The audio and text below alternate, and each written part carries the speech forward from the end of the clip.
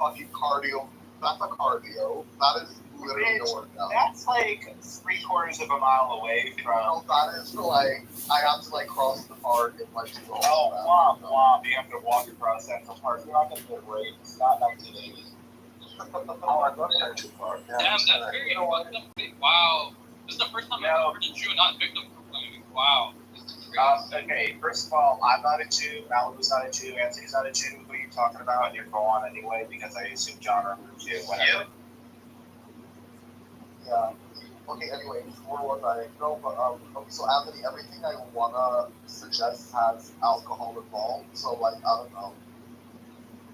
Yeah, I'm sorry, but like, okay, I guess I'll be in Malibu. Go. Like, I'm not gonna take a hot girl with you down fucking Central Park and cruise at the fucking whatever. Like, you know what I mean? But we're not doing that. Why don't you just like scroll through the net together while holding hands? There you go.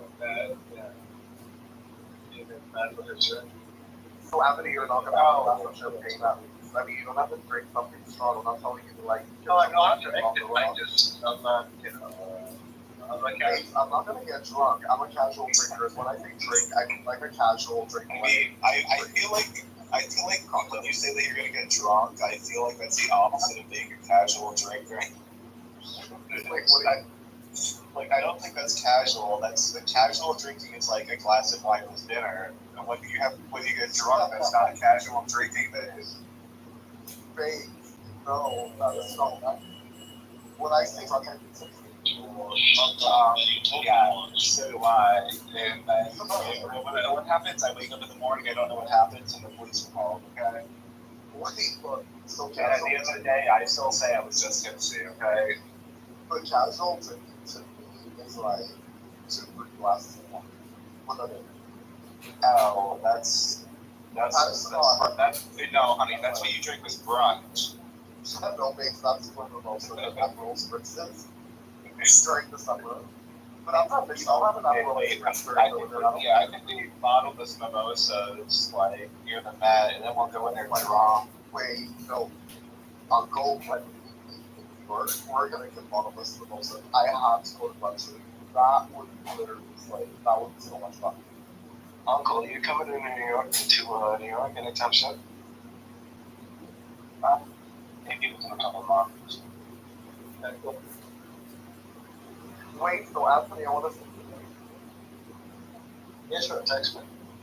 But I also need to know that you're like slightly gay, so like, you know, deals working. I'm not slightly gay, but yeah, please text me. And you're also like rich, right? You know, I'm sorry, I'm not rich. I do well. I'm not rich.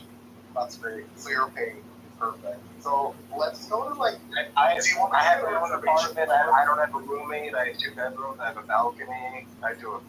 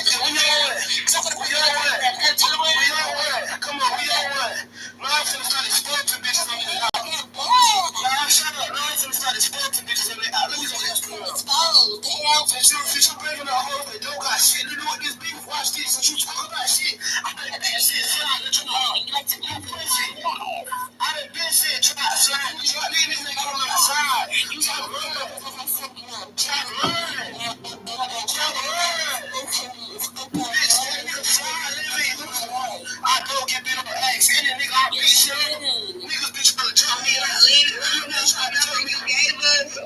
You want to shit out even bring it. Oh my gosh.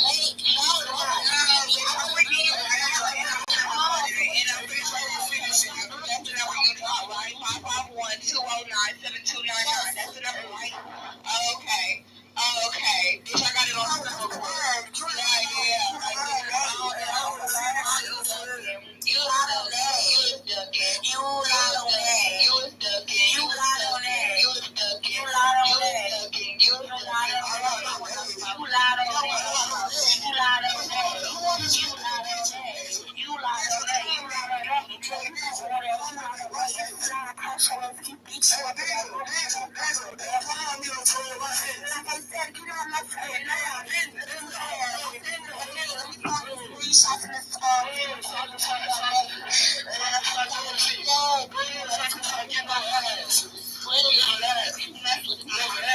I'm 19, what the fuck? I'm not 19. What the fuck?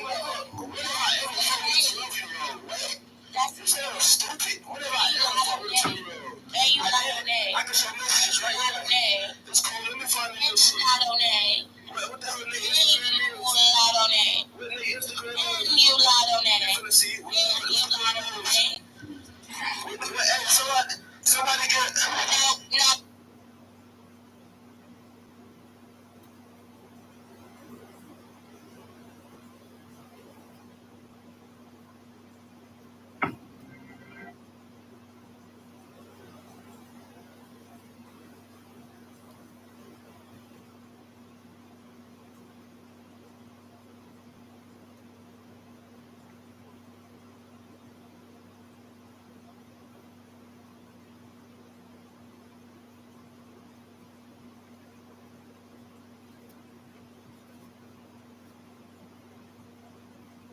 No.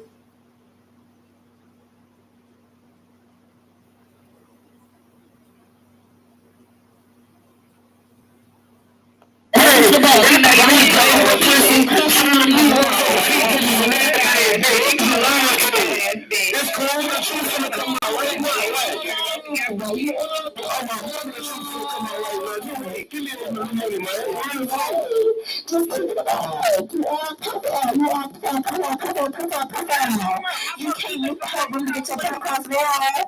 Lena, you make it all day.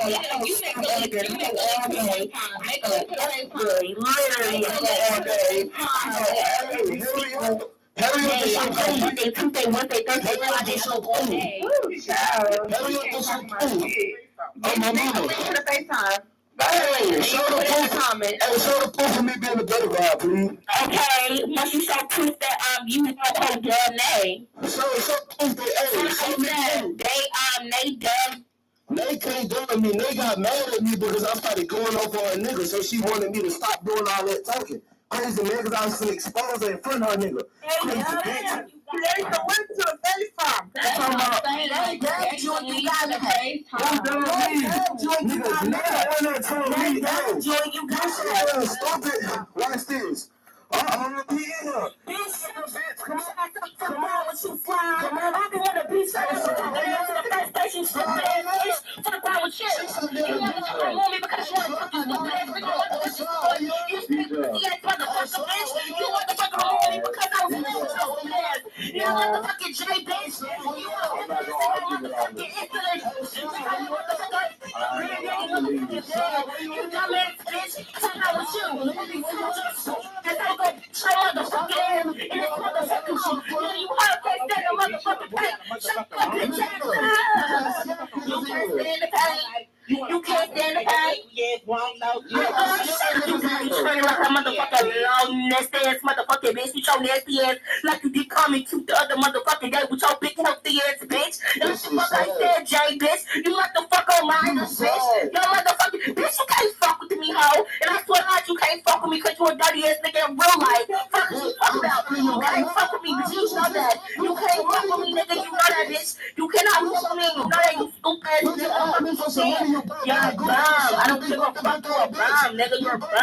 Like I said, you can let the top of your mic and nobody can hear you. Teacher, I ain't yelling at nobody. You literally sat there and said that you have to fuck on minors. Did you not say that? I'm confused. When have I ever said that? You said that last one we was in with whatchamacallit. What? We're gonna show screen recordings and then we will now say. I really definitely will. Hold on. Let me just go through my camera roll. Let me go through my camera roll. Give me 5 seconds. Give me 5 seconds. Let me go get it from whatchamacallit. Let me go get it from Baby. Hold on. Let me go get it from Baby. Let me go get it from Baby. The boy you messed with the other day. Hold on.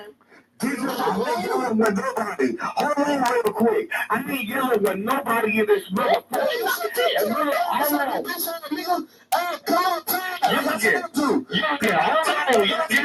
Youngin, we'll get to that in a few. Hold on, youngin. I'm not yelling with no bitch. I'm not yelling with no bitch in the fucking room.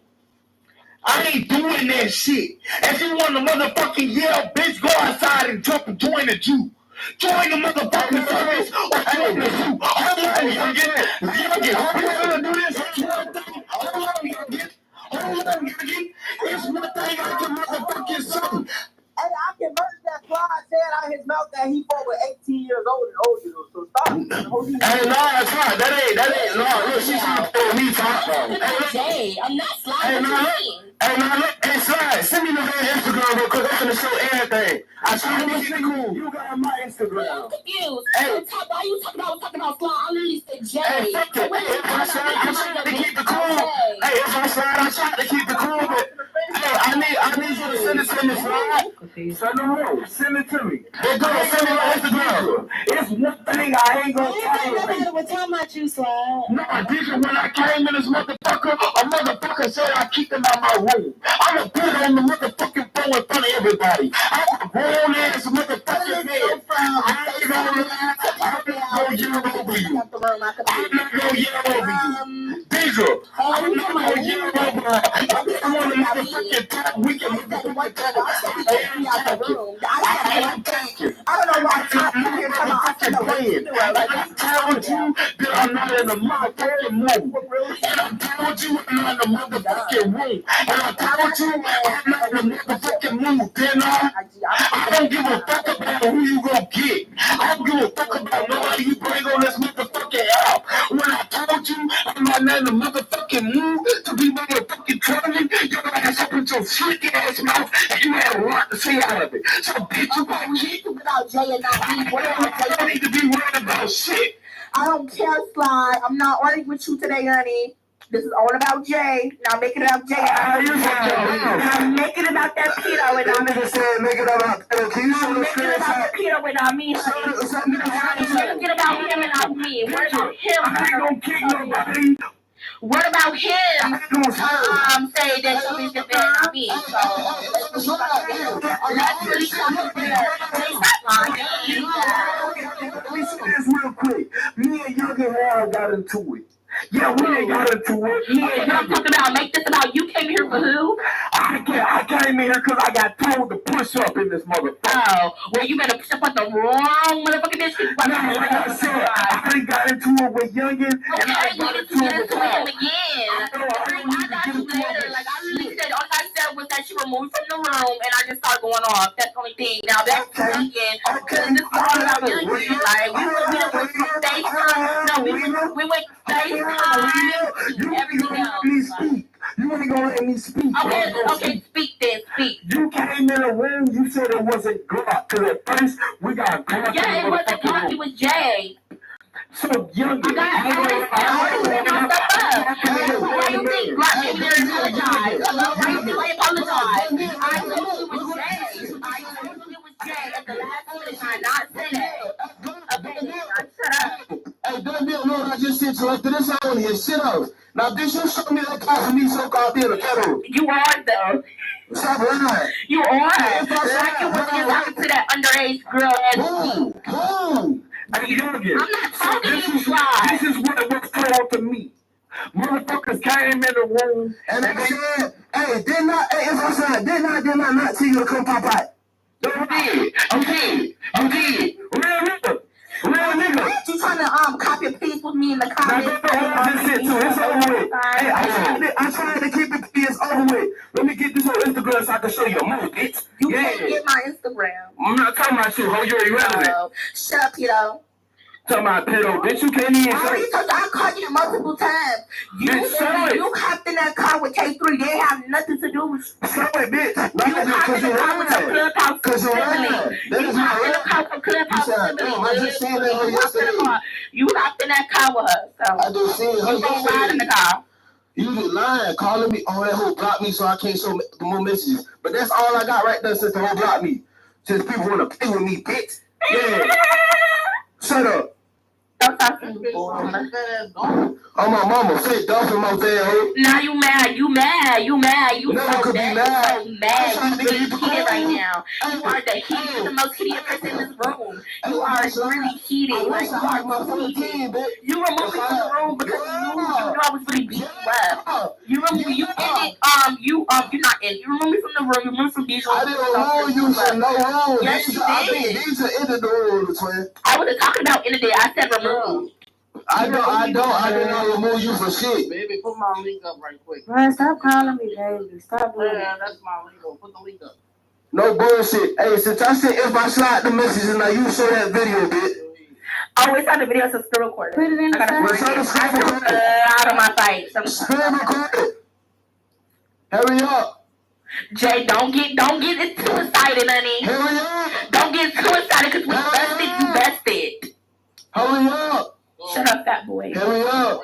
Shut up, fat boy. I just showed proof that I'm not fat. Can you show it? Girl, what proof did you show besides your hand? Like, hello, we not talking about weight right now. Like, we talking about weight. We talking about but you don't feel fat, but everybody gonna say Barbie, shut up. You already getting bullied on Clubhouse. You already getting bullied on Clubhouse. You already getting bullied on Clubhouse. You already getting bullied on Clubhouse. You getting bullied with your Clubhouse. This the way you run out of breath, you hyperventilate. Girl, like you sound mad. I already beat you out of the Quick in your voice trying to make it sound like you sucking on that helium, bitch. Girl, what? On your daddy dick. My daughter's dead like this. What did you tell me about your chin? You have it on with your chin. Wait till you could be on with your chin.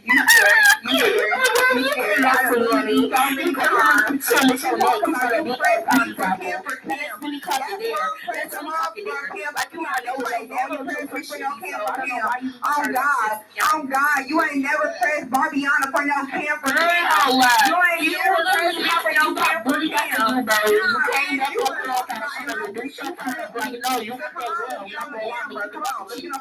Literally came back on Clubhouse. Like, go back on you, bro. Go back on you, bro. I can turn her. Go back on you, bro. You know I'm good for all the chat, bitch. Okay, show your belly. I'm good for Show your it. I'm belly. up for that Show shit. your belly. Let's go Show Facebook. your belly. Come on, let's go kiss the Cam. Belly. Kiss the Cam, leader. You calling everybody fat. You calling everybody Show your belly. Exactly, you scary ass bitch. You scary as fuck. You scary as fuck. Just like your dirty ass bitch. You like your dirty ass up. You like no shit to tell me. Bitch, you know I'm scary you bitch, and that's why you're not turning on that camera. Cause bitch, I'm gonna walk your shit on my toe, bitch. You're scary. You love to lie. Stop lying all the time. You better hope I never get that mug, bitch. You better hope I never get that mug. Fuck is you saying, bitch? You dropped the number in the FaceTime and you was ready to go camp for camp supposedly, but you're a scary hairy ass bitch. You an insecure ass bitch. We might well keep hunting that motherfucking face. Cause once we get that real mug, bitch, I'm on your ass and I'm dropping the fuck out you. Bitch, fuck wrong with you? Oh, lame ass hoe, you lame ass cuck ass bitch. Fuck wrong with you, yeah. I'm the only bitch that can put that hoe on hush mode on myself. Fuck you, me, bitch. Yeah, fuck you, me. Bitch, put on hush mode, oh God. Stop playing with me, bitch. Yeah. Now come on, put up the FaceTime link. Put up the FaceTime link. Put up the FaceTime link. Exactly, you scary ass bitch. I done pressed in front of everybody. Bitch. Mwah. Bitch. Mwah. Mwah. Mwah. Scary ass hoe. Now let me go take my shot. Bitch, you don't want no problem with me. You don't want no problem with me. You said what? Baby, you can see my belly. What are you talking about? Why do you all feel like somebody hiding their pregnancy? Hello, bitch, it's all in my bio. Bitch, I love being pregnant. Is you cool, bitch? We made you put your place on private, bitch. Wasn't they sending your baby in the telegram, bitch? I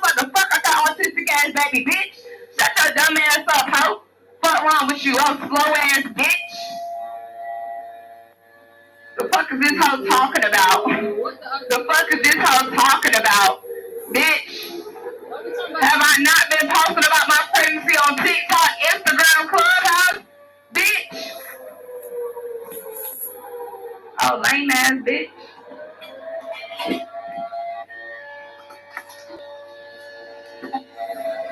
Bro, the noise is crazy. Who's playing? Who's doing the sirens? Okay.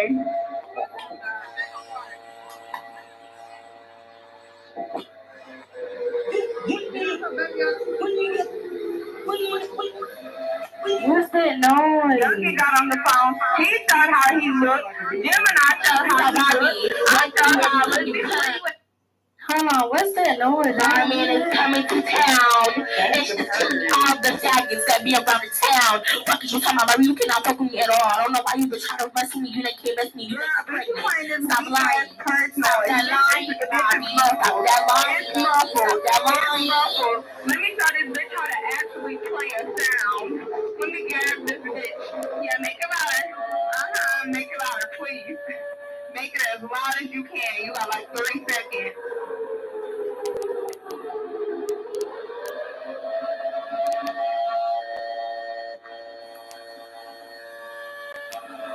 As loud as it can get.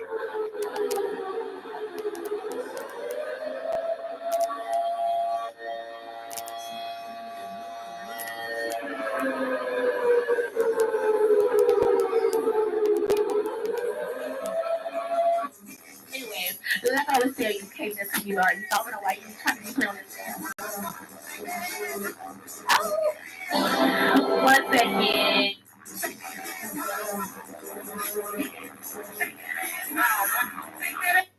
Bitch. Dumb asshole. Bitch, we're not gonna do sound for sound. Let's do Cam for Cam. Come on.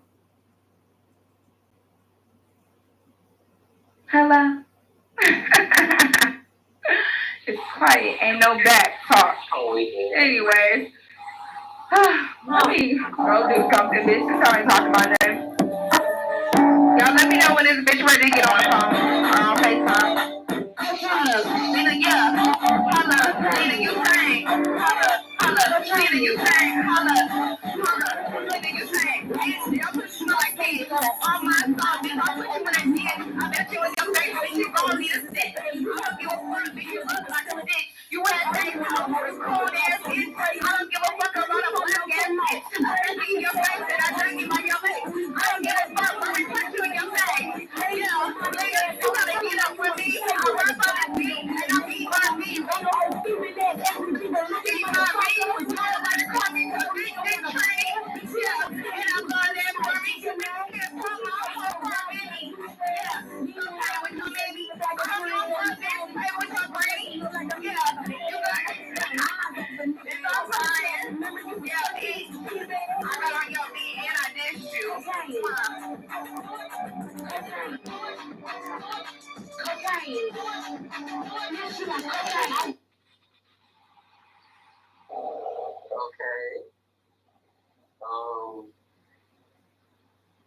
Type shit. So what y'all up to?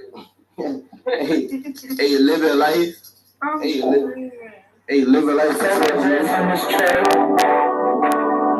My lyrics from me to you. Do you rap?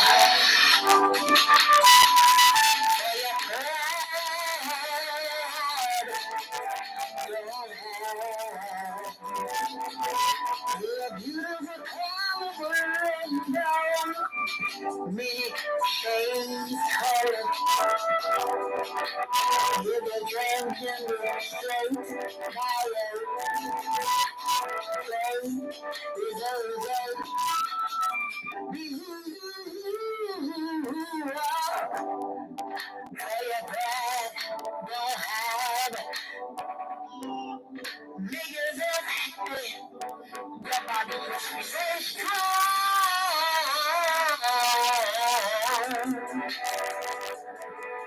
Be who you are. Say it back.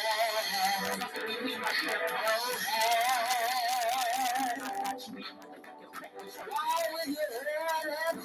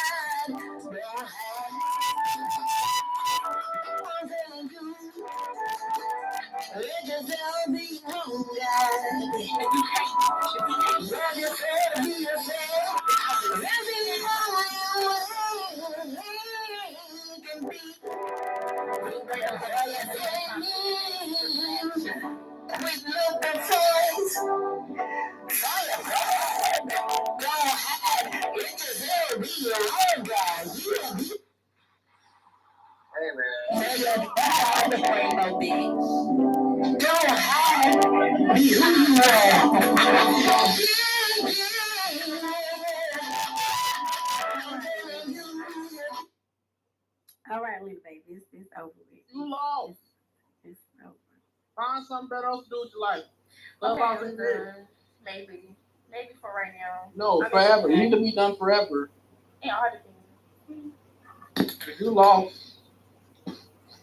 Who's that? Your name is Gemini. Bitch, how can I take you seriously? Please your ugly ass out my your name, bum. Fuck around with you. You're a bum, doesn't matter. You are a bum, doesn't matter. So it doesn't fucking matter, bitch. You can't fuck with me. Fuck around with you, bum. Yeah, I'm sitting next to you. Shut up. You're a bum. Your life has no. I don't give a fuck. Your life has zero. Watch this. Watch how I don't care. This is how much I don't care. Oh my God.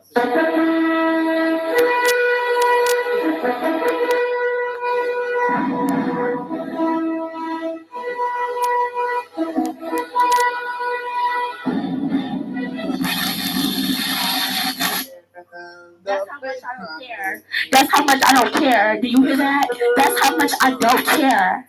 But you can't hop. I don't care. Oh, bitch, I'm never joining that. Let me play my favorite song for y'all. No shade. Carmen really ate on this. Oh my God. Ooh, listen, hold on. Don't nobody want to hear that, Carmen. For real, nobody want to hear it. Hey, you're so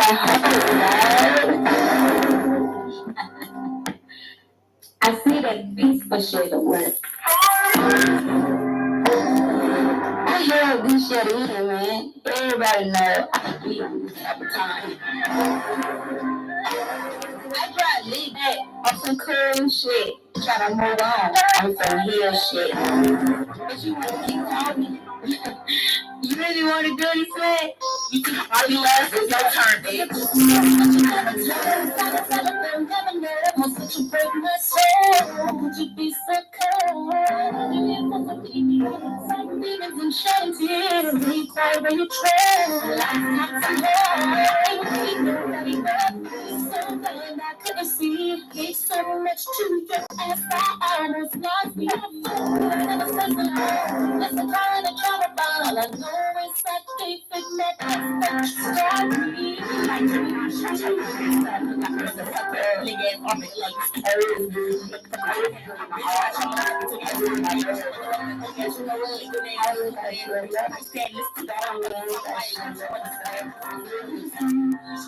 My best friend in your bed. I was in the video of you doing that hurt. Did you tell him? I'm not the hurt, but you think you exposed me. I'm not the pepper on the wheel that lately. That's my eyes. I'm living on you, baby.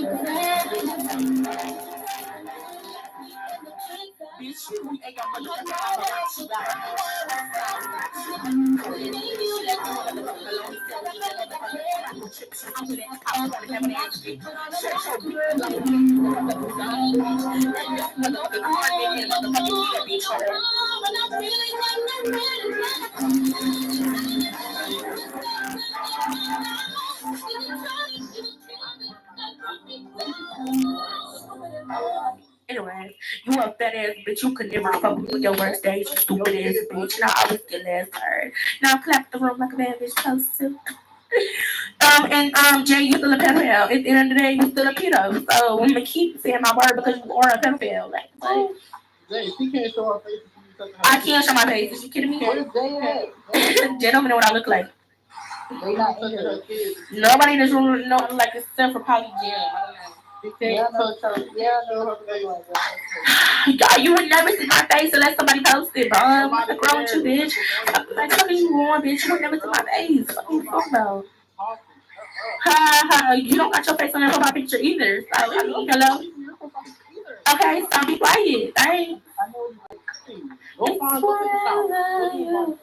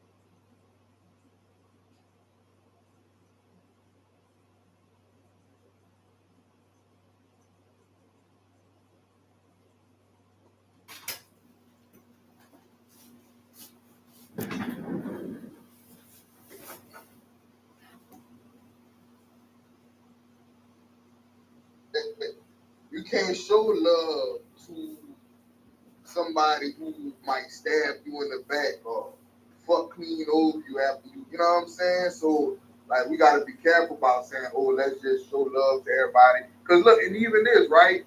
To me, every day that a black person with. Is it for us or is it for them? Come on. That's what people have to understand. When you start knowing the true knowledge of what things have been here for the ages of time. Who was talking to you? Felicity. That's so old ass shit. Y'all looking for I don't want ass nigga. No, All right, he's actually sucking it because he a dick sucker. Hi, Roger. I actually am. Everyone look in the chat. Let's I see. posted a reel. It's a peach cobbler quesadilla. And Fat ass, always think about something. You fat motherfucker. no, I didn't make it, but the nigga actually called the person that made it a fat bag. It was pretty funny. So if you would watch it instead of being a little jerk, you know. Slap your belly, go bitch. It's always an ugly spot. It's ugly, always an ugly, fugly looking ass nigga that got some shit to say. It's true. Gemini. Talking about somebody old.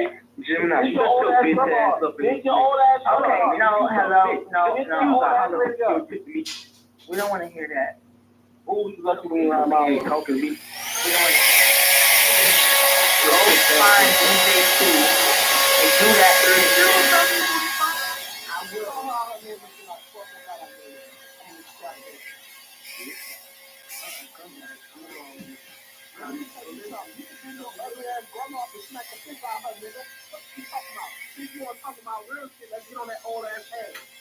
She had your old ass mama, who was old as fuck when she was born. Then she had your old ass, your old ass, who was old as fuck. How you 20 something to look like you're on the verge of 40? Bitch, shut the fuck up talking to me, bitch. Okay, that's enough. That's enough. Right. Good job. Are you done? He is done, and you don't No, get he's to not. go. You don't get to go. He's not done. No. He's done. That's enough. That's enough silence. Bitch, you keep complaining. Bitch, you don't tell me when I get to go, when the fuck I don't get to go. Bitch, Dude. you don't tell me a motherfucking thing. It's just like, like, get off your You want to call class?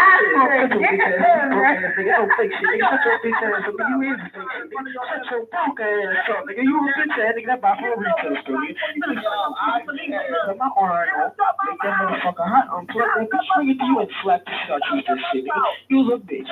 Hush your mouth. That's enough. He's trying to be Ronald so bad, boy. You want to be DJ Pack so bad. He do. Probably bitch. Who said to put his account to you?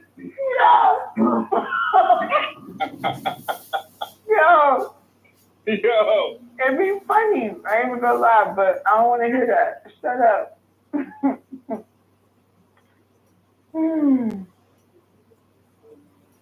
All right, what's next? He said you're built like a fucking cop, bro. I'm dead. That nigga funny, bro.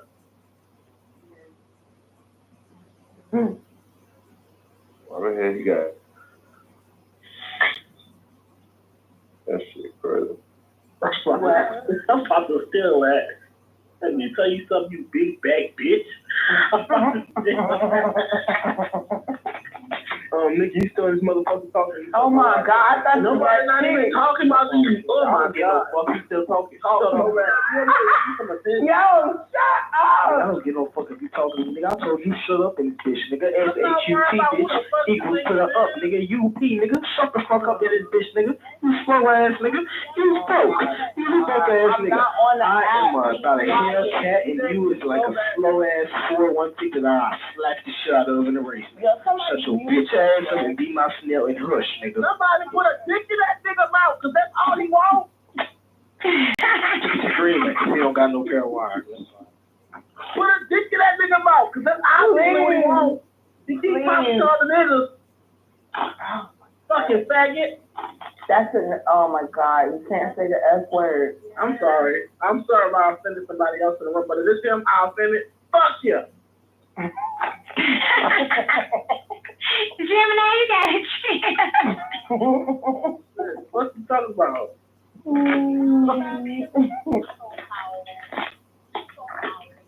That other one was I swear. Y'all done being violent? Yes? Oh, my violence has just started. I just gotta. Shut your broke ass up, nigga. Wait a minute. Oh my. Here you go. You better get him. No, I'm trying to unplug it. Plug back in because my phone on fire, broke bitch. Bro. Cut that little ass kid on punishment. Keep him on punishment. His mama taking fucking cord. Stop fucking playing me. Yeah, you know somebody telling me about a corner store. Nigga, I live in the suburbs. Nigga, shut your broke ass up. Nigga, ain't she the fuck bitch? I know your poop ass. I know your poop ass wig ass ain't talking in this bitch. Keep the fuck bitch. That person came here and said, "Who shut the fuck up in this bitch? You broke ass bitch." They live in the suburbs. Hey, Oscar, before you come off your mic, dick, when I already told you I was going to do you, Oscar, I was going to hang you on top of the roof with the Australian flag. I ain't even going to say anything, so I might get kicked, but you know, I don't do you, Oscar. I hope Clubhouse is recording your ass. Jasmine, who asked for your opinion? You keep making motherfucker. Name. Bitch, cuz, bitch, I seen it, ho. Let me tell you something, you piece Stop talking to everybody in this motherfucker. Let me tell you something, you peanut butter jelly, you uncrustable bitch. You keep talking to me, nigga. You must be gay. You want to keep talking to me, nigga. Let me tell you a bitch ass. So, man, it's for the last time, nigga. I'm going to go to Home Depot, drive my Hellcat back in this motherfucker. I drive my dope, push that bitch in my truck, and slash this shit out you with that shit, nigga. You look bitch. You look your bitch. I don't want to hear shit from you, nigga. Fuck you talking about you ass hard body built, bitch. You built just like the logo, bitch. Do you think you still to the top of your right will show me up? You better shut your bitch ass up in this motherfucker, nigga. You better shut your team and just nigga. You don't show me up. No. You feel like you bottle, bitch. You thought shit was sweet? Yeah, it's sweet over here, bitch. Oh, I'm sorry. I'm trying to be better myself, but if you tell me something again, you know what that's it. Wait, let my phone charge. I ain't worried about shit. Your keyboard, you have a bad thing. Shut up. When I enter the room, you shut the fuck up. Lord have mercy, nigga. I don't play with kids. I don't care. You do.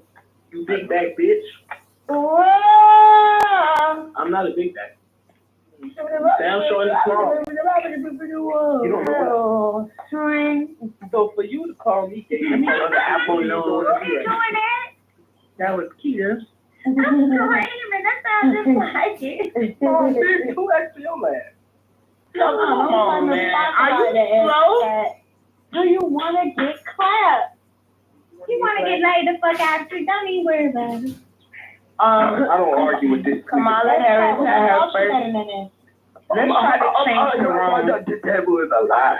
We don't talk you better than this. There was a hydrothermal explosion at Yellowstone's Biscuit Basin. What? But you always talking about food. Can you hush? Bruh. That's not. Somebody slapped it. That's not food, dummy.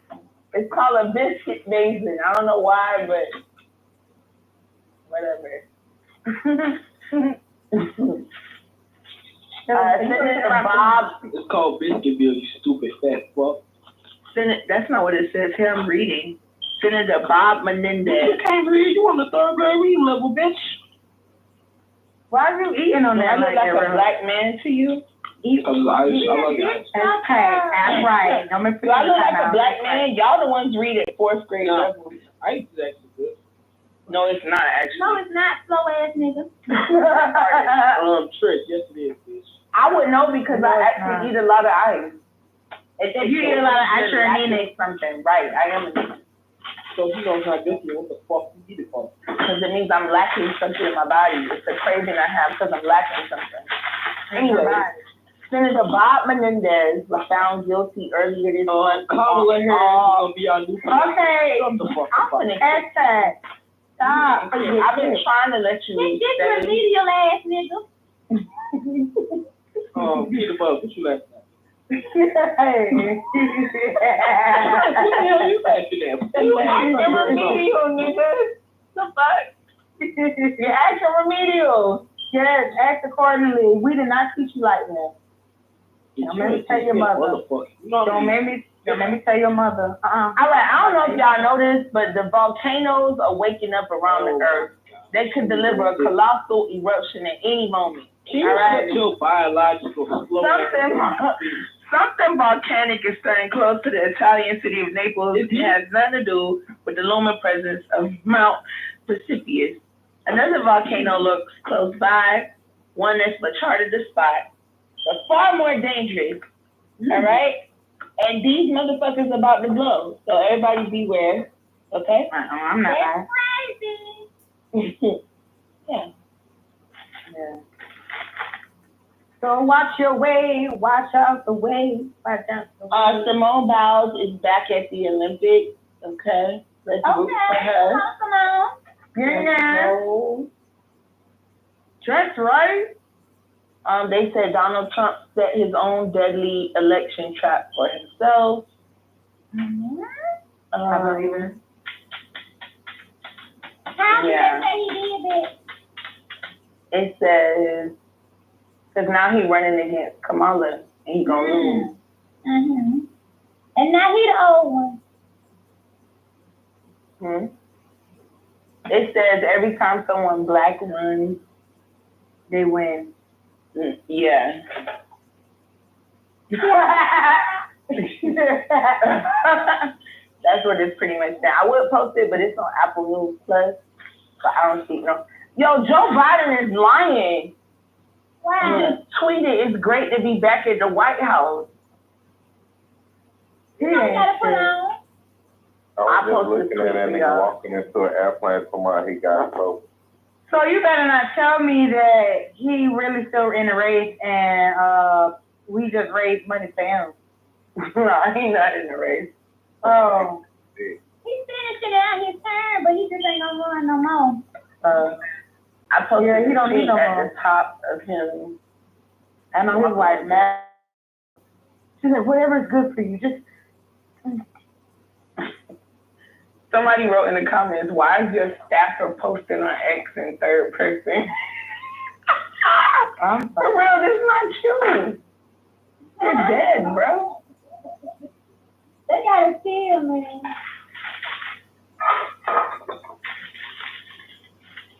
But I feel like this is what's gonna happen anyway. I feel like this is who's gonna have what her name is as the president. Yo, these comments funny as fuck. So, are you even alive? I'm hollering.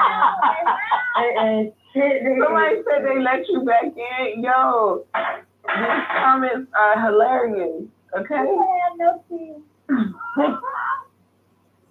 Are you even alive? Is just the best one. Someone said, "I don't think so, and this is not okay." No, for real. They're lying to us. They always do. They're scallywaggers. Somebody say he is alive. He started his day with a cold, regular Mountain Dew. Yeah. I can't. This man is dead. Like, he's dead. Oh, rest in peace, Biden. Cause we know what really happened. And it was Kamala Harris. She the one who did it. She the one who, I'm making show foul. I should have opened some peas. I said, fuck it, let me just eat some farm-raised broccoli. And she popping up. Yeah. That's what broccoli is. Broccoli is a real vegetable. It's not real at all. It's a hybrid. Mm-hmm. That don't make it not real. It's just not naturally occurring. Yeah. It ain't no nutrients getting this for you. Well, that's not true. Well, it might be. Yeah.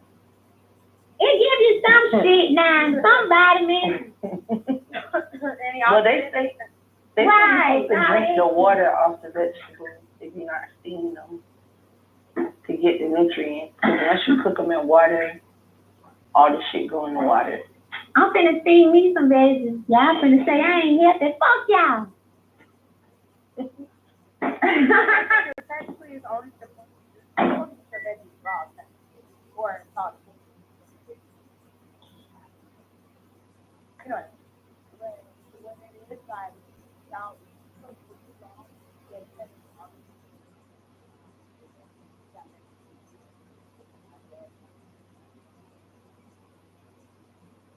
what you're supposed to do. Mm-hmm.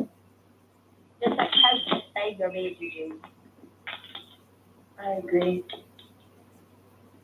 Is that actually Roger? Roger. He's still in here? I don't know. Yeah. Make him talk. No, actually, you know who that is?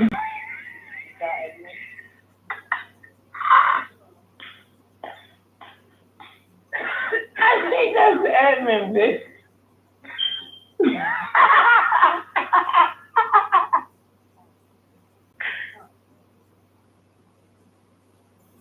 Roger Mayhem.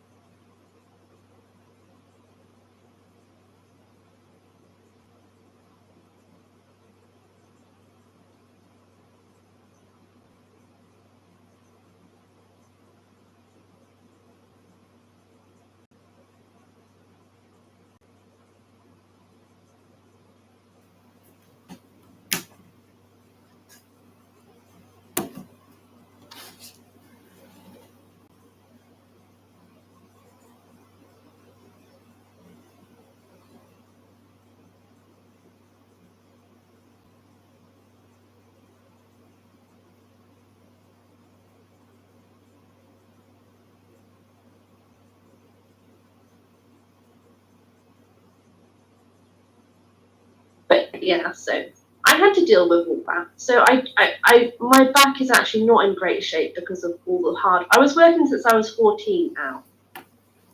It wasn't until I was married. Wasn't until I was married that I got some help. I'm not trying to take something away from you, man. By the way, Al, I love you, but I swear to God, you're too drunk to be on Clubhouse because you can't even have a conversation because you keep. When you talk, you're talking, and it's like you're saying the same thing over and over, and it's like when the other person's talking, you're just not letting them talk, and it's fucking tiring. And I swear to God, I love you, but you are too pissed to be on Clubhouse right now. Can you please? I'll let you back up in a minute, babe. Fuck, I can't. It's stressing me out. Anthony, do you think I'm being a butt? Albus, can you please last speak and wait for you to... No, ya estoy no feeling you no more. I think that it's too matter, you know. I think that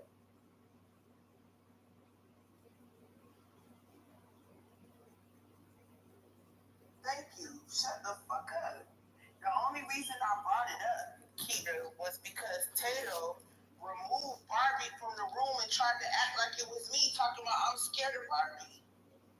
So I brought it up. Because Barbie went in the room for 10 seconds the first time, so I didn't have a chance. It's like a bitch, right? Because even if you're on Eve, you gotta fucking bridge, Matic, blah, blah, blah. Yeah, fuck that.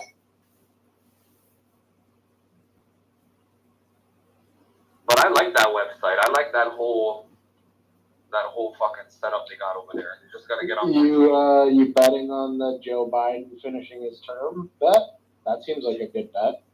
You know, they give you 1 to 1.5 just providing liquidity. The only thing I'm not understanding about liquidity is like, is that until the fucking bet is over? Because that's horrible. Like, I'm not waiting, 6 months to get my money. But if it's a bet that's ending in like a day, 1.5% is not bad. Yeah, but isn't it like 1.5%, like annualized? No, it's for the bet. So if it's a short-term bet, or even if you get it near the ending, like they need the liquidity to make the bets happen, so you could throw it on and pull it off. I don't know how it works if the bet doesn't end. Like it's not annualized. I know that it's for the bet. It's literally for the length of the bet. So, I mean, if you throw it on and there's 24 hours left and you just get, a clean 1%, 1.25, like that's pretty good.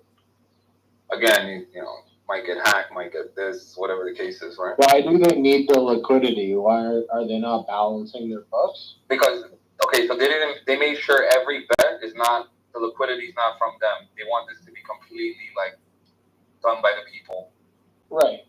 So are they not, why do they need liquidity if they're balancing their books? I'm not sure. The way they say you can buy the contract, sell the contract, or add liquidity. And, which is like a lot, the 1%, 1.5. Because I look at the margins. That's not bad, man. 1.5%. Dan, you can make 7% apparently betting on the fact that Biden will not pardon Roth.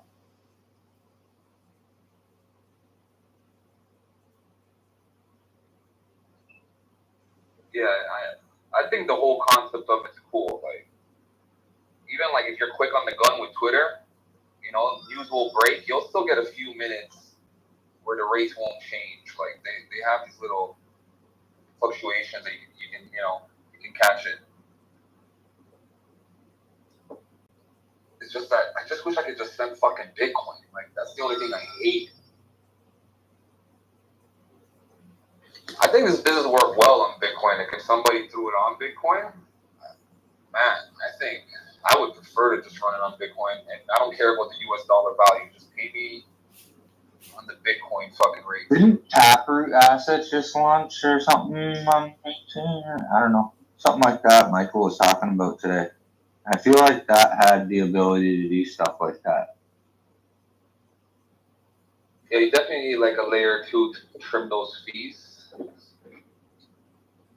But yeah, man. Oh, you can bet if Kamala will be president by Friday, paying 22 to 1 that she will be.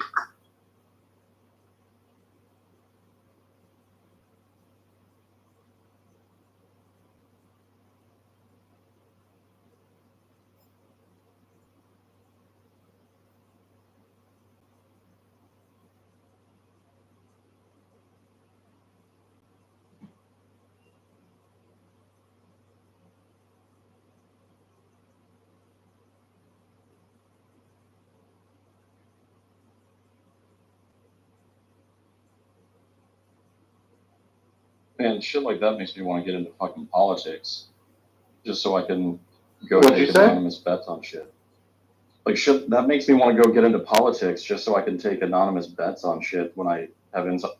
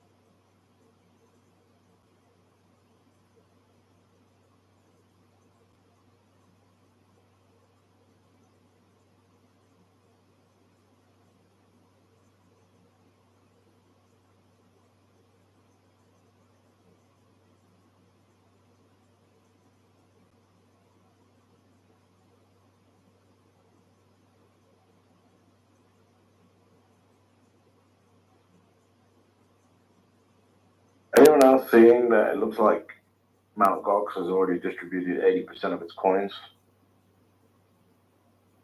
Or is that BS?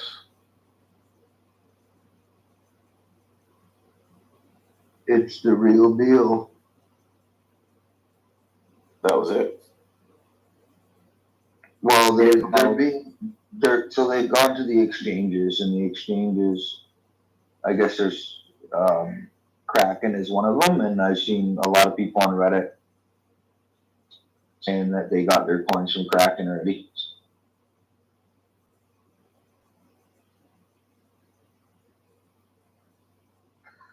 So I guess now we're waiting for the real dump, which is the conference dump.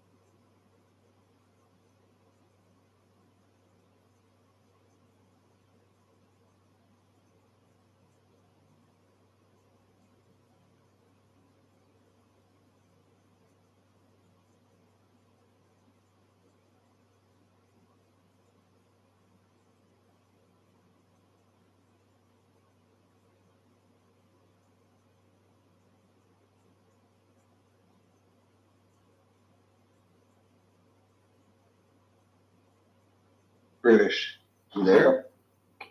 Yo. Did you get some hate for your gear? For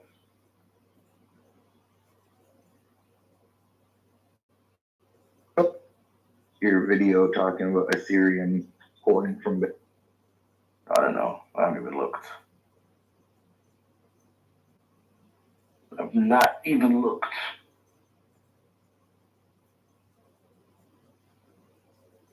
It just came up on my Twitter thing. I watched like the first 15 seconds. Yep.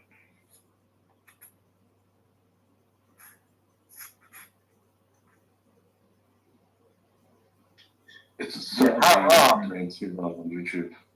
You're definitely not wrong. I know.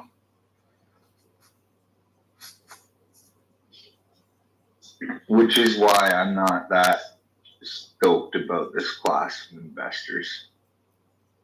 I don't know. Yeah, but they're the ones with the capital. Nope. They're the ones with the realized capital.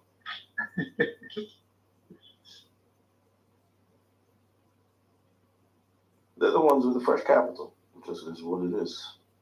Certainly that video is not doing too well on YouTube.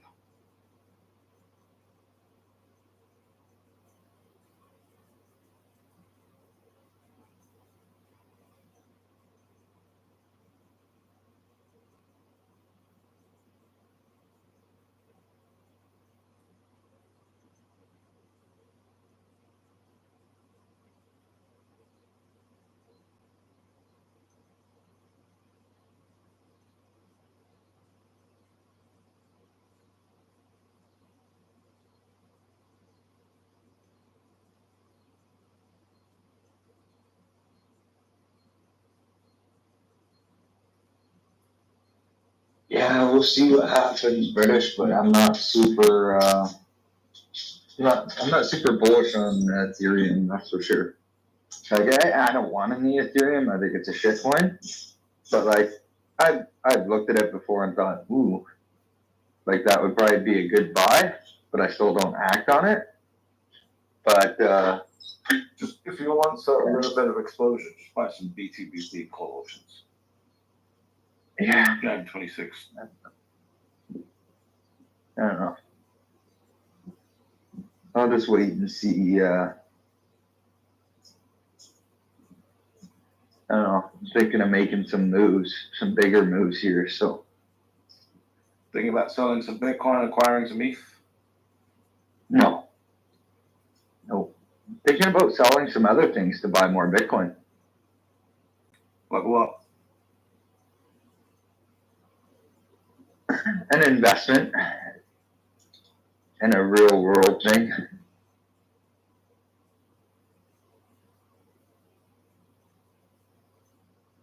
Do it. What are you waiting for? It's cash producing, which makes it tough.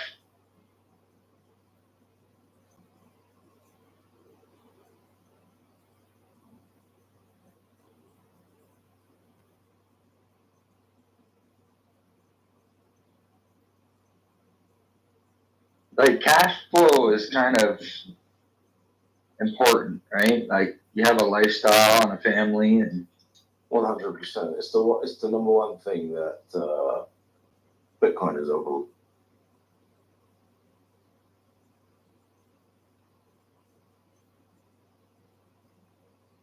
Yeah, Dave, I got into it with one of my buddies today. One more like a work friend.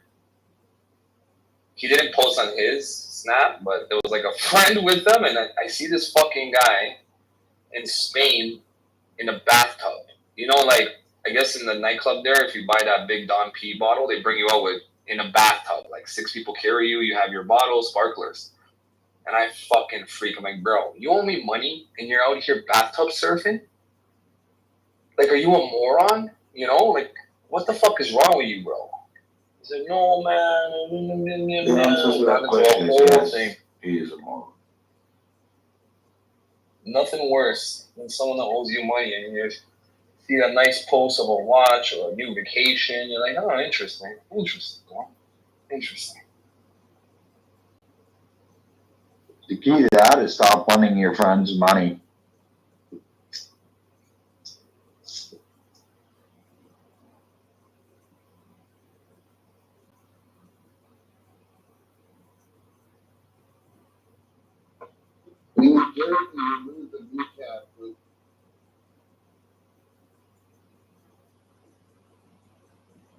Yeah, I mean, lots of people do very bad things for that.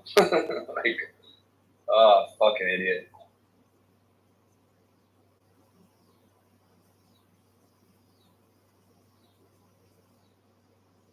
How much does he owe you, Dan, or do you don't want to share? Oh, he owes me a bit. He owes me a bit, Dave. He owes me a little bit. He owes me a little bit. Enough to get me.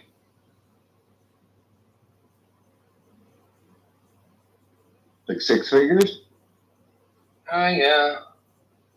Oh, A little shit. bit over that, yeah. How'd you, why? You just were feeling good, kind one day? No, I would never even give a loser fucking $500. He's a good guy. He's always had his shit figured out. We've done a lot of deals. We made a lot of money. But I think he's just having a rough one.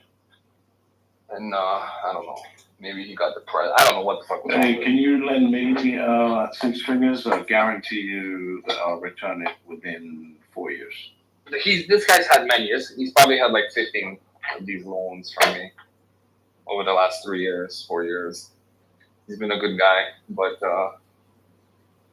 just don't fucking, like if things are not going well, like just make sure you look like they're not going well.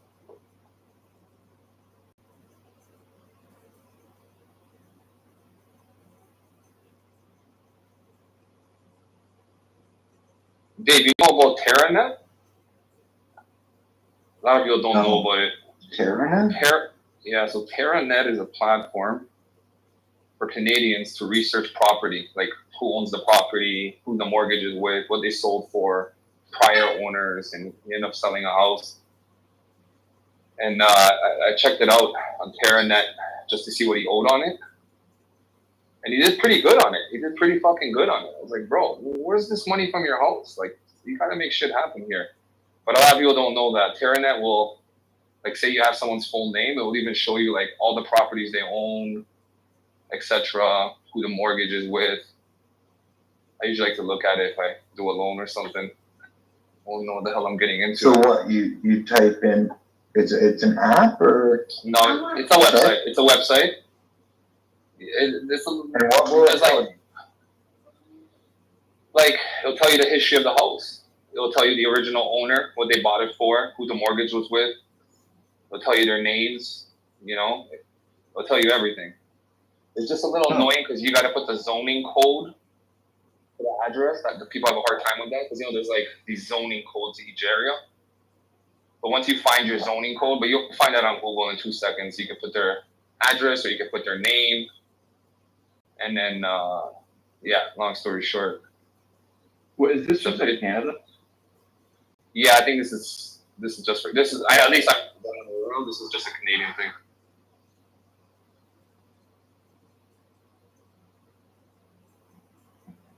It's really dumb. Texas is like a non-disclosure state. So, like any houses that sell, you can see what it was listed for, and then you can see that it's pending and sold, but you can't see like how much it actually sold for, and you can never actually see how much houses sold for, but it's really kind of stupid because if you just wait a year, you can fucking figure it out by looking at, because the taxes paid on it are public. So, based on the fucking tax rate, you can figure out like what it sold at. And I'm just like, what? Like, most states just give you the fucking data. Can't you just give it to me like that?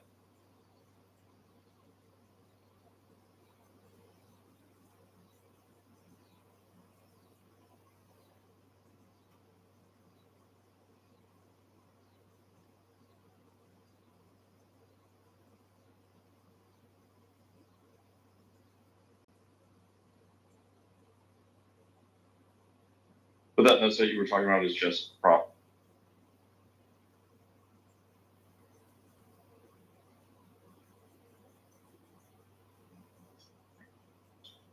That's an interesting thing. My bad. I was just in a store, so I never heard anything anyone said. If anyone said anything to me, yeah. There's TerraNet, and there's another one. TerraNet. There's another one too. I used to use. I forget the name. What did I say that was interesting? I missed it.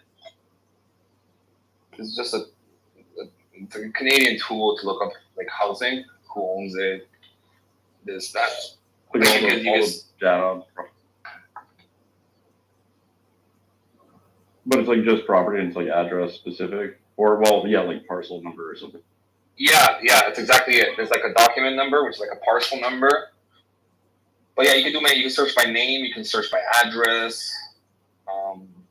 There's like many ways that you can play around. It's not free. It's like $14.99 a check or something. It's not bad though. Trying to do your homework on someone or something. Yo, how's Canada's migrant crisis going? Can't order a coffee without them fucking it up. I saw people were shitting at the beach. It's like the most trending story. The Indians with the shitholes. Oh, the Indians, man, they do not. They like just serve me fucking coffee and stop fucking like invading my beaches and parks, dude. Bro, you see how racist the Canadians are? Dude, I love it. You have no fucking clue, man. You can't go to a beach without 1,000 Indians there shitting in beach on the fucking beach, man. Bro, So annoying.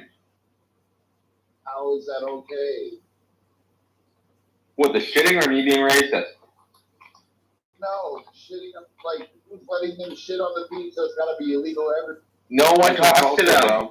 No one wants to no one polices the immigrants. Oh, fuck no. I wouldn't be able to say. If I saw somebody shit on a beach here in America, immigrant or not, I think I'd beat the shit out of them. Is it like that in like Port Dover? Dude, so I used to have it, okay, like I have a college at Sauble Beach, and they used to allow people drive on the beach, and they'd all park there, and they would fucking destroy the beach, and they'd bring all their food and all their garbage and everything, have a fucking massive cookout. There's no restroom, so they're all just shitting there, and then they would fucking leave with all their garbage. They spend no money in the community, and it just fucking were so fucking terrible tourists. And then luckily someone fucking drowned, and an ambulance couldn't get to them because they packed it like a parking lot. So then they wouldn't allow parking on the beach anymore. Now it's just peaceful. But they're all in Grand Bend. They're all in Wasaga. I don't know, man. They just go all over the place. You know, Christian, when I was a kid, I was at Sauble Beach, and my only memory of that place was playing in the water, hanging out, and seeing this fucking log of shit go past my face. Like someone took a dump. Really? Oh, dude, yeah, I'm about to say that it's like the cleanest beach of all the beaches in Ontario. Yeah. There was nothing wrong with the beach. It's just whoever it was, Indian, white, black, decided they didn't take a shit, and they took one, bud. Couldn't tell the race.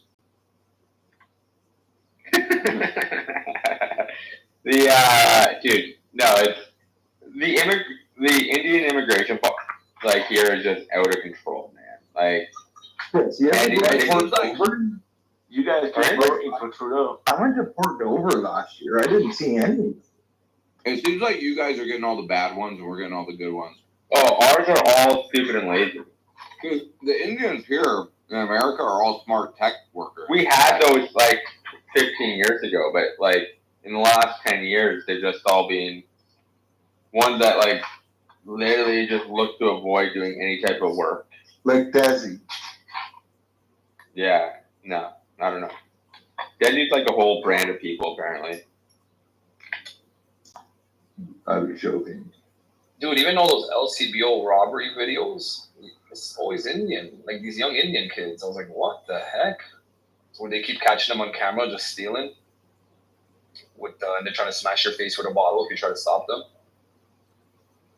I was shocked. It's like, I just wasn't expecting it to be Indians. They're usually pretty good character. Bro, it's because you guys are getting the poor dumb ones. You know what I mean? You're used to getting the best of the best, and now you're getting the dumbasses. Well, that's what, like, I think Daddy's said in here, and I think Vic, too. It's just like, yeah, we're getting, like, the illiterate fucking farmer, like, country fucking Indians, like, from, like, we're not getting the tech ones. Bro, I don't care who or where or what you do. If I see you shit on the beach, you're getting the fuck out of there. Especially if my kids are there, I'm fucking you up. Why wouldn't you just shit? I might brandish on your ass if I'm being honest. You know what I mean? Like I might pull up. I don't think any other people are at the beach. From what I've heard, they take over them. That's what I've heard too. No, there'll be white people like every scattered, like the college owners will be there scattered amongst it. But it's just, yeah, man. The problem is they just travel and with all their fucking relatives. Because the problem is real estate's expensive in Canada, and they don't have a fucking backyard. The white people, I know, I get it. But like, the white people all have fucking barbecues and backyards. So they just do shit in their own house. But the fucking immigrants just fucking go to these fucking parks and, you know, beaches and just take over.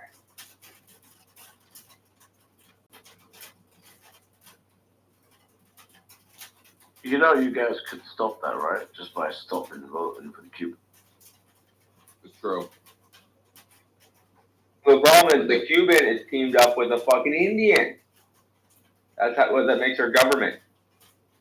So like the very socialist leader is an Indian. Jagmeet Singh. He's a funny guy too. Yeah. Sitting the other day holding an apple. He's like, this apple is fucking 10 cents 5 years ago. Wait, talking about price controls on groceries. He's fucked. Oh, you mean like Bukele and El Salvador doing price control on groceries last week? Yo, it's fucking. Yeah, we don't want that commie shit. Are they actually getting what's his name, like Psycho Guy, to fucking bring Trump in? Who's the one guy you guys are talking about before? Yeah, is he the one that's actually like? I don't think he's introducing him. I think he's speaking before him. I thought somebody said.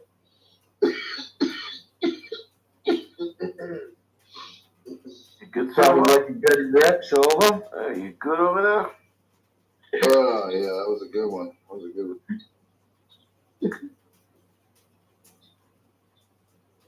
I thought Max Kaiser was actually interviewing Trump.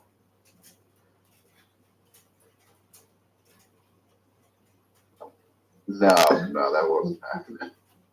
No, Trump's just gonna give a speech. No one's interviewing him. British, when you said that, and Jack was in here earlier.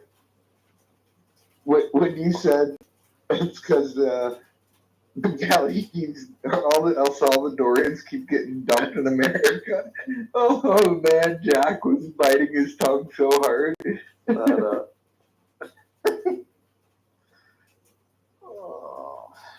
He's extremely like patriotic to El Salvador. When he comes here recruiting Otto, you gotta move here. It's the best. You order Amazon, 3 months later, you get it, bro. You get it 3 months. Oh, like, yeah, bro. Your name's the Salvadorian huddle? I ain't moving to El Salvador, Jim. I told Jack, I was like, when there's a Marriott there, let me know and I'll show up. Yeah. Let me know when the Four Seasons is in town. Right, exactly. No, fuck the Four Seasons. That'll take a while. We'll just make it a Marriott. They've already got a Hilton there. We know who likes Hilton. Just get a Cracker Barrel. Just get a Cracker Barrel. That's when you know you hit success. I need a Red Lobster, Dave. I can't believe you recruited Stan though. Stan moved down there now. Yeah. I'm kind of curious. There's a bunch of interesting people moving down there. So. But Dan's always been a little crazy though. He's always been a little on the conspiracy. He said recently like he doesn't know if it's permanent though. He might. I know, but you never know. You never know if it's permanent when you travel. Yeah, but I think he's a single dude in his 30s, right? Like, shit, I'd go there for a year or something. Yeah, if I was in that situation, why not, right? Yeah. But like, why British not go? He works in the industry. But like, if you're trying to set up a family, and yeah, like that's not. Are you guys talking about Elliot Wavestan? No, right? Or Stav. Never mind, that's Stav. I'm like, don't fucking tell me Stav is moving there. Because that's scary.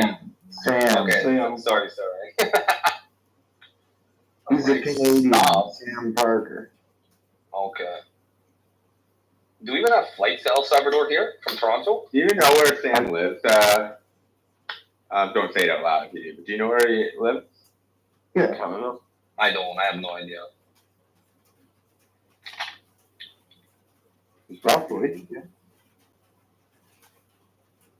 He's from Canada originally, but I don't think he lives there anymore. No. I think he was living in America, I thought. Yeah, he was in Florida for a while. He just sort of like jumps around because most of his work shit he could do remote, and he gets sent to a lot of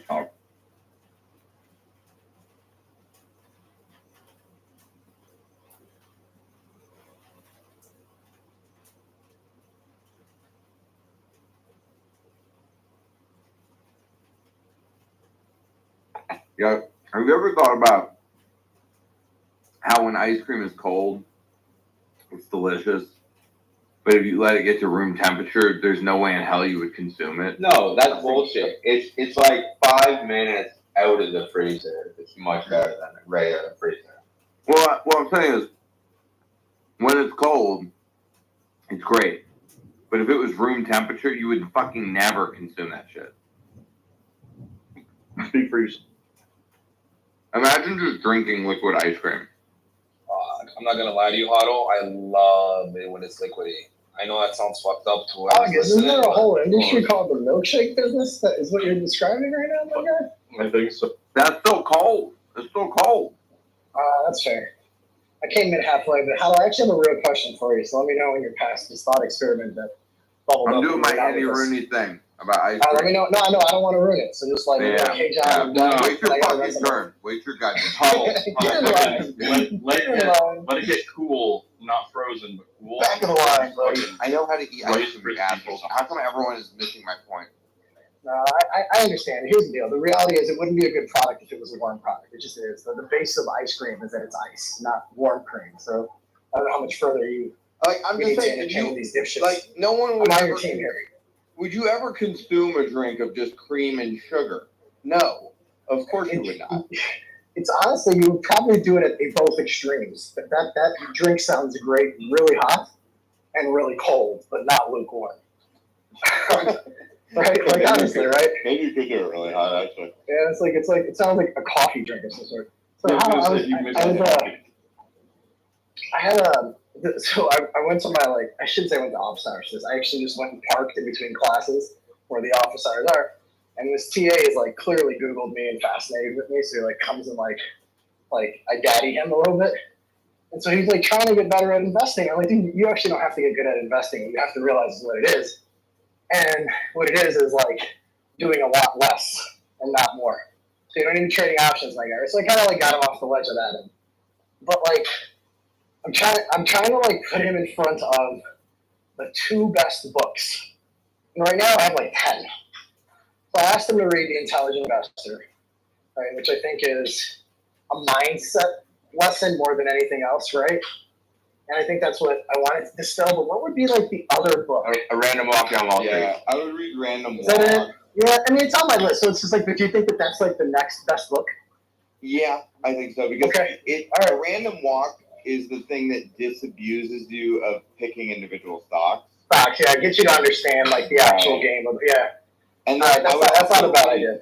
I also would maybe read Reminiscences of a Stock Operator and then be by the way, the guy kills himself at the end. It's not in the book, but he kills himself at the end. So I've lost my AirPods now because they're dead. But yeah, I think you're probably right. I think it's probably the good stuff because that basically it unwinds the bad like training in his brain already, and it gets him back to like the starting line, if you will.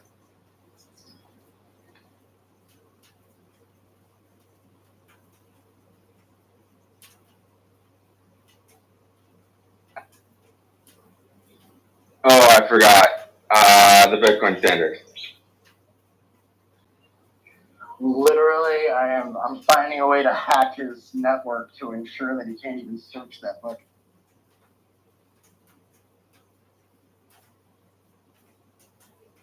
Oh, some of the background on this Christian is he actually understands the case for hard money.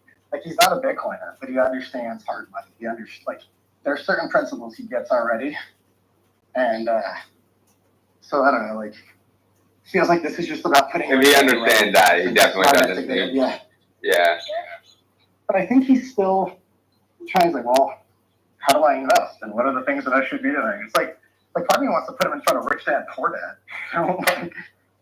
Like that like rudimentary, but he's a smart guy. He'll figure it out. I just wanted to put him in the right direction.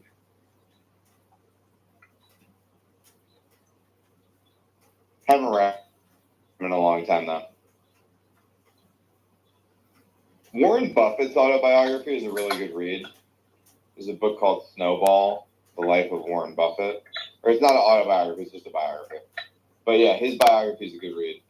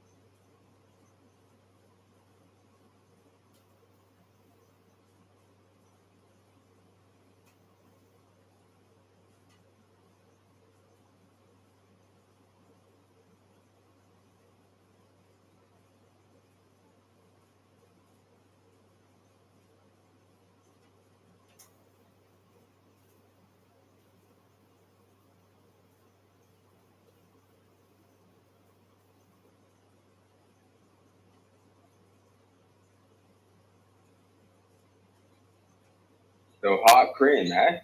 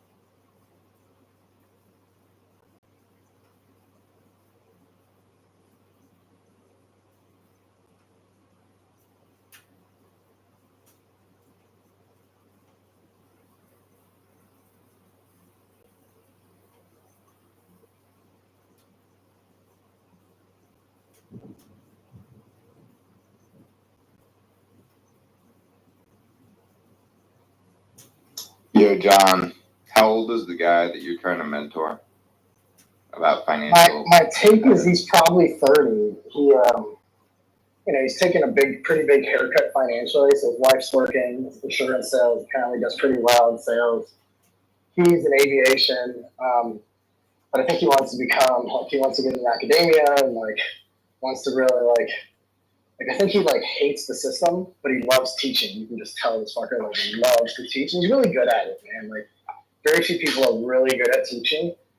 This guy is just he stays extra time. He puts extra effort in. You just tell I root for this guy, you know. So I think my take is probably 29 to 31, maybe at most mid 30s. But he's just got a lot of skill. He's clearly hardworking, and he just if you figure he'll be able to make a lot of money doing stuff because he's got lots of skills. You know, he's really smart. He's a machinist, a pilot. He's just got all these random skills. A mechanic, you know, brilliant chemist, and he can go work at a pharmaceutical company and do well for himself. And it's guys like that don't need to be good at investing. What they need to realize is, hey man, you need to just have as much money in the market for as long as you possibly can and find ways to continue to do that. Right. Because you're smart enough to understand two principles: time value of money and compounding. It's you need to own assets. But if you understand money printing, you understand sort of some of the Fed, nonsense, right? And so what I'm trying to help them understand is dude, you don't need to sit there and understand how to be hedging, strategies, and you don't need to understand Greeks. What you need to do is go buy SPY, go buy QQQ, maybe try to understand Bitcoin a little bit, and I'm happy to help you with that. And go buy 5 or 10% of Bitcoin. First, go look at your portfolio, ask your questions. Why do I own this? Right? Understand what you own right now, and ask yourself the question: why do I own this? And if you can't come up with a better answer than what I'm giving you, then go buy the Qs, go buy SPY, and go buy a little bit of IBIT or FBTC, and learn more about Bitcoin. It can be that simple. I was the reality of it is, the odds of you beating the market as a chemist that has to sit here and grade my fucking homework on Friday is really limited, my guy. The good news is, you can just buy the market, the entire fucking market, with just clicks of a button. Don't have to call anybody. You don't have to have the special account at Goldman Sachs. You don't have to be worth $52 million. You can go buy $500 right now of an ETF. You can go buy $200 of an ETF right now. So I just trying to reduce his anxiety about it. And then he's just trying to continue. He's yeah, I just want there'd be two things if I can get better at. I would really be killing it. If I could invest better, and if I would be better at sales. He's I got all these skills. I don't know how to market them. I'm sales is a tougher thing to get good at. It takes repetition. It doesn't mean you can't get good at it. It's you're really good at sales. You got to get a lot of reps. But to be good at investing, you just have to be sensible. You have to understand a few small principles, and then you have to be able to be in control of your emotions and stick to your plan. That is a lot more of an achievable skill, in my mind than getting good at. And that's why I wanted to put him in the intelligent investor. I'm trying to reset his mind frame to reduce the anxiety of all the stuff he doesn't need to do to accomplish the things that he probably wants to. Right? The guy isn't looking to be a gazillionaire. The guy wants to work, live a good life, retire with dignity, and him and his wife have enough skills to generate enough income to where if they invest well, they'll do that. Right. And so that's what I'm trying to help him see. So I bought a copy of the book. I'm gonna give it to him when I see him on Thursday or Friday, and just be helpful to him whenever he has questions. If you had said 20, it would have been better. But at 30, you can still do it. It's just when I find a 20-year-old, it's just there's a cheat code of 10 years that they can just throw anything in there. I know that I can set that person on a path to be worth tens of millions of dollars, Whereas the person who's at 30, you can set them on a path to retire with dignity. Yeah. That's kind of it. And the thing is, in my mind, that 10 years makes a big difference. It's a huge difference. That compounding is massive, right? If you're saving at 20, by the time you're 30, you're sitting there with $500,000. That $500,000 is going to compound to 10 million on its own in its base over 20, 30 years, right? I've said this before. Like my dad didn't give me like a bunch of money or anything. It's not like I like got $1 million when I turned 18 or some shit like Donald Trump did. But like he did teach me about investing, and then he encouraged me to start investing when I was like 16. So I've been doing that since I was fucking 16, and that's where like, by the way, that's where like that's where the separate, like, this is where people like, this is where like the opportunity, like, I don't want to do this because I'm at the gym, victims have some sort of claim to understand, like it is absolutely harder for someone who has to pay for college and is in debt firsthand. Like it just is. Like their ability, like I give you the jump. But to me, it's not impossible. Well, and what it is they claim at that different goals. You know what I mean? Like, okay, let me finish this thought real quick, because I think this is where like the victimhood thing kind of comes into play. They have the fast pass, right? They get to skip the line at Disney. Okay? Yeah. But it doesn't mean you can't get there also. And more importantly, right? And if you're a real man of legacy, then it means that you should be thinking about how your kids are going to do against his kids. Like, are you setting your kids up so that they can accomplish it too? Yeah, and that's kind of where, and I think that's where like the victims like perpetuate weakness throughout generations. And like, then if you are like, say, you're me or you first, I mean, maybe more me than you in this case, right? Like, where you are the person who breaks that cycle for your family or whatever.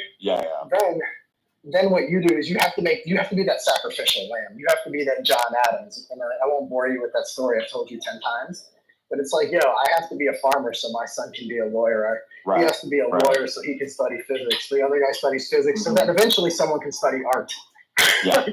And that's kind of like, you kind of have to have that vision, or you're going to play. You're just going to say, I can never be there. You're going to blame it on a cheating system, which is right. They're not wrong, but it doesn't mean you can't break into it. And that's the part that they get wrong. It's like, think about it like this. Like, okay, if you're starting from zero, you can go from zero to $5 million, and that's fucking respectable, by the way. Like, I mean, if you start at zero and you end up with 5 million, you fucking did well. You did well in life, man. You did really well in life. And then you can set your kids up to be worth 50 million, And that's the way America really works. It's an intergenerational project. But your kids have no shot at 50 if you don't leave them 5 to 10. Right. And what you need to understand is that person's, like the person that you think you're competing against, right? They have a different challenge, right? Like, and we talk about this, like the weak men or strong men, whatever. Weak men go like create by third generation. You're basically, I'm George Bush in this shit real hard right now, but like third generation, like money gets like dissipated, right? Like, and I'm trying to not breathe in your ears super hard either, but there's like that sort of like cycle of doom that kind of plays out if you don't break it. And it's like, but that guy is given everything, has no adversity, and now he has to learn how not to fumble the ball. Right? So everybody's got like different challenges, It's like I think about it sometimes, like there are games that seem completely over in the first or second quarter. And inevitably, how many times have you seen a comeback? And it's like the comeback, it doesn't mean you're going to win. It doesn't mean you're going to come back. But it requires that you never give in, that you continue to play, or you never have a chance at the comeback. And that's kind of what it's like to be the poor kid. Because you're not really starting on zero, Huddle. You're really starting at minus. You basically leave, like you go into the real world in significant debt, and you're playing a game of catch up to even get out of that hole in the first place, right? To get to zero, to get to a place where you're saving and you're able to invest. And that's the real climb. Like once you get past that, then you're able to start to accumulate, right? And I think like that's the most difficult part, because that requires discipline. It requires consistency. It requires execution. It's that first 100K in savings, man. You're right, by the way. That 100K you talked about, like that 100K is so much harder than the first note. So much more meaningful. So much more meaningful. Well, you remember it all, man. Like stacking when you're trying to stack $100,000 and you don't have $100,000 to your name, like Like, dude, you know what you did. Like, I talked about this before too. Like, I don't want to start another company right now in my life. Like, I'm fine with investing in it. I'm fine with maybe having other people operate it, and I would, have an advisory role, whatever. But if I were to start another company, it wouldn't be like because I wanted to make a ton of money necessarily. Like, I wouldn't be motivated solely in the way I was when I first started my first business. Where it's like hunger and just like desperation and starvation, right? What it would be is like the only parts that I miss, which are probably going to be hard to re-experience, was that. Like, when at the time, that sucked. That felt like shit. That was miserable. But looking back on it, those are like the things that I remember most and I'm most fond of. Like breaking the bullshit, breaking all the struggle, right? And it's like, I can't recreate that. You can't fake that again, right? It's like your Conor McGregor thing, right? It's like you can't get Conor to be the same Conor of 2016. Conor of 2016 had $100,000 or $50,000. Conor of 2024 has hundreds of millions of dollars. And it's like, you can't appreciate that struggle again. And like, I don't think I'm going to do it again just because like I that's what I would want. I would want that pain and blood and struggle to see it on the other side, It's great when it's over. Then you just reminisce about it. But like actually going through it sucks balls. It's horrible. It's so funny how those things that were so painful become fun. Like honestly, when I think like I've been doing a lot of it because like I'm thinking of like holy shit, we've been in business for a long time now. It's like, dude, this is crazy, Or it's like I'll see something and it'll be like so and so's 10-year anniversary. I'm like, holy shit, like it boggles my mind. But like when I remember things of all the memories that are trapped in my like, hippocampus somewhere, all the things that I think about and smile are all the like, dude, you were on crutches in the snow and 4 feet of snow in Chicago, trying to get to a client meeting to close a deal that you thought you had closed and then told it was lost, and just like crazy stuff. Or driving 24 hours from Chicago to Kansas City, making 3 sales stops, and instead of staying at a hotel, wanted to get home. So I drive back all that same day, and I get pulled over while driving 120 miles an hour in Missouri. And I actually thanked the cop because I couldn't stay awake, and the cop finally wakes you up because you're adrenaline rush. I was like, 1, write me the ticket. You saved my life. Number 2, what do you think George Washington would have said about speed limits? And then, like, I literally watched this guy sit there thinking about, like, what George Washington would think about speed limits. And then he comes back and he tells me, that's the most funny shit I've ever heard in my life. He's like, dude, get a hotel and go to sleep. And of course I did, and I drove home. But, like, those moments, like, literally trying to stay awake, wetting my collar, drinking 6 5-hour energies, like, those are the moments that, like, I could probably hear the smile on my face, Like, those are the moments that, like, I look back on fondly, like, you desperate motherfucker, look what you did.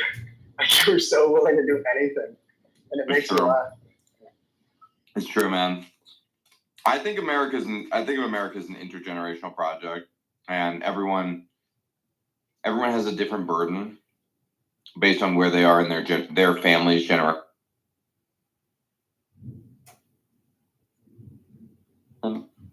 Like my father, what model is in his family's generation. God damn it! The time at which they. Why is it? Dude, it's your fucking. It's our cross. That's your cross to bear is the internet. Yeah, is it better? Is it better? Yeah. That's when your life is good, man. When the cross you have to bear is bad internet. You go through your 7,000 square foot home. Yeah, what I was saying is everybody's at a different point in the generational cycle, and it's like you're more of the first generation. I'm more of the second generation.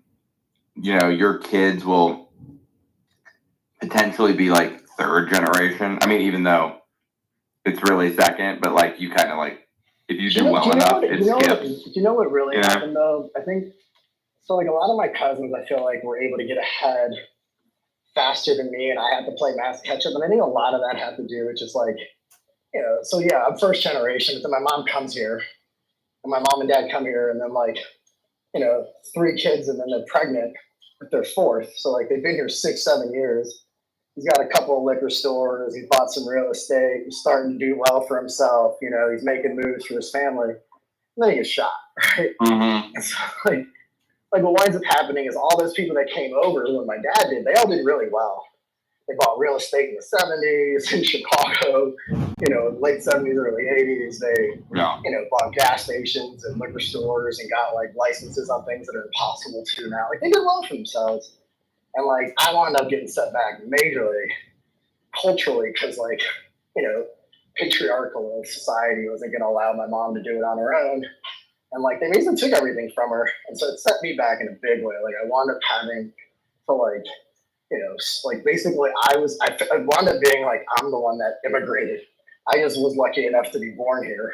That probably just put a big chip on your shoulder, though. Oh, that's the biggest thing. Like, dude, I think about it all the time, dude. Like, especially by the time when I outlived my dad, I started to think to myself, like, dude, this is fucked up to think.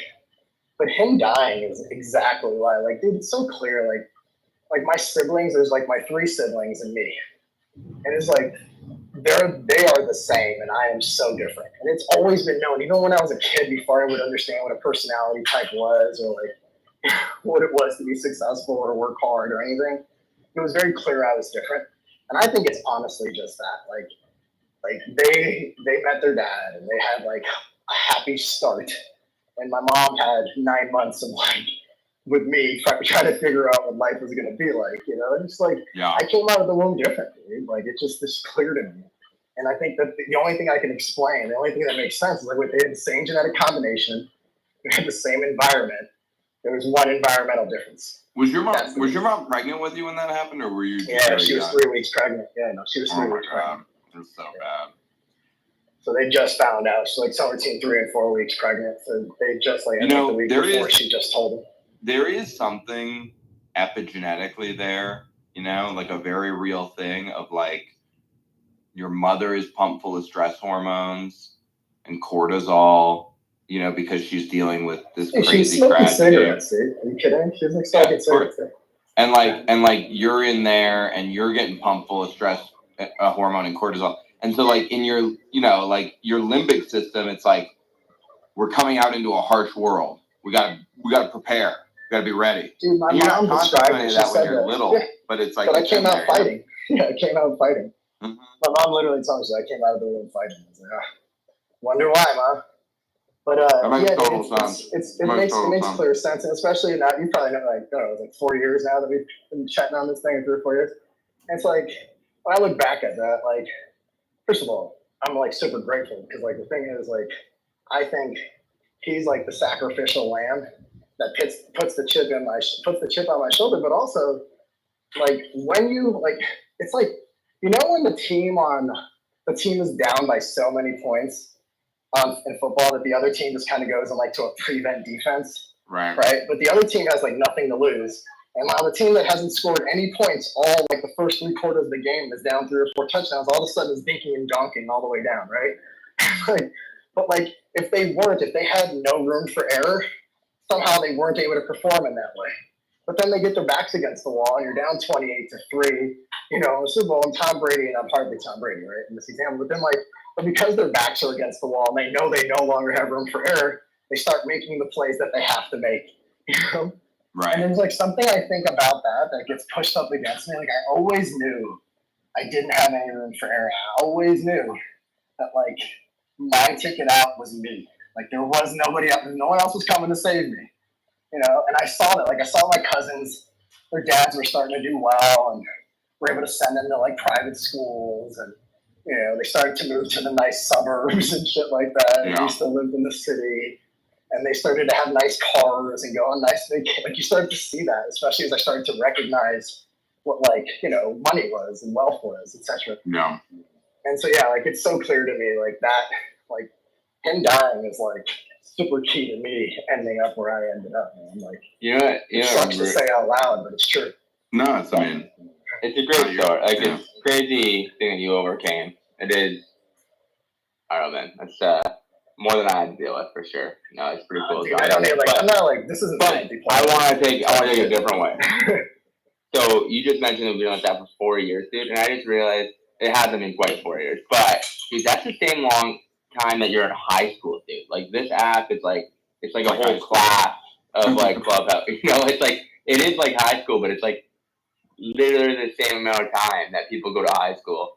But we spend more hours on this thing than high school, probably. You know what's funny? The first time I met John on this app, he told that told story. the story. Yeah. He told that story about his father getting murdered. And I don't know what I said, but like It was funny as hell. You made light of it. Yeah, you made a comic relief kind of thing. I cracked a joke, and then it was just like perfect comic relief at that moment. Then we all just started laughing, and then that's like how we became friends. I don't remember what you. I don't actually remember what you said, but I do remember that. I don't remember what I said either. Well, what it was is Lamar had told a pretty intense story like right before, and it was just like I don't know. It just felt like like a thing. And it was like early. It was like early, like probably like sometime early 2021 or something like that, if I remember correctly. 2020 or 2021? No, 2021. And I remember like it was like sort of this like intense story that Lamar told, and I was like I told my story, and then Huddle it was like quiet and kind of tense, and Huddle told this joke and it just like level like brought levity to the room. But yeah, I do remember that. I remember that. You know, I think one of the things that me and you share is the being bathed in fight or flight chemicals when we're young. Like literally baptized in them. Well, because my mother was having postpartum psychosis like the first 2 years of my life. You know, full on schizophrenic episode for 2 fucking years. And I think definitely that it sets you off on a different course when you're born into like extremis like that. Yeah, I mean, for better, for worse, Like I imagine there's parts. It's both for better and for worse. Yeah. Yep. It's I mean, like I'm stuck with some of the damage from it, but also it's my superpower. I'm sure you feel the same way.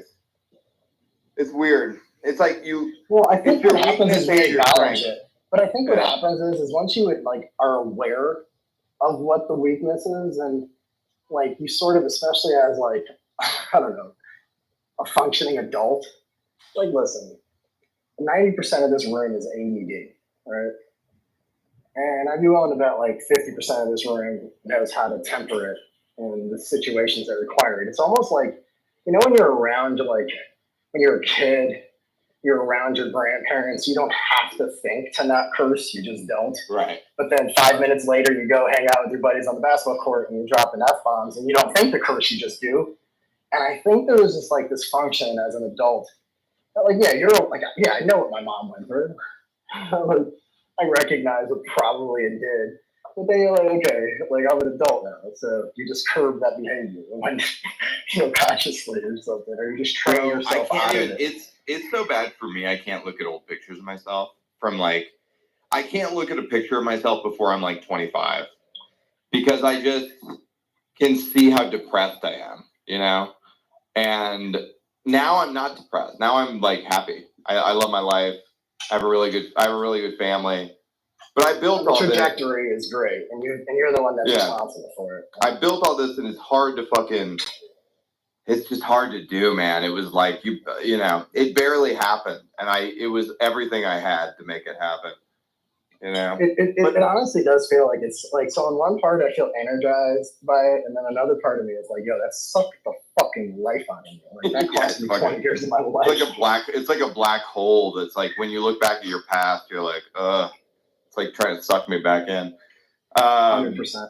Yeah. That's funny. I mean, the thing is, it's funny, this entire conversation, if you just read the transcript, sounds depressing as hell. And yet you and me are kind of laughing about it and chuckling. Right. Oh, that was so great. You know what it is? Oh, that was so wonderful. I'm so glad. Having your own kids fixes a lot of this because I look at my daughter who's 5 years old and I think about myself at 5 years old, just like engrossed in trauma, And like, how many times did the cops come to my house? Like, you know what I mean? Like, and her life is perfect. Like, her life is just fucking great. Everything about it is amazing. She has no issues.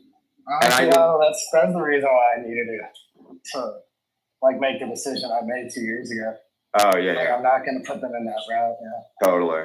You can't have your 3-year-old daughter telling her mom to be nice to daddy. It's just like, so yeah, for me, it's like route. I look at her and I'm just like, yeah, I did that, and if I didn't exist, her life, you know, if what happened to your dad happened to me or something, like her life would be much worse, right? And so it's like I have a duty to be here and protect and provide and et cetera. And it makes it easy though too though. That makes it puts it on easy mode. Well, It's like you don't know. You know what it makes not easy? possible. It makes the meaning of my life easy. I derive all my meaning from that, and that is enough. Like I don't need anything else really. But you know what the thing I think, and I'm sure this is true for other dads too, but I think it's uniquely true for me because of like some of the shit we've gone through. Is like we identify as dad first. Yeah, like literally. Totally. Like there's I lived 30 something years before I had children. I feel like I accomplished quite a bit before Ari had like took a deep breath. She gets to live a life that like she won't know any different because of that. And like still immediately I forgot, like I literally sometimes forget about what life was before they were born. I forget what the morning routine was like. I forget like what some of the struggle was. I literally forget the traffic. I forget the long flights. I forget like just like worrying about not making payroll, just like all this stupid shit that like consumed me. And that like I just don't even like I have to like actively think about. But at the time, it was like a mountain of stress. It was what was eating you and you were so worried about, right? And then your kids are born and then instantly so many of the things that used to matter don't. Right? So many of the things that used to drive you don't. And you find these new like kind of energy sources or motivational plays that are so much more meaningful than the dumb shit. Like I almost wonder what the fuck motivated me. You know, you were so motivated. What was it? You know, it's another. Yeah, I think this is a thing we both share also, which is I needed it to be without a doubt, undisputed, that I'm not a loser. That you know what I mean? Like I needed that to be clear. I'm still convinced that I'm a loser. I needed it to be clear to everyone. And that is what drove a lot of my success. I think if I could have like sat with myself in my own heart and been like, you're a good person, man. You're a really nice guy. People like you. Like I couldn't do that. I couldn't do that until very recently in life. And if I could have done that, I don't think I would have been successful. I needed it to be like, no, everyone said I was a fucking loser, and I'm not a fucking loser, and I'm gonna show everyone that they're the losers, you know, like. And then you know why I realized that's that why was you enjoy immature it. at some point, you know, and then I But let it go. But it's not though. It really isn't. Like the reason why it's immature now is because it's not true, right? But you were fighting for existence, like you were fighting for relevance. That's how like these are people, for instance, and the thing is, like for instance, like so right now, like I talk about my family quite a bit, but like my mom's brothers, I haven't talked to these guys in years. Like my dad's family, I've met once. And then I have like extended family, like my cousins, my godbrothers, like people in my family that have done well. And those are the people that I hang out with in my family. Totally. Like I've like those people, like dude, you were an alcoholic for 20 fucking years above my head, like fighting every day, dude. What, get the fuck out of my life, dude. You're a piece of shit, dude. Like I don't want you anywhere near my children. Sorry, my guy. You were the exact. You were the person that I wanted to. Like you laid out a path that was so clear what I didn't want to do. Get the fuck away from me, man. I don't care if you're my mom's brother. Yeah. You are not a good human. But yeah, dude. Like it's kind of crazy because like I don't think that is immature. Like I think it was immature when I was more immature. You know what I mean? Like once you realize it, like once you like. So here's the thing, right? This existed. It used to come from a place of like fuck everyone, you know, Yes. and that's an immature place to come from. And I had to like. But do you feel like these people were hurtful to you? Or do you feel like these people tried to hold you back? I used to feel like I had scores to settle, you know, in life, and then I don't know. I just outgrew it. I was just like, this shit is. So there was like two sets of characters that I was like fucking you to, if you will. Like, and one of them was like my 8th grade teacher. She taught all of my siblings, and she was just mean to me, man. Like I used to have anxiety going to school because of this lady. Like she was just, I was a good student. I was an athlete. I was helpful. I was the altar boy. I was at church every week. I was a good son. I really was. I was like such a good fucking kid. And my dumbass siblings were like average students. My brother would fuck around a lot. And she loved them. And there was another kid in my class, Andre Mateo. loved Andre Mateo. Andre Mateo was smoking weed in 7th grade. She loved him. Like, what the fuck is your problem, lady? Like, you're 65 years old and you're picking on a 13-year-old. I can't do shit about it because my mom works here. Like, you know, we're a poor, starving family. We live off 25 grand a year. She's able to scrape working 12 hours a day. You know what's funny? And what happened was, hear me out, what happened was, one of the most satisfying feelings I ever had is my mom came up to me. I bought some real estate this month. I was like,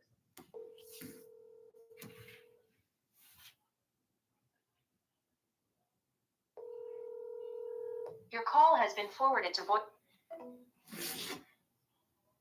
or I had like the same renter that when I bought the building, and they were moving out. And so my mom comes up to me at a funeral, and she goes, "Hey, you know, Jean needs a place to live." This is Mr. Brent, her name is Jean. You know, do you think that, you know, you can maybe rent this apartment to her? I was like, yeah, whatever, Mom, that's fine. It's like, do you think you can rent it to her for X? It's like, are you kidding me? It's like $600 less door. But honestly, what I did is I looked back. So she was at this funeral. Like she was at the funeral too. So I let her know. I just like, I did it a favor for my mom, but I did. I said a fuck you to her. I was like, yeah, just so you know, you picked the wrong one. Like, you know, I know that you picked the wrong one. And then all of my sisters, even in that moment, she chuckled. My sisters chuckled. My brothers chuckled. We all knew what it meant. You know, she knew what it meant. And then, like, it was that moment where it was like, it like alleviated all of that hate and pressure and things. And it was that she knew she fucked up. She knew I did her a solid. She knew that, like, I had won the game. She knew she was wrong. And in that moment, it just dissipated for me. But I was not immature to feel that way. I was not. Like, this. I was 13 years old and you were tormenting me. For what? Because you didn't like me? Yeah, a lot of adults are just aggressively shitty. I mean, it's really terrible, man.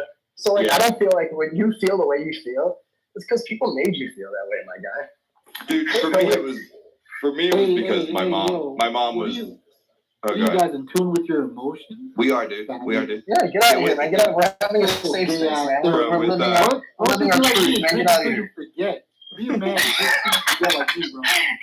It's like, get some psilocybin and ketamine and fucking drink some whiskey. For me, John, a lot of it comes from, you know, just the fact that my mom was schizophrenic, and I would hear adults talk shit about her and me, by extension, and all the time, everywhere I went. And like it was you like were that family, or you were that kid, well, or you it's were like that kid's mom, it's like, son, dude, whatever. my mom is sick. You know, what I mean, she has a disease. She has a mental illness, and if she had cancer, there would be sympathy, and people would give us meatloafs and like whatever, you know, bring flowers. But because my mother has an inconvenient illness, it's just heapings of shame on top of shame on top of shame. And honestly, this was earlier. Like, this was, Yeah. you know, people are more understanding of that stuff now than when you were younger, for sure, too. Totally, That and makes that's why I felt like I needed to like have power over other people, just in terms of status and shit. Just like I just Yeah, need to because be they were above like you. talking shit. I need to be above you, so that for me, when you talk shit, it's just like it's peasant talk. It means nothing to me. You know what I mean? Dude, And then I put myself in that position, and then when I realized why I was doing that, I was like, that's kind of gross and stupid of me. I should just let it all go. Now that you've won, though, but I think it's now that you've won. I couldn't have done it unless I had won. That's just my personality. No, I'm the same way. I just think that it's natural to feel that way. I don't think you should be embarrassed about it, my guy. Like, I think. No, I'm not. Like, I'm not. Yeah. Talking But I do about think it if is you're helpful, still too. holding, but I think if you're still holding on to that, like, for instance, like, I think you and I joke about our grandmothers, but like, there's actually like, I have real hatred toward that woman. But it's funny now. But it's only funny because we won. Like, you know, like we were sort of overcame it. But like, dude, I would that argue. lady, fuck that lady, man. I would Fuck her. argue with the metrics that you guys may use in regards or in terms of quote unquote winning. But like I guess Well, we were because I'm saying, on the before you came in, I was saying it was immature to think this way. Yeah. About winning, but like when I was younger, I felt like I had to win. You know. Yes. Because like I look at like like your family, that's the win. So like how do I be like, oh, 4 healthy kids, wife. Yes. That's That's huge the win. Yeah, 100%. That's the huge win. This other shit, because like I'm on the other side of the spectrum, where like a lot of like when people say, "Oh, I want to get wealthy," there are a lot of wealthy people in my family who I don't respect. They're fucking losers. They had all the money in the world. Yep. You know, and they fucked the family up. Have you seen that clip of Shaq talking to Jason Kelsey? And he goes, yo, don't be like me. I fucked it all up. I was alone in a 50,000 square foot mansion. I lost my whole family. Don't be like me, you know?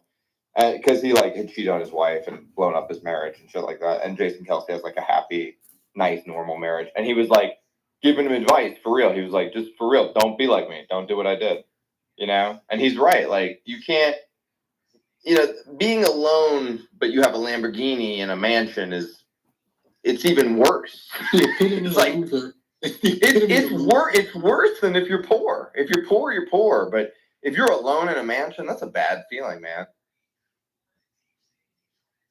Like you got all this money and still nobody loves you. That's sad.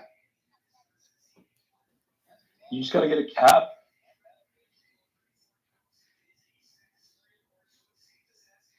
Yeah, it's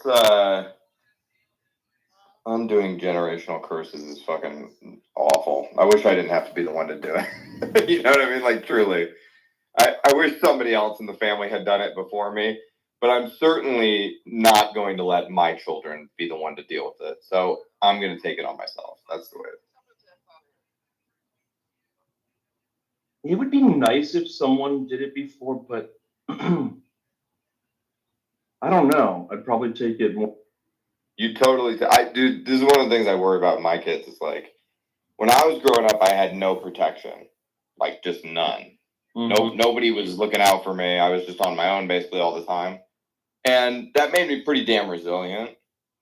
It also probably made me overly defensive and some other things that were not less than ideal. But like, you know, it built a lot of grit, right?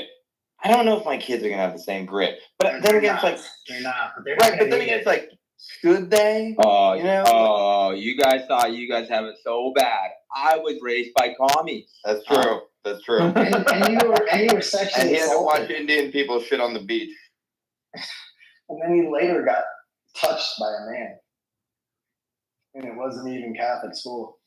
So I actually think there's a throughput like that leads us to Bitcoin adoption, like that we like adopting Bitcoin honestly even like pre-2020 is a pretty lonely experience. I mean, certainly before 2018 is a pretty lonely experience in my mind. Like, you have to have everybody tell you you're wrong. You have to everybody tell you you're a fucking idiot. You have to everybody laugh at you. You have to have, there's like so many moments where people are like, fuck off, you told me to buy this thing and now I'm down 80%. And like, honestly, that's like most of what my life is.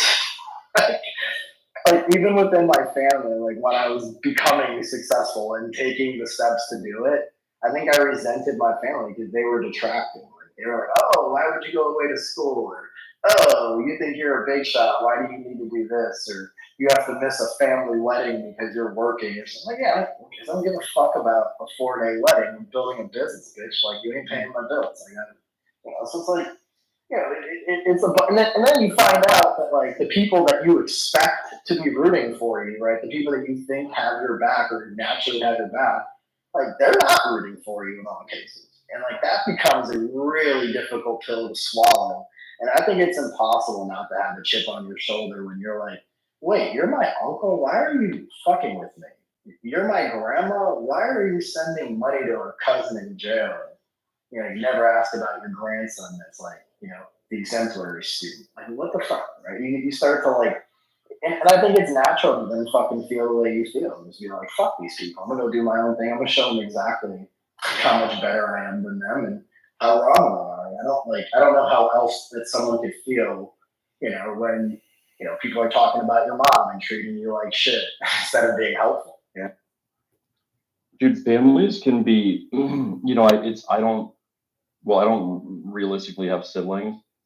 But I've watched just what like the sibling shit does. Like my mom's one of a whole bunch, and like they're fucking all goddamn awful to each other. And it's not just that. Like I've seen it in other families, people I've known, and like they like all this stuff you just mentioned, like the fucking, you know, your grandmother's sending money to fucking whoever in jail and like all that kind of shit. I'm like, God, these people really kind of suck. Like I've got, you know, not siblings, but I've got like more cousins than I can count, like just fuckloads.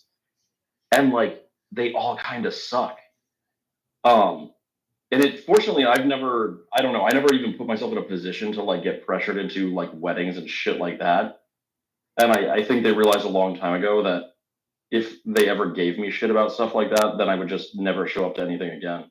But that's a real thing. About It you, really but I feel like you did well probably. Like you were a good kid. Like you know what I mean. Like at least from what I gathered.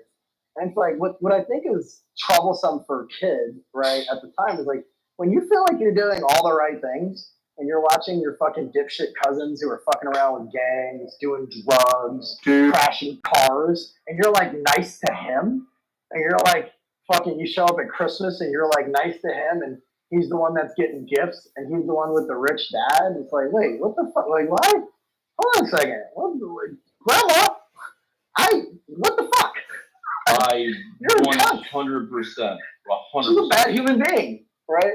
And so, like, Courtney and other people laugh at when me and Otto make fun of our grandmas and shit, but you're a bad grandma. Sorry. That's not a good grandma. Yeah, and it was like, it's kind of always been clear to me that my grandmother never liked my mom that much.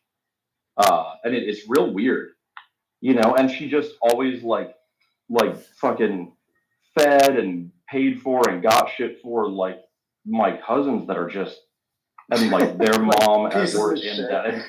Yeah, and it's like, dude, are you fucking serious? Like, what the fuck? I just still can't believe I'm gonna get I'm gonna get a major in fucking Bitcoin Clubhouse. Dude, there were so many first year dropouts. And like, you know, I held through, man. And like, Bitcoin Clubhouse is a tough major. When did Christian become Raphael? Where is he?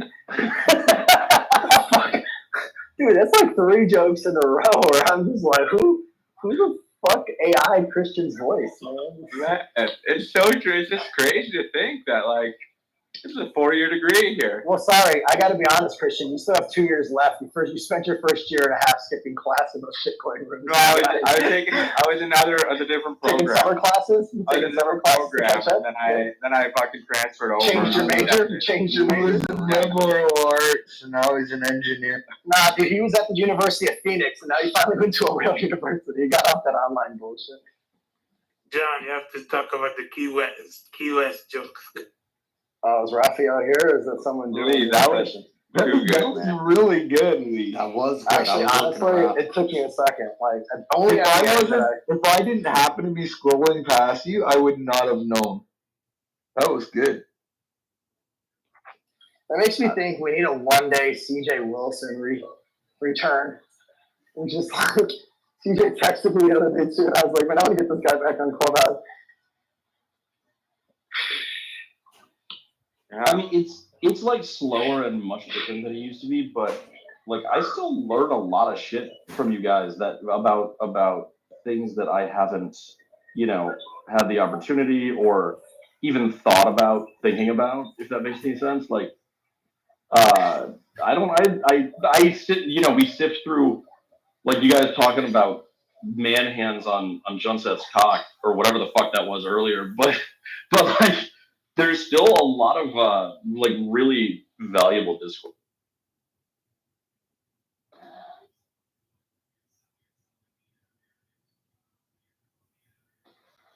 Think about how many geopolitical hot button items we've solved in this.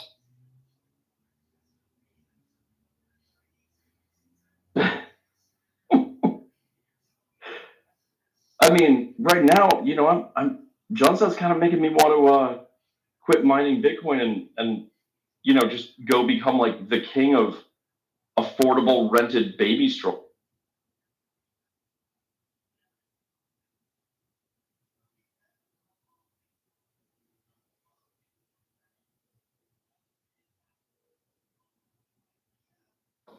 I mean, if we weren't in this room, we'd probably all have a Swan account. Nope. I think half the room still has Swan accounts. They're just not active.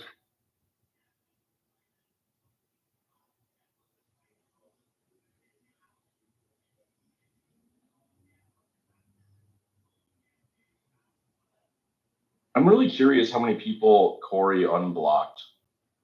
Because like he definitely unblocked me. I think but that was right when they came out with I the. got unblocked too. I was able to check. Let me check again. I read a tweet of it, but it's through this app. I don't know if it means I got unblocked. I legitimately wonder if he's like medicated bipolar, but things get a little weird sometimes. Nope. Still blocked. Kind of tracks. Yeah, I remember, I think 2021, I paused my DCA on Swan. And then one of their assistants or whatever messaged me like, hey, you should turn on your DCA again. That was when Bitcoin was going down. And I'm like, no, I'm gonna wait. And they're like, oh, it's very hard to time the market. A lot of people get wrecked and blah, blah, blah. I'm like, nah, I think I'll be all right.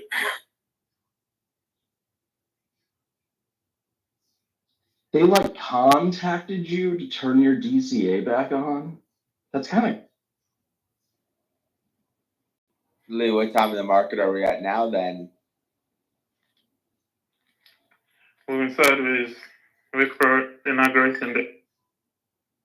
What did you say? I said we're moving sideways. Gotta wait for inauguration day for it to pump. Okay. Or election day. I mean. Yeah, I am a little concerned that, like at some point here, somebody's, the rates are gonna fucking come down, and I'm afraid that like, real estate prices are gonna go fuck. The rates only come down when the real estate comes down.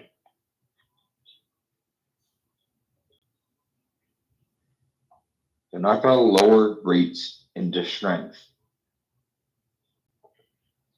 Yeah, Dave, the prices have come down massively in Texas, but not in Florida. So, I don't, at like what point do you call it?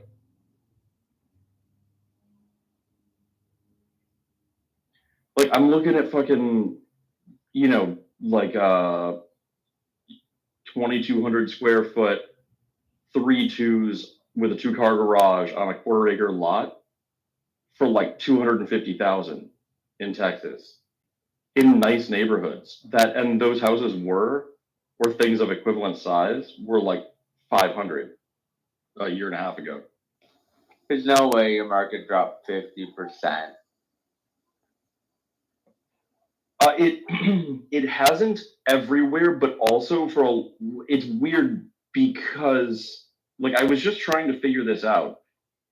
In the last like 2 months, a lot of fucking inventory has come online.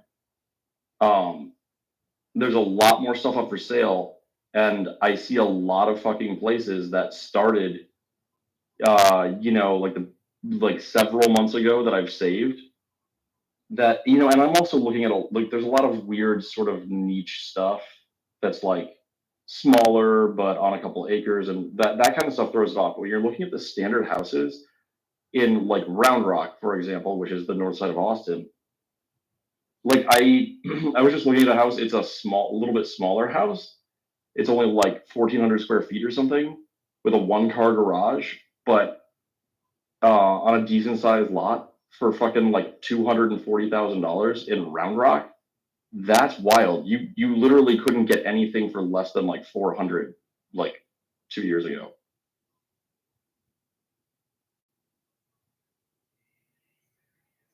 But there also was very little of like for sale 2 years ago also. So it's like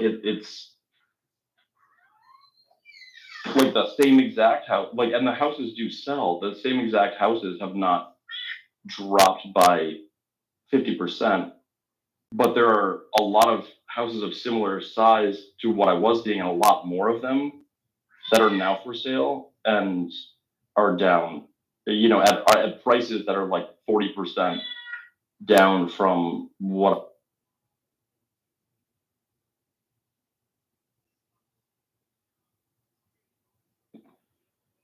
Dude, and and that's like a high demand area.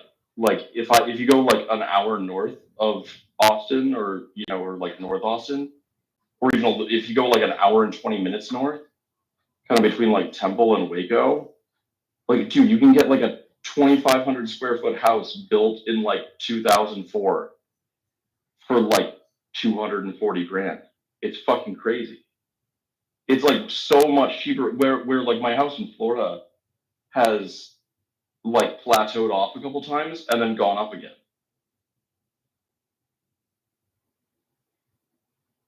You know, and that's like a fucking 1,200 square foot house that's worth like.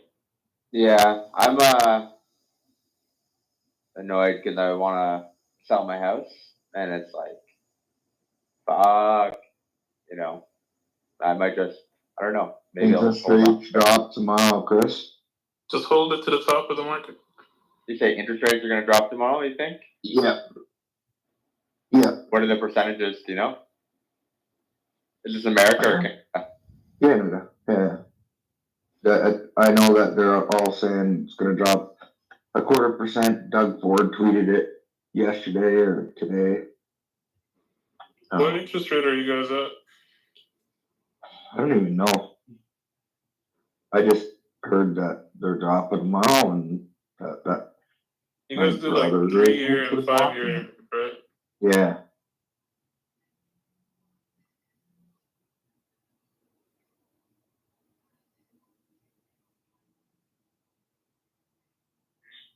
But yeah, apparently the Bank of Canada, they're predicting will drop rates 3 more times this year or something, Chris?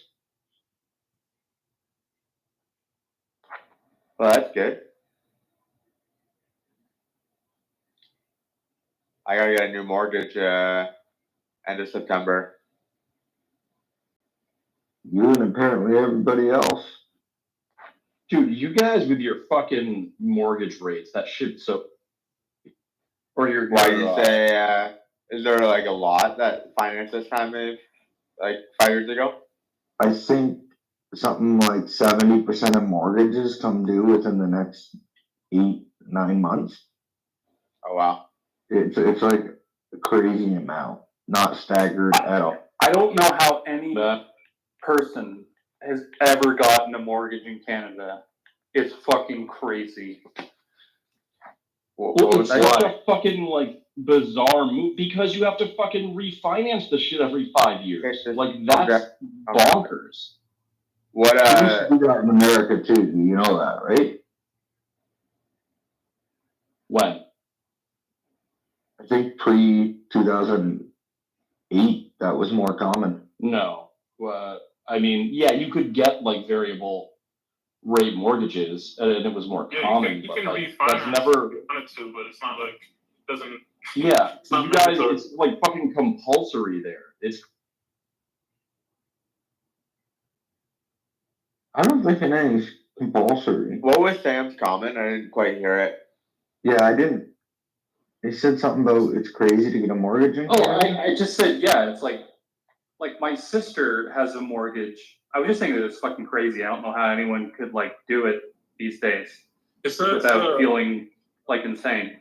A 3 year fix is 5.4%, and a 5 year fix is 5.3% for you guys. But then, like, having a like, I don't understand what's the insane part about it. I'm getting. It just scares me. Like, it just scares the shit out of me. I think because how the fuck do you know? Because yeah, it's scary as fuck, Sam. You're right. Because how do you know what it's gonna be 5 years from when you get it? It depends how large of a mortgage you have too to really make it scary, right? Like my mortgage. Sure, but your mortgages start at like $1 million. Like, No, they don't.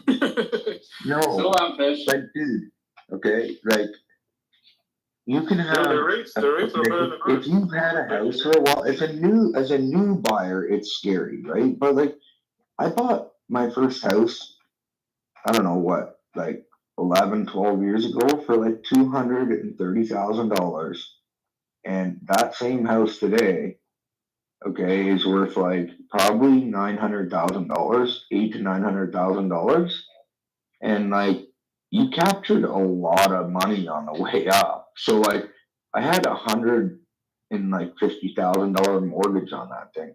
That was like, yeah, that mortgage would be gone, and you'd be sitting on a $900,000 house. Like, Did you have a to lot of people. refinance after 5 years? I did a 10-year on that one, so I never refinanced on it. I sold it before it came due. Oh, so you guys can do 10 years? Because Yeah, you can. last I was talking to you guys about this. It's not common. They're not common, But you so they're not competitive either because they're not common. Okay. Yeah, they are. Interesting. They're like when I was looking, Chris, it was like an extra. I think it was at the time it was like 2.95 for a 5-year and 3.05 for a 10-year. So I did the 10-year. Well, that makes sense. It was, yeah. I thought, Well, it made sense looking at it, but then rates continued to go down for the next 8 years, 10 years, Right, whatever. right. Yeah, I guess you got that risk also. And a lot of people like, I don't know how much it costs you guys to refinance, but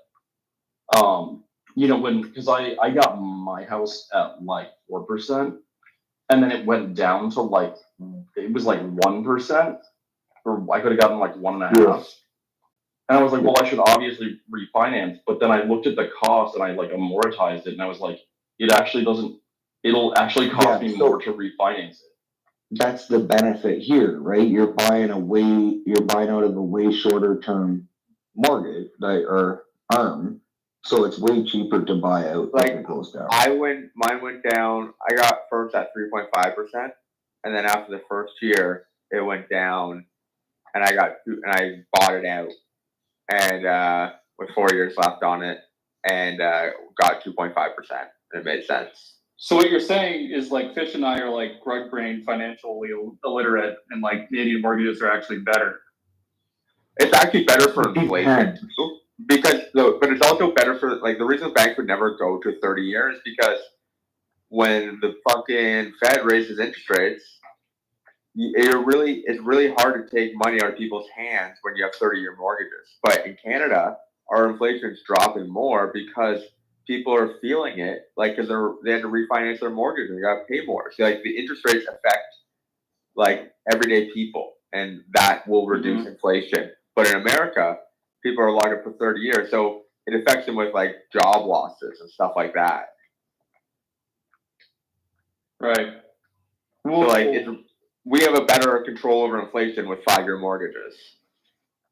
I don't think the banks get to pick though, Chris. I think it's just like a standard practice. I don't think the government dictates that they're not allowed to do 30-year arms, right? Like, I'm not sure exactly. I just know my banker friend said that that's why they would never consider it. I don't know if it's not in the best interest of the bank. Well, it's because you can't control inflation. Also, our mortgages are backed by Canada too. Well, that's not really true. So what is the truth there? The truth is, if you have under 20%, you have to get the insurance on it. If you put under 20% down, you're required to have the government insurance, and that basically backs the banks. So the government will pay out the banks if you default. Oh, so if I default because I have over 20, I don't get, like, government's not going to bail them out? No. It's only on things under 20% that so you could get that insurance, right? Or your bank could, or whatever, but you pay for it. But the banks are required to make you pay for it if you are putting under 20% down. Yeah, that's it sounds like that's exactly the same way that it works here. Like you have to pay for PMI, primary mortgage insurance, if you put less than 20% down. Which who runs PMI? When I looked at it, I ended up. That's a really good question. But because ours is run by the government, our Canadian home. I forget what it's. What is it called, Chris? CMA or something. But yeah. To Sam's point, yes, a Canadian mortgage right now, if you were the first time buyer, would fucking be insane to like look at. Like, okay, I have a mortgage for fucking $1 million. Like, it's just. Is it the mortgage that's crazy, or is it the house price that's crazy? Well, I'm talking.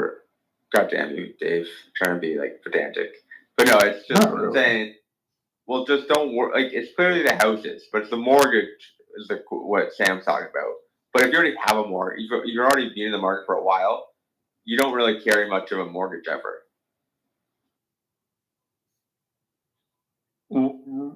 I mean, yeah, that's true here also, though. So, like. Yeah, but like people who have been holding their house for 15, 20 years are not worried about refinancing. Like going from 3% to 5% or 6%, right? Like they're never going to be underwater. But like it's nervous for people to buy a house who have bought a house maybe in the last year or two, and they paid if they paid $1 million for it, and the interest rates go up a lot, and they have an $800,000 mortgage or something. Yeah, that's scary. And then the house price also comes down to 800. You might be underwater, right? Like that's a lot more intimidating. But people are paying like $10,000 mortgages here, quite commonly, like normal people. That's fucking great. So like, if you raise the interest rate a little bit, it really goes up a lot. Right, which is why it's scary when you have it adjusts every 5 years.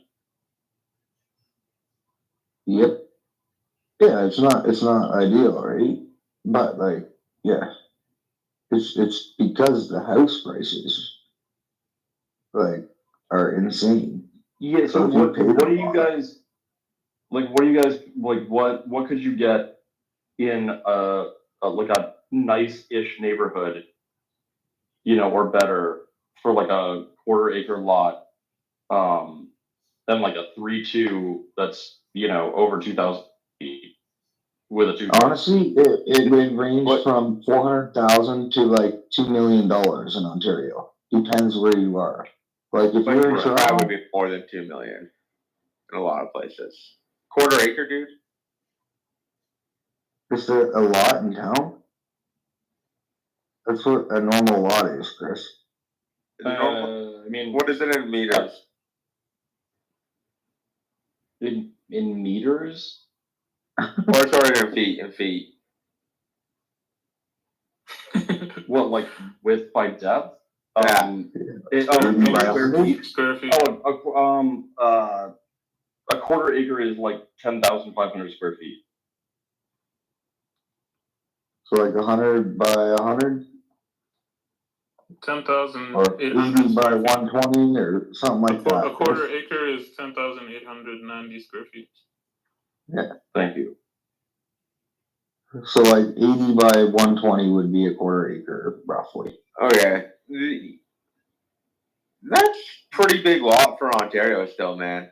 Yeah, that's a little big. That's a big lot. In anywhere in like the suburbs in Texas or in South Florida, what I would say is a standard lot is 7,500 square feet. No new house would have that big of a lot. And yeah, most like new houses in Texas and Florida, which is my experience, are more like 5,500.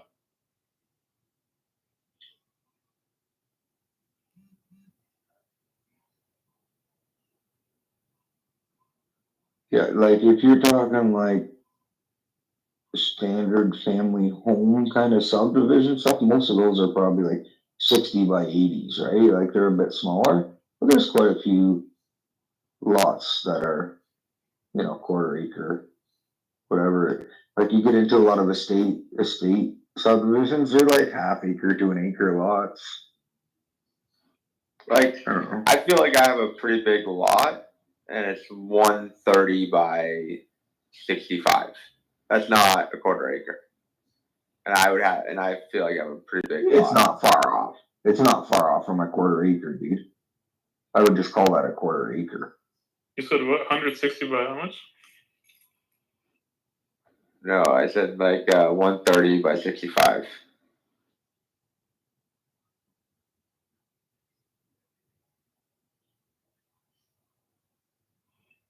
Yeah, it's like 80% of a quarter acre. 85%. Yeah, wait, how many square feet is that? Yeah, it's like probably what between 7,500 and It's 80, 8450. Yeah, like I personally, I find anything under 7,500 square feet to be like offensively small. And it kind of depends on the size of the house too. I hate that shit where you're like, your neighbor's bathroom window is like fucking 9 feet from your bathroom window. It's like weird.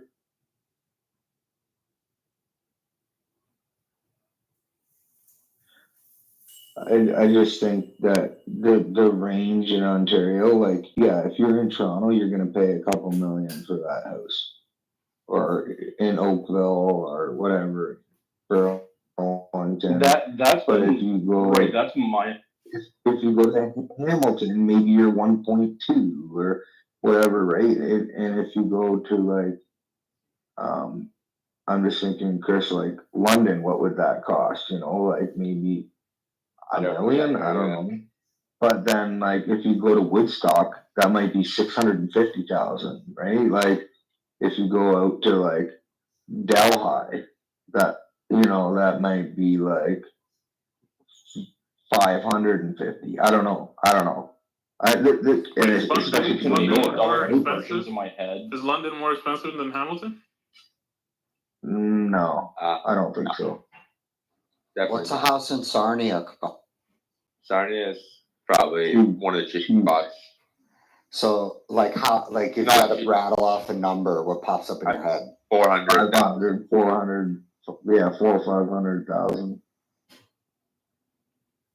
Those houses are 200, 175 to 300, probably. Yeah, you're probably looking 500 there. I bought a house in Leamington, which is kind of near Windsor, and that house was fairly cheap. I paid, like, during COVID, I paid $300 for it, and I sold it for $470. 13 months later. That was like. So during the pandemic. Yeah, that was like a. Y'all talking about Canadian dollars? Yeah. There was parity during that time. Roughly, like how many square feet? 1,100. It was a bungalow, and it was like in a shitty. It was like on a busy street, rough neighborhood. Gotcha. Yeah. Interesting. And that's what I don't know. It's very confusing to me. Like there's, look at like I look at all of South Florida a lot because it's kind of wild. There's like the area like near where Johnson's at, where I grew up. It's like there are literally like 700, 800 square foot houses, like 2-1, that are fucking in like a bad neighborhood, not like a rough neighborhood, but like a fucking legitimately dangerous neighborhood that are selling for like 400,000, which is crazy because my house is like 1,200 square feet. I'm in Palm Beach. It's way nicer. It's super fucking safe, and my house is only worth like. Dude, I was looking at Naples. Is Naples a good place to live or not? My impression is that it is. I don't know the West Coast. Yeah, it's nice. A lot of retirees are there, high-end stuff and everything. Yeah, it's nicer, but it's also like not desirable for like, it's not. When we were looking at a property over there on here before, I think it was like overpriced. Nothing's going on. I mean, you're not gonna have any fun in terms of age appropriate. Right, but nice and safe. You fucking get. You forget what age group Chris finds fun, Andrew. That's true. That's true. My bad. As June said, he loves Naples. That's one of his favorite beaches is there. the house prices are so cheap though, man. When I was looking, I'm like, is there rough areas in Naples that like being like cheap houses there or what? I'm not aware of that. Yeah, I don't think so. It's cheap compared to Canada, but it's just American prices. Well, it's weird though, Chris. I Yeah, get but what the you're saying dollar's because not- like even Right. Yeah.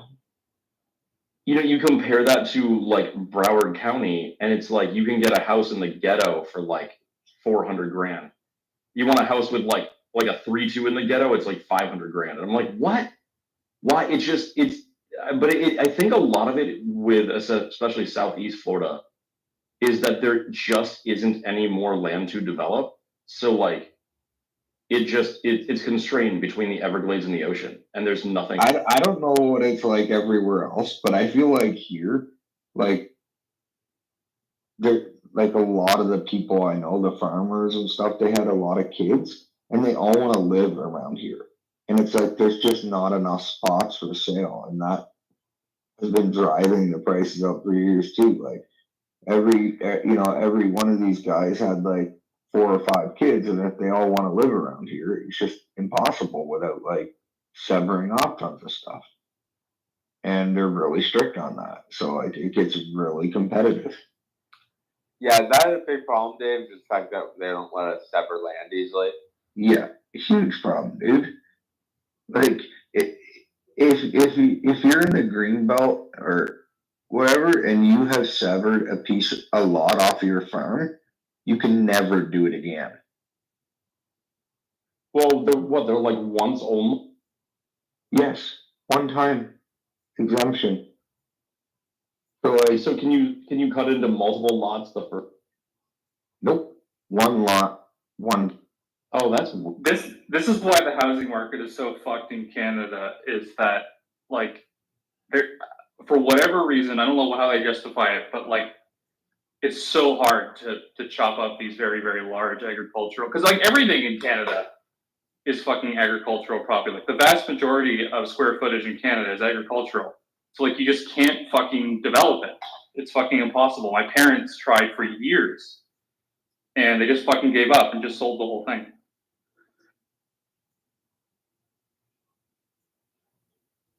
Yeah, it's wild.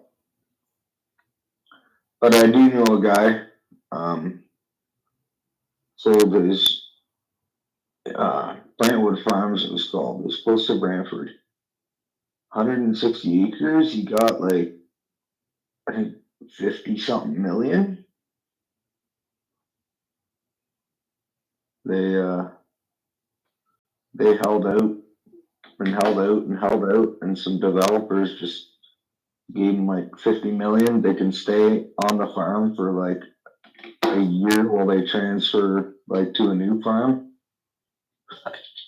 They just bought a farm like 15 minutes away for like 4 million. They pocket the cash. You know where it's incredibly easy to sever is out east. My Like parents East bought Ontario or East? No, like coast. Nova Scotia. Yeah, like Nova Scotia, exactly. They bought a lot in my parents bought a lot in Nova Scotia, and they severed it into 4 chunks. It was a 20-minute phone call and a $300 fee, and it happened like immediately. Just chop, chop, chop. Crazy. That's all it should be. Is that determined there by like the province or by like something small? Like I think it's both in the U.S. It's both like state and then also.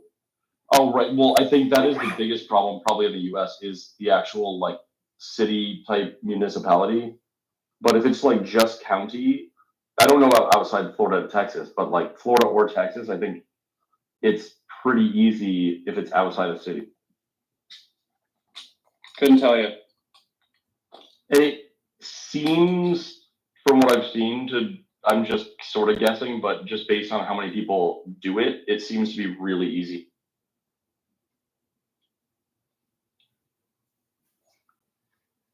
Yeah, it's really stupid. I don't know why they make it so hard.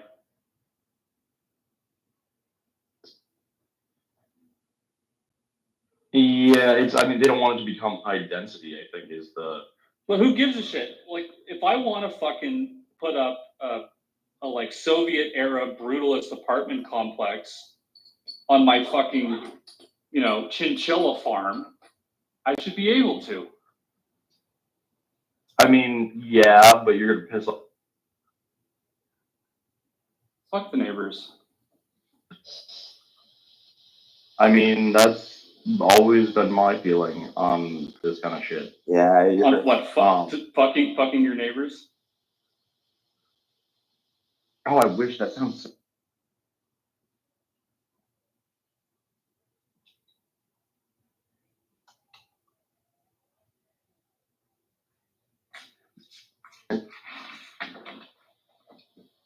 But yeah, it is interesting. Andrew, you. Yeah, what's going on? My bill soon. Yeah, the whole conversation about all the real estate and shit started because I'm watching. I've seen, especially recently, how prices come down. Like north of Austin and this whole area, pretty substantially. Rent has come down on a lot of places also, but I don't. I'm just concerned that, and it to me, it's at this point wild how cheap I can get like a nice house in a nice neighborhood, especially compared to Florida. I'm thinking what I'm feeling. Yeah, and I feel like because of stuff like that, and also like realistically, they're going to drop rates eventually, right? And if Trump gets in sooner, about? Up north Austin. I'm mostly looking. I mean, I would be kind of happy to be closer to downtown and be like east, out toward like Elgin or whatever. But it also works well if I'm like north of Georgetown all the way up through. I think east is overlooked. I don't know for how long, but I think it's overlooked. Yeah, there's a lot more stuff for sale now, and my thinking is I probably should look at doing, if I'm gonna do it, maybe doing it sooner than later, because things have come down a lot recently. Kind of again, there's been another sort of drop off, and it just seems like when rates come down, I'm afraid it's all gonna go nuts again. And then also like Lee said, there's more businesses move. Yeah, when rates go down, it's gonna cause the prices to go up. But that's fine. You just refinance then, and like if you have the cash and you found a spot, you need to live somewhere. I think it's fine. I mean, having a place where you live there's nothing wrong with that.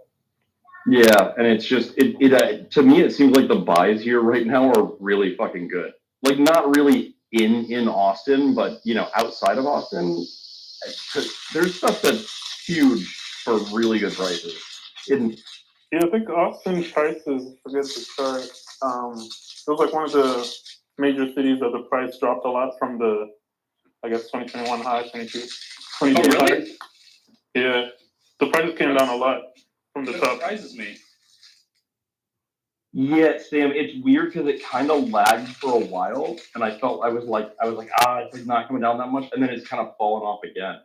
So like, because I kind of had just been like, nah, fuck it, I don't want to, take on the risk of like, if Bitcoin fucking crashes and I lose my job, I don't want to have 2 fucking mortgages I'm worrying about, right? Yeah. Because I've already got one in Florida. You're gonna be like a stripper from The Big Short.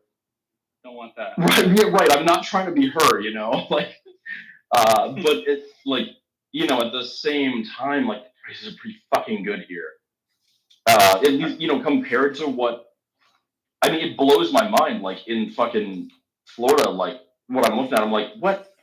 Like a house that my mom and I used to own, like, until I was in college, and we sold it, like, they just put it up for rent, and they're asking $6,500 a month, which to me is fucking bonkers. I'm like, what? It's not even. It's like maybe it's I guess about the same size as the house I'm renting in Texas for $24,000.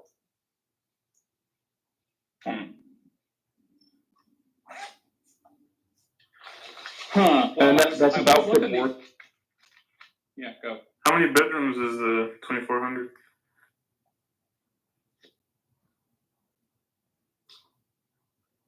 Well, I was looking there the other day, and there's a house like literally directly between Alex Jones and Joe Rogan's house that's going for 2.5 mil. So. Yeah, well, and that's the dude out over there. Like, Fish, you want to go halfers on it? Fucking move it. kinda. Yeah, that's what I'm saying. Especially like out in that area too. All over the place here, there's stuff that I'm like that compared to, it's like you would get like a normal newer house in fucking Florida. I don't know if I'd want to live by Alex Jones after he said he'd eat his neighbor's ass. I mean, I don't even think I need to say what the joke is that I'm thinking. I mean, that's a plus. Yeah, Dude, I was gonna say that. Are you telling me if Alex Jones offered to eat your ass, you would say no? Like, are you for real? He wasn't talking like that. He was talking about like roasting it on a spit. Oh, okay. I'd be really tempted if we did that to just like put a fucking donkey tied to a pole with a sign hanging over it that said Alex eat. Dude, you would, or Fish, you would become really good friends with both of them, I think. You would end up on the Rogan podcast for sure. I don't know if I should be flattered or insulted.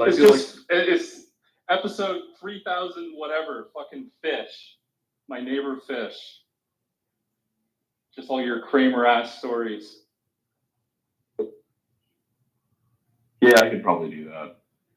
No, dude, it's beautiful over there too, and if you go a little further out to like Marble Falls, like you can get the most gorgeous property for what seems like dirt cheap. And it's like, depending on what you want, you can go Waco is, I guess, it's less than 2 hours north of Austin. And like near Waco, dude, you can get like such a beautiful fucking piece of property for so cheap, with or without. Yeah. Hell yeah, brother. Hell yeah, brother. We should do it.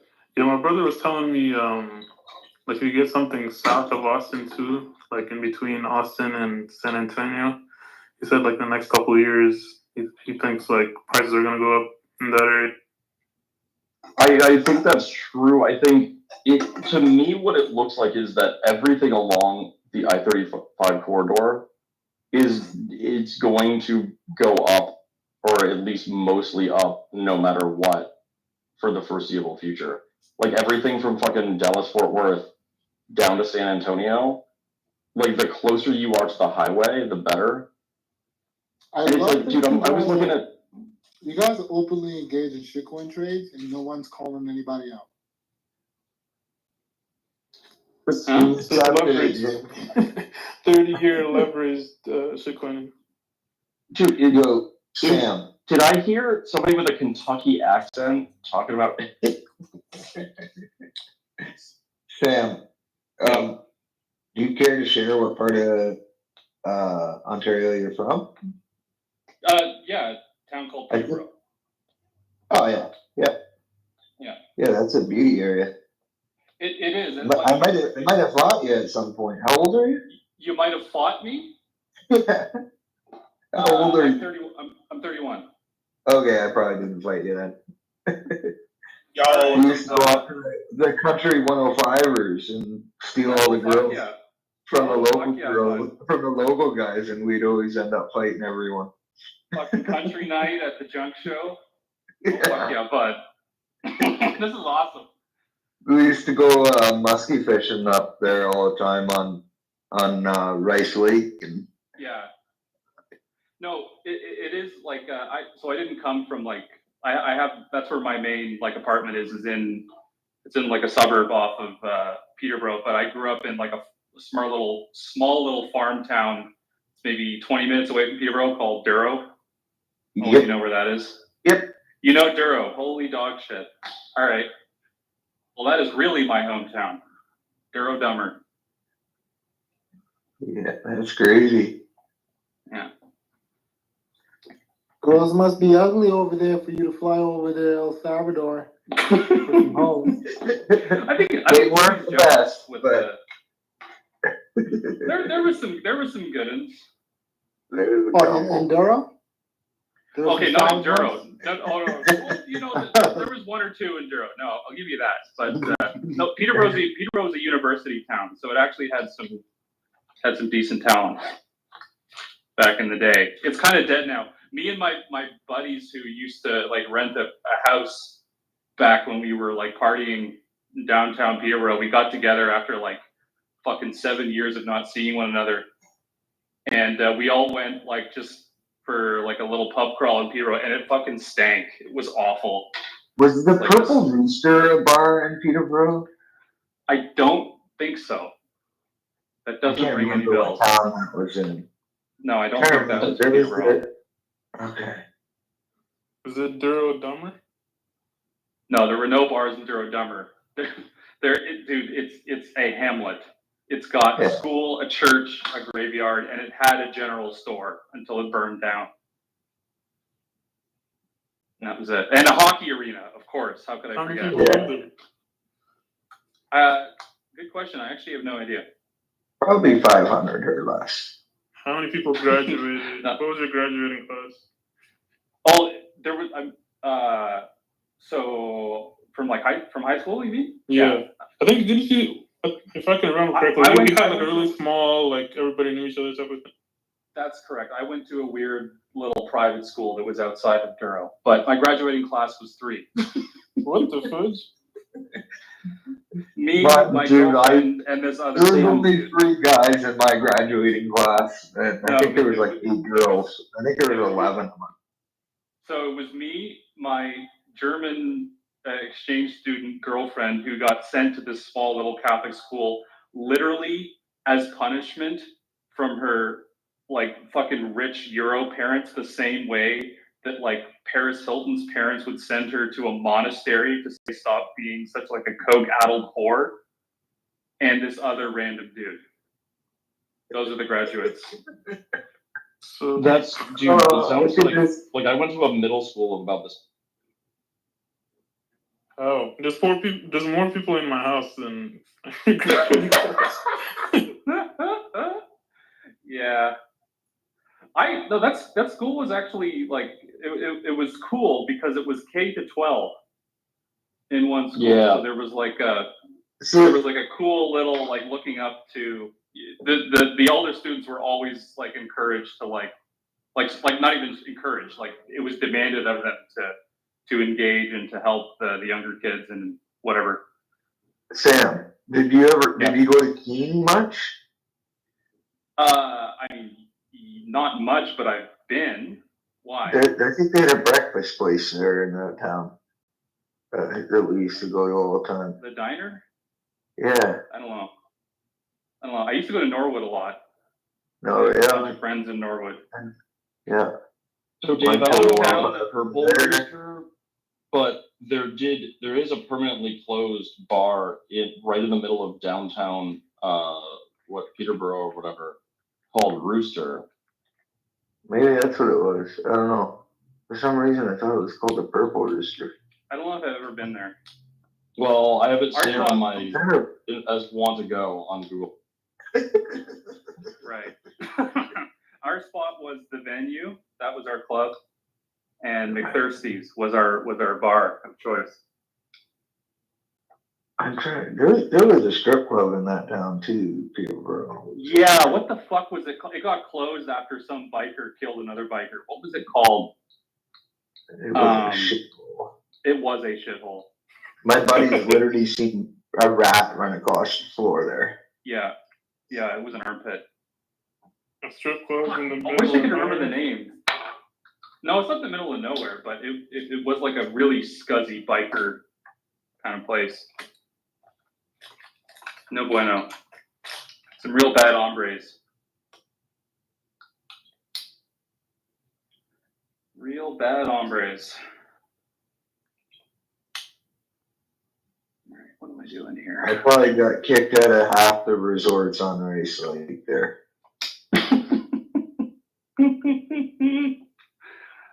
That's awesome. Yo, Dan, are you on here? Yo.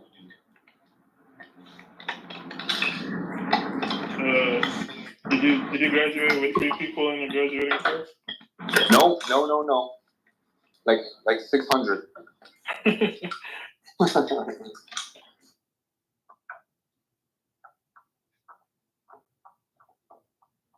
Is that considered big or small? For Canada, it's humongous.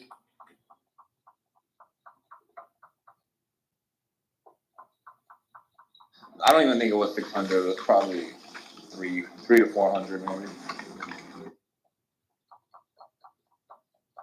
Yeah, I went to a magnet high school, and I think I think when I graduated, we only had like 186 or something. But I went there because the high school, well, the 2 different high schools I could have been zoned for had graduating classes of like 2,000 and 3,000. Dude, my entire school was kindergarten to grade 12. I think it was like maybe 300 people or less. Yeah, probably 250 to 300. Yeah, that's a really healthy size, I think. The place where I went that only did like K through 8th grade, my 8th grade graduating class out of middle school was okay. Like most of the classes in my school were probably like between 20 and 30, like most grades. But my grade, most of the guys dropped out in grade 10. Sick. I think there was eight guys that dropped out. So Let's fucking go. 8 out of 11? yeah, it's something like That's 8 guys dropped out and only 11 people graduated, and I was one of the 3 guys. Oh, so you actually had 11. I see. That rocks.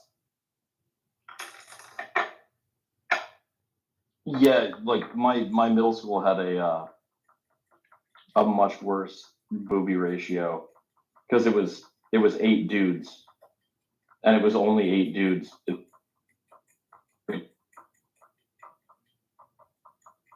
How many of them had boobs?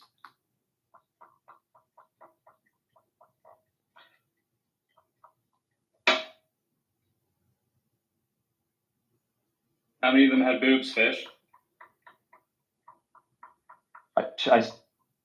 Oh. Fix your fucking El Salvadorian inner. No, I think you muted too early, Fish. That's a weird thing that happens sometimes. It's like there's a little bit of a delay, and then it, it's weird. Was that American or Canadian? American, but it's just, anyways, probably nothing to talk about. But I messaged my cousin about it. He's like, "Yeah, that looks about right." But I'm like, "That looks all right, man. Thanks." Probably not something we should even talk about though or advertise. Yeah. Times why it was wrong. Dusty, are you here? Yo. What's up? I was, and Sam, I guess I'm also addressing. I was having some FOMO earlier on going to Nashville, and dude, I can get fucking dirt cheap flights, like $200 round trip. Do it. But I was like, fuck, I should do it. Fuck it, why not? Like, do it. And but then I'm like looking at hotel rooms, and I'm like, if I fly in late on Thursday and leave on like Sunday evening, like 3 nights of hotel, I'm looking at like $1,000. I got a spare bed. I can't. Come sleep with me. Oh god damn! Don't make me get a fucking cheap hotel? things. What cheap hotel, Dusty? Like the. I have no idea. Just Dude, one that's cheap. If I go like 8 miles away and go to like the fucking Best Western 8 miles away, I'm looking at like fucking. I think I can do like $220 a night after fees, and I'm like, what? You're at 220. That seems like a good price. Yeah, but like 8. I'm not. Fucking Best Western 8. That's true. Yeah, Best Western 8 miles away in like not a great seeming neighborhood. Like, Fish, I'm in the hotel, like literally across the street from the venue. I got 2 queens. If you promise not to fuck me, you can have one. I don't know if you should make that promise. Fish, I can get you a deal on at the town place suite in Midtown for $181 a night after taxes. If you want, I can send you the info. Come on, yeah, Fish. but now I just kind of want to fuck. Don't we all? Weird. Oh, you didn't know that, Sam? This is what we talk about. Oh, I know that because if you remember, like our first like real personable interaction was me also offering you a hotel room in Miami, and then for the rest of the trip, you were making jokes that verged on not being jokes about me taking advantage of you and drugging you and fucking you in the ass. Oh, it was weird. Did I really? Yes. They also got the big Sheraton downtown for $268 plus taxes. It's not too bad. Plus tax, right? That's. Or no, that's including taxes. Sorry. That's not what I saw, but. Well, no, that's it's been like several hours. No, this is like the regular rate on that hotel is fucking probably really expensive actually because it's like right in the middle of everything. But yeah, regular rate is $434, so it's like $200 off basically. Yeah, I mean that's what I'm talking about. I'm like 3 nights, and I'm gonna spend like $1,000 to $1,200. Like I can't jump. You know, just let Sam have his way with you. No, this is literally the only stipulation is that this is not to occur. It's not that bad. Sam's not a huge At least it's over quickly.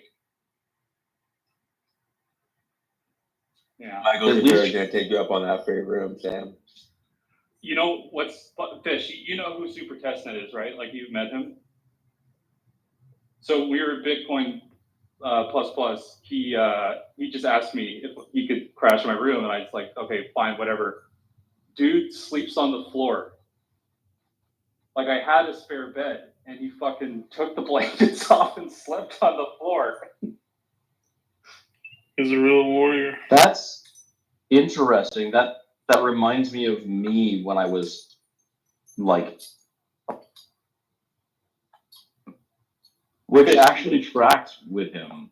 He's raw dog. He sleeps in a tent. Wait, like all the time? Tent. Yeah. He lives in a tent. Where? Outside or inside? In Austin. Yeah, but back me up, Dustin. Down by the river. No, we're talking about Super? Yeah. Yeah, it's Super.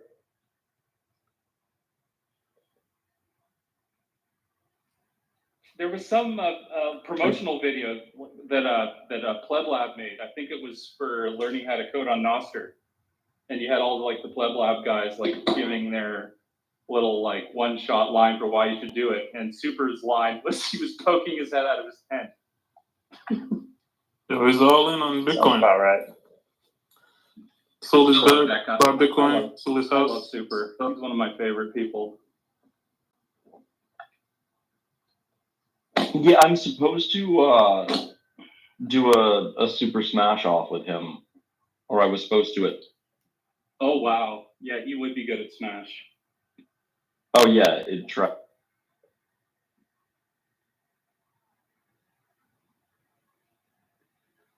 Oh show.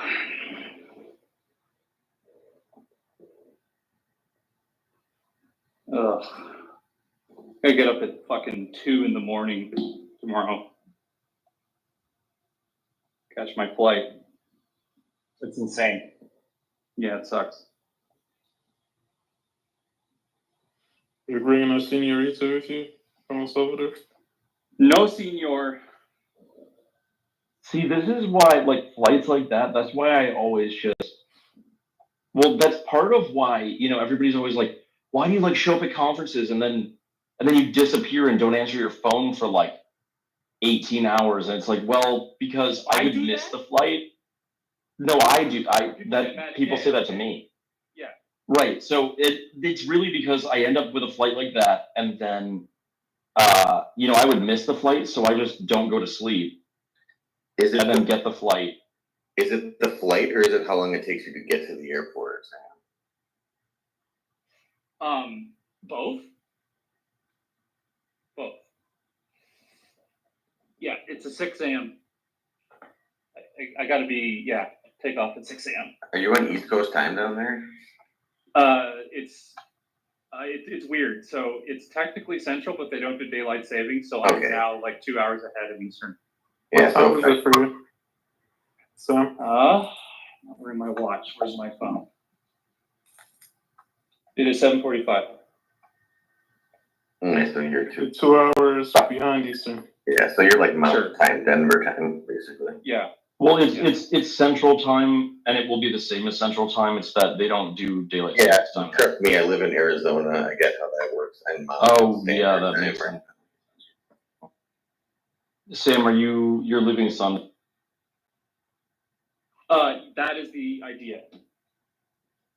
I only do Valley time personally.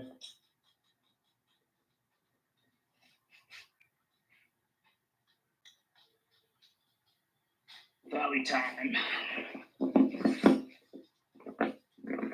Oh, fucking asshole.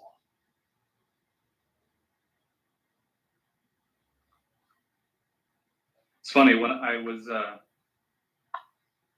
leaving. I let Canada last. I let my my 2 baby nieces. I let them watch me pack, and it completely blew their mind that I was able to pack so much. Like they've never seen someone pack like a lot of shit into a suitcase that shouldn't fit.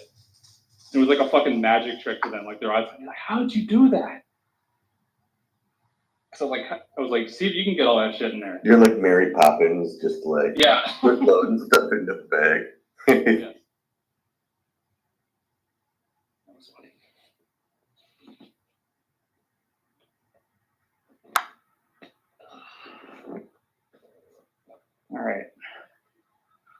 All right, folks. I'm gonna go to bed. Talk to you later. Fish, you should come. Later, bro. Yeah, answer your text. All right, okay, bye.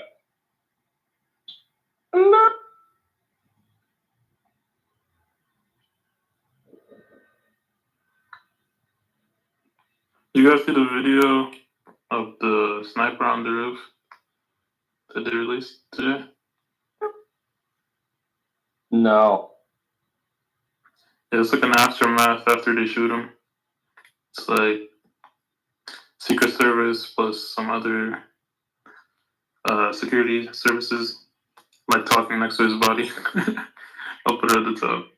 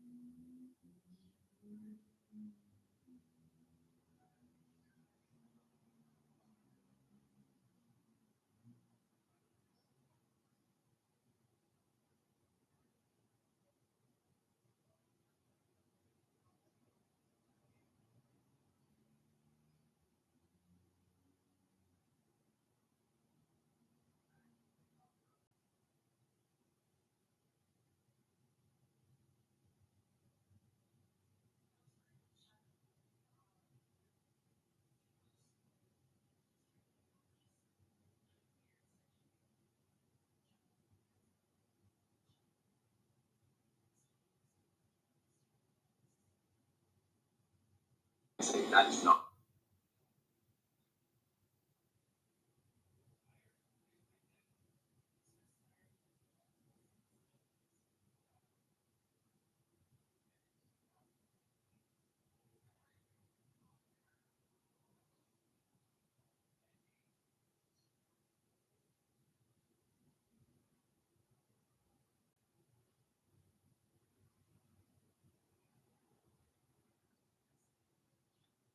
I don't know, man. That sloped roof there looks pretty dangerous. I'm glad nobody, slipped or fell. That video is kind of crazy, though. It's nuts.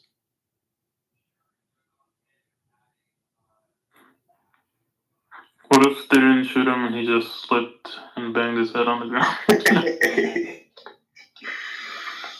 What video we talking about? The one that's up in the nest. It's like a body cam video from a cop when, like, after they killed the guy there up on that roof that he was shooting from, and like the Secret Service is asking him questions and stuff.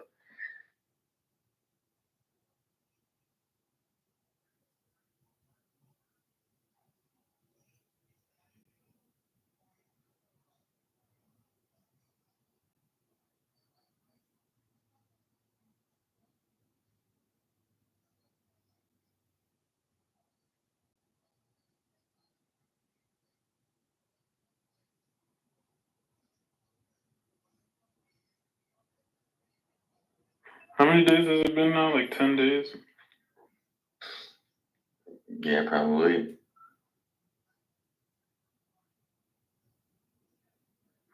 Like barely any information out. Yeah, it was definitely 10 days because when Congress was grilling that lady yesterday, they kept saying, it's been 9 days, this is all you have? Yeah, I remember that.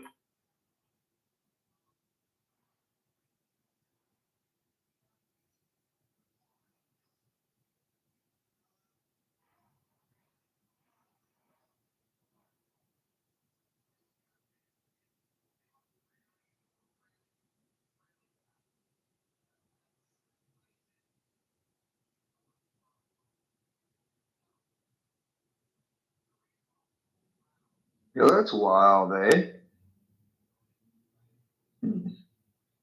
Yeah. Like, I literally feel like I could assassinate a president easily. Like, watching that shit go down. And it's like, Jesus Christ, you Canadians have do not have the censorship of words that we do here. It's My name is Dave Rooster. Everybody's asking.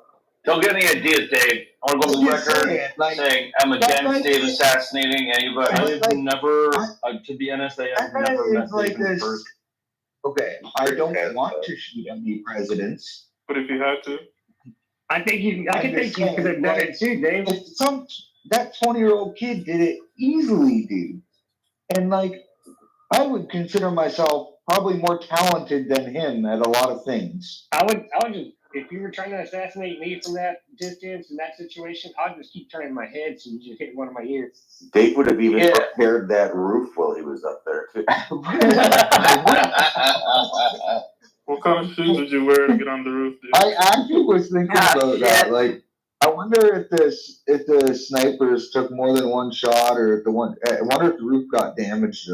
No, it was only one shot. You can hear it in the Yeah, extended but video. Did it go through his head, into their steel there? You know, like what happened to the roof? I actually wondered that a lot. Oh, you just go put some tar. Just go put some tar up there, bud. It'll be fine. Yeah, the guy's gonna be like, oh fuck, finally it's all over. He's gonna get back to normal, whoever owns that building, and there's gonna be like a drip, and he's gonna be trying to figure out where the borehole is. I'll have you know that there was more than one shot after their being on comm saying that the shooter's down. There's one more bullet that's fired. Yeah, it's like almost 10 seconds later, I think. Yep. I concur with this. So they looked at it. They incapacitated and then walked up and executed. Came from the water. No, it was the third sniper team that was like 1,000 yards away. On the water tower?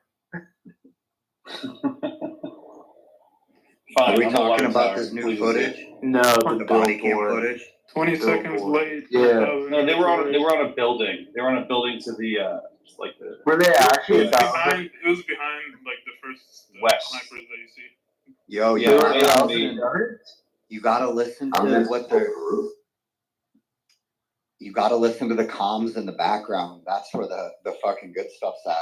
They definitely talk about breaching the water tower if you listen to the comms in the background. Oh my god.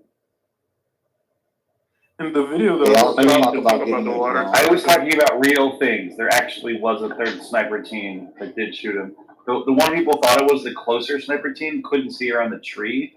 And it was the one, if you're looking at Trump, it was right of Trump on that white building. There was another team. They got the first shot in. Well, luckily there was a room full of cops that kept to watch You out the also window the whole time. You also hear him say on the mic that there was a guy shot in a van. So that's in. I don't think Where's they've that? released the Can you put that in the chat? release that. Yeah, I'll put the video. They Give can me 1 second. You gotta listen to the background, not to the com. I mean, listen to all of it, but like focusing on the comms, the mic, the walkie-talkies, and the. Whatever.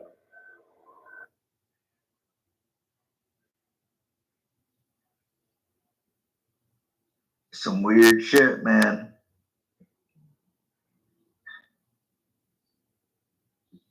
British. Would you rather live in a country Yes, that's captured or a country that's like getting captured? Yeah, I think it's in the process of. The eternal optimist in me would say a country that is in the process of getting captured.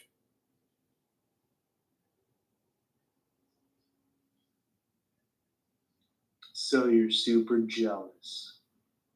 Super. Yeah, Then again, actually, I would Dave, like to live in America, I think, but I don't know. Yeah, I'm telling you right now, if I could be in America without paying American taxes, I would consider it for sure. Yeah. You can live in America and pay little tax. You just got to do a lot of You act like tax you make planning money, and tax dude. strategy and all that. You can also just not pay the taxes. You can only do that if you do charity work. No, it's not only. There's a bunch of ways. British, you do lots of charity work getting people to 1 Bitcoin. Tell me about it. Yo, British, one of the ways you can do it is you can have a foreign entity, and as a U.S. citizen, if you own 49% of it, and whoever else owns more than 50%, you don't have to pay taxes on that. Oh, interesting. That's an interesting one. But then you're still going to pay taxes on any money you bring in, right? So if you buy a house or whatever, that's going to be classed as income. If you buy a house in America?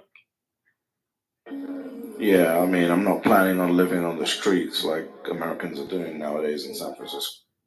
I thought you were the one that said that property renting was up. No, but the money that you... Okay, so in order to buy a house, you need money, right? And if you're claiming that you don't have any taxes, taxable income, because 51% is owned by someone else, they're going to ask you, how did you make enough money to pay for that house? No, you can that would still... be taxable. No. You basically, you can get profits, right? So let's say you have a company and they can pay you profits of whatever, $1 million a year.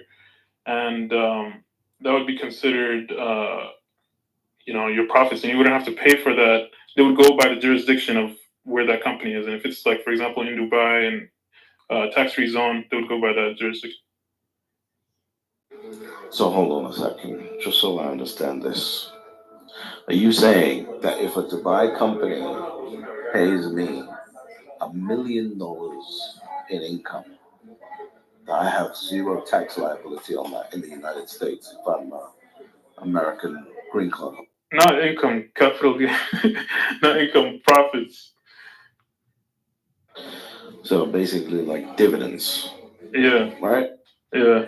I mean, that's the brief of it, but you can talk to. Yeah. Do you have a tax attorney who would agree with what you just?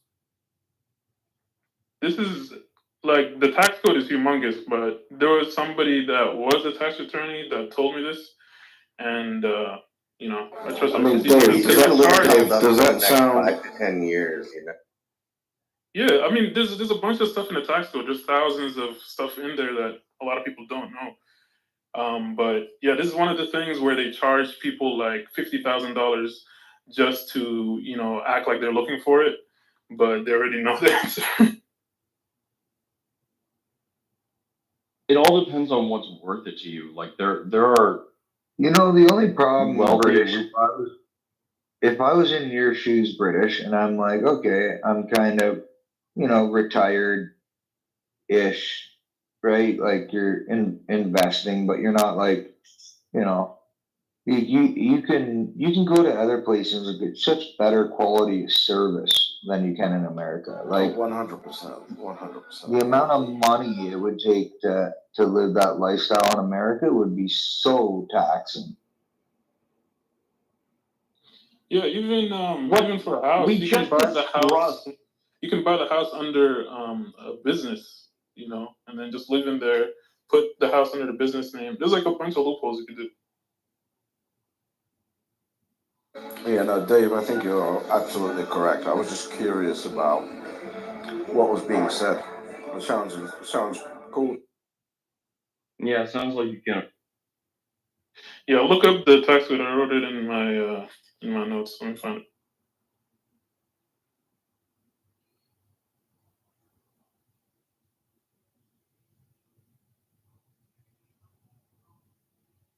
That is a crazy video. Otto, you see the video up top that the sheriff's department released or whatever? Which one is this? It's like when they go on the roof and the body's there and they're talking to Secret Service. Videos of footage discussing this. Yeah, it's a new one, I think. I'll go watch it. Huddle, you gotta listen to it, bro. Listen to the comms in the background.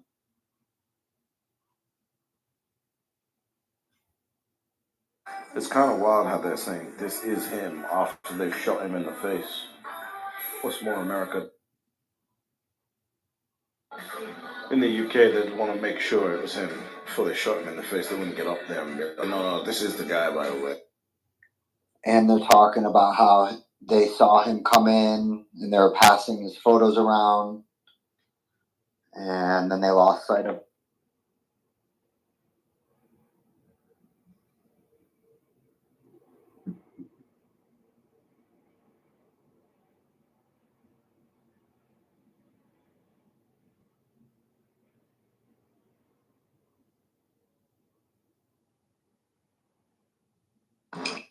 Do all Secret Service guys wear sunglasses? Is that like the thing?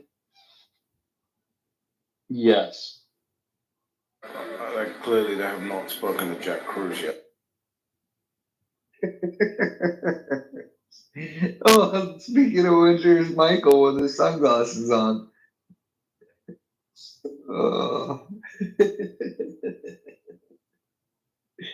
Michael, you could be part of the Secret Service with those sunglasses.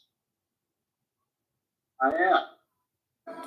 Given the recent performance. Michael's so secret he's in Canada. Yeah, given the recent performance, I could probably keep up with them. Hey, so I put Dave, I put like 40 grand into Meta Planet when they announced that they started putting Bitcoin on the treasury, and it's already a $55,000 profit. Nice. It's in Japanese yen, so it looks like 8.8 million on my portfolio. That's even nicer. Yeah. Is Sam Parker still here? Doesn't look like it. No. Did you take him up on his offer? British, look up IRS section 1202. Alright, I'm looking at that. Fish, are you taking him up on his offer? Which one? I think so, but he's not. Oh, I didn't hear you, Fish. What was it?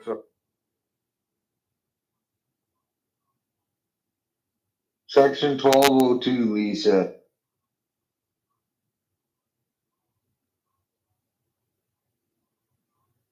Okay, Lee. So basically, you don't understand what this section is saying. Obviously, I'm not tax attorney, but I'm not saying this is the only one. Let me That's read one of this the. to you. That's Let me one of read the this ones. to you, right? It basically says you can exclude 50% of certain gain from the sale of qualified small business stock held for more than 5 years. Not profits. This is like if you own a small business somewhere else in the world and you basically sell it, you can write, if you make $1 million in profit, 50% can be written off. So you only pay tax on the 500,000. I was wondering. I was like, it sounds too good to be true. Yeah, this might not be the exact code, but if you talk to a tax attorney, I'm just gonna live in Dubai and do the Italian flat tax, and we're good. Is that the Irish sandwich or whatever? Irish double sandwich? I don't know what that is, but Italy has a flat tax rule now. It's 100,000 euros a year, and you just make as much money as you want, and nobody bothers you anymore. Or you can live in Puerto Rico for 6 months and a day. I'm not an American, so I don't even have to live in Puerto Rico. Can you imagine? No, I'm saying if you want the U.S. citizenship. I really don't. Getting U.S. citizenship for me right now is like going, okay, so I know the U.S. is going to turn into the U.K. Let me go get citizenship there so it's useful for 15 years.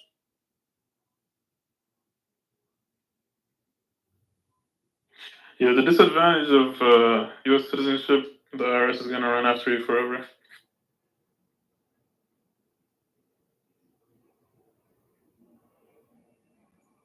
Yeah. But it's worth it for all the, reasons. For all the benefits? Yeah, the benefits. Yeah, the benefits. The biggest benefit is the capital markets, and we can access that. Exactly. So I can access that anywhere in the world. Yeah, did you know in America you can buy a Bitcoin ETF? You should know that. It's a great spot to start a business, though. Like I would. Yeah, but Dave, you know what's hilarious, right? I can set up a. Not saying I've done this. Okay, this is just from my knowledge base. I can set up a US LLC owned by a foreign corporation, be the manager of that US LLC, run bank accounts and everything, and it's not taxable in the US as long as there is no stock for the business held in the US. So basically, every business I have is a US LLC. Stocks, America, fuck yeah. We got stocks. We also got a cool statue the French gave us. There's some things. All of your statues come from my part of the world. Do you guys say those Mount Rushmore? I didn't think so. Oh, you guys carved It's not a statue. couple of faces. It's not a statue. That's not. But But Dave, we just have to swim past that because we're dealing with a fucking map. What about that the one of General Lee that got tore down in where was that? Carolina? Was that the racist general you're talking about? Yeah. I doubt that one was made in Europe. So what happened with Elon? What happened with Elon Musk? Elon Musk basically backtracked on his 45 million a month support for Trump. If he saw other billionaires jump on board, so he's like, shit, let me save my money. Yeah, on Peterson, he basically said, he goes, the media's reported that wrong. I'm not donating 45 million a month to Trump. And then he said, I don't believe in the cult of personality. Maybe he likes Kamala. I think if Kamala went pro Bitcoin, I might like Kamala. Democrats will print more money. Do you like her because she's brown? You know what's kind of insane, right? Is that everyone seems to think that I give a fuck what happens inside the borders of America. I care about capital markets.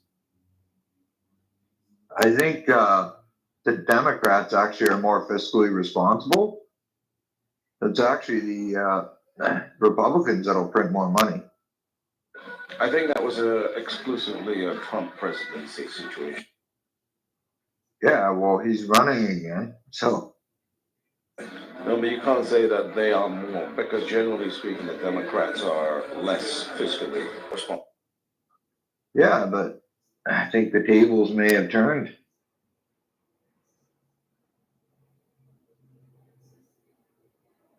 You like how none of these patriots are defending themselves. And they think they're going to defend themselves when brown people show up on the beach. No, I mean, it's because your digs are not bad, educated. man. It's because you're not educated enough to respond to what they've said. Yeah, I was reading. What did Dave say? Yeah, why don't you respond to what Dave said though?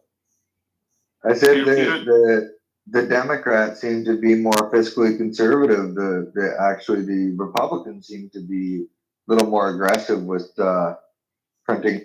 Fiscal spending. No,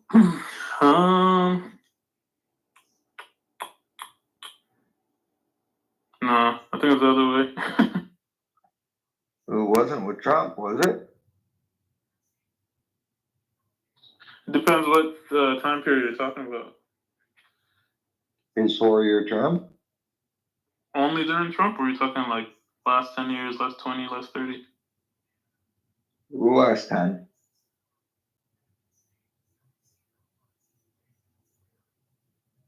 Hey, when's Biden's public address to all the slaves? Yeah, 20. So if you're doing last 10, you have two Democrats. You had Obama and Biden. And then Trump was in the middle. So I think the Dems would be more. Dave, come on, you can't let your argument fall apart this quick. No, I don't know. I don't think Trump's fiscally responsible. I don't think any of them are though. So. Dave, I don't know what you agree with, but I'm on the side of we just print as much money as possible and just go through this. I mean, I know that's what they're going to do. I don't think that's the right thing to do, but I think it also can be done. So, like, sometimes, you know how Joseph has that thing, like, if it can be done, like, if you can attack Bitcoin, you should. I think sometimes maybe that should apply to more things in life. Like, if you can fuck the fiscal system, the financial system, maybe you should. So you get the better one. It'll emerge, right? Like, Bitcoin wouldn't have emerged without, them just printing piles of money and bailing out banks and whatever, right? Like 2008, more or less, like I know people were already looking for it, but because they recognize the problems with the money, and I think that helps spur on, 2008 helped spur that on even more.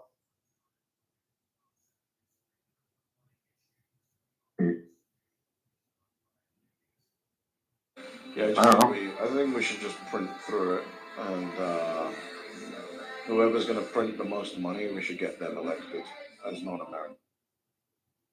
Don't worry, guys. It's not so bad on the other side. Well, everyone here holds Bitcoin, so they'll probably be all right. But USA should print a bunch of money, buy Bitcoin with it, and then dump the US dollar. it's not that they should; they have to, and they will. Like, yeah, but you didn't see this. You didn't it's see not the really second an part. option. They have to buy Oh, Bitcoin sorry. with it. Yeah, like And there's a the lot US of dollar appetite. everybody else. There's a lot of appetite for American dollars. You guys could print a ton of money. Right. The whole of Africa right now has got appetite for US. Sir, that's what we've been doing. It's not working out great. It's working out quite well actually for the gold. Yeah, The only I'd thing say you guys it's have been messed working up. out quite well for you guys. Yeah, I guess guys you're have right. messed We up we is the we are direction of absolute professionals at kicking the can. No, listen, the only thing that you haven't done correctly for the last 25, 30 years is the direction of foreign policy. If your foreign policy was focused on development, which is what it was at the beginning, you would be in a much different place. But the rest of it has worked out quite nicely for now. The problem, America prints all the money and then the military eats a huge chunk of it. Yeah, but that's a good thing, though.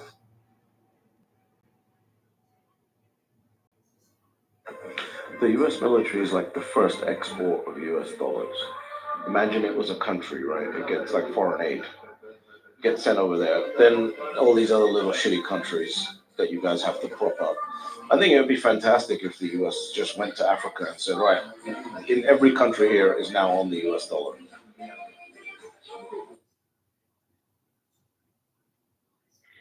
They basically do that with the SWIFT system, but indirectly. Yeah, but you guys have got terrible leaders that aren't thinking like imperialists because it is a bad thing to think like an imperialist. But you are the empire. You should be thinking like imperialist.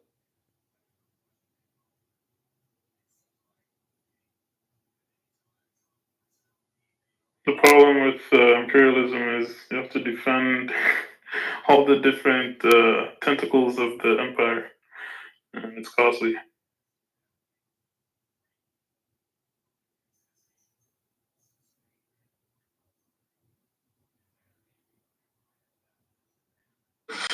But no, Dave, you're absolutely right. You would not believe the quality of life you get in other places.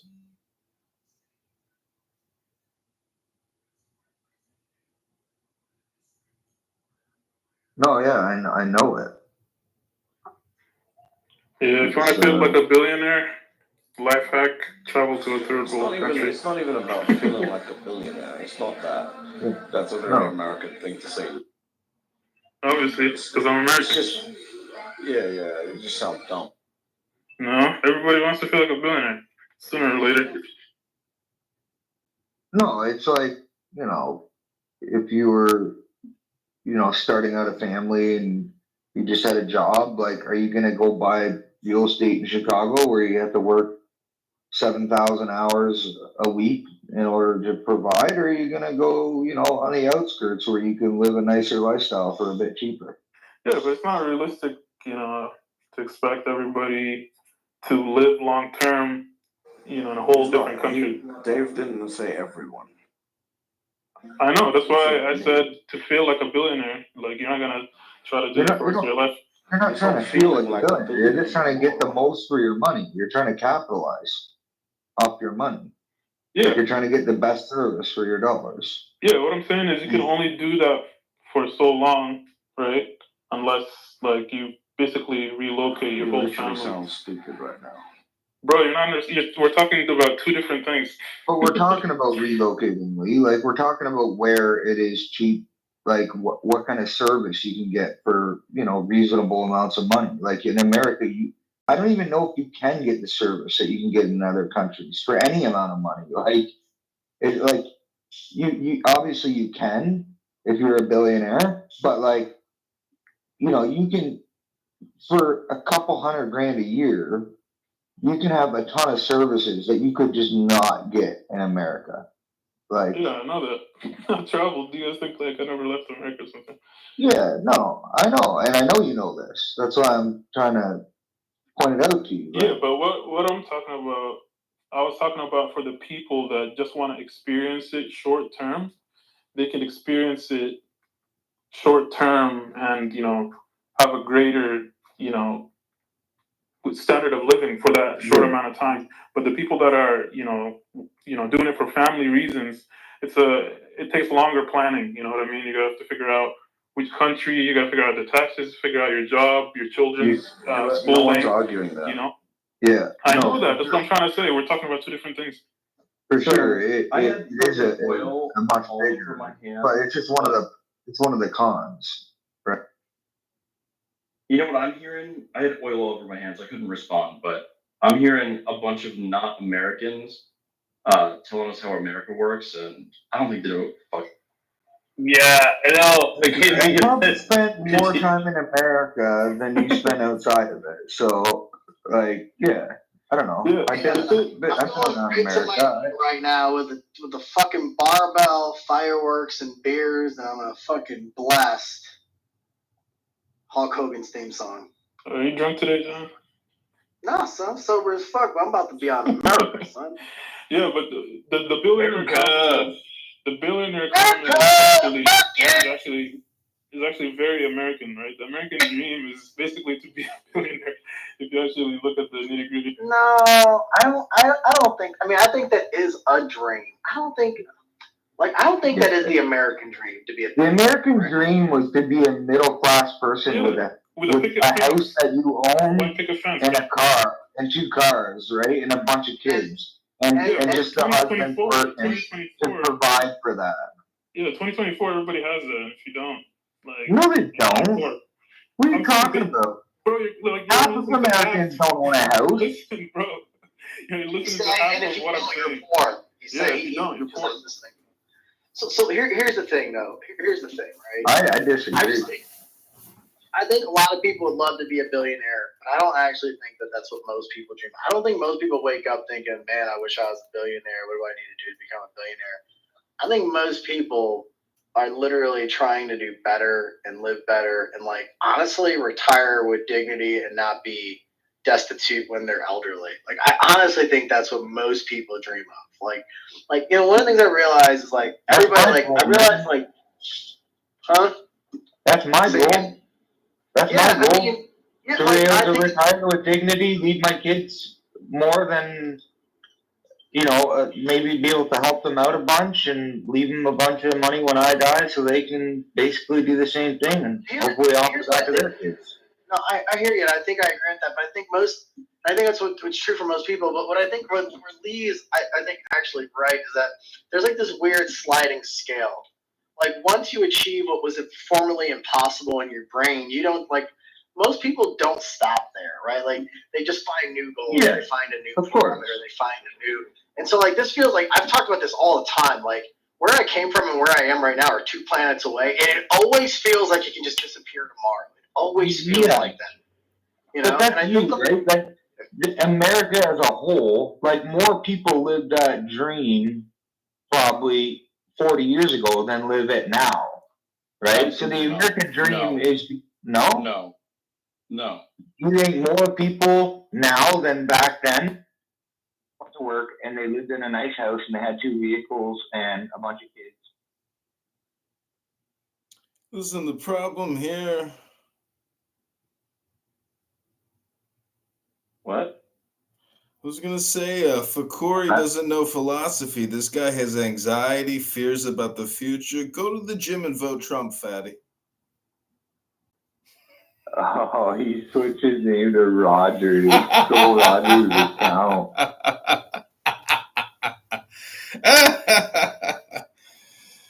God, vote Trump and go to the gym, fatty. But I'm gonna be the one on the lease. I can kick her out.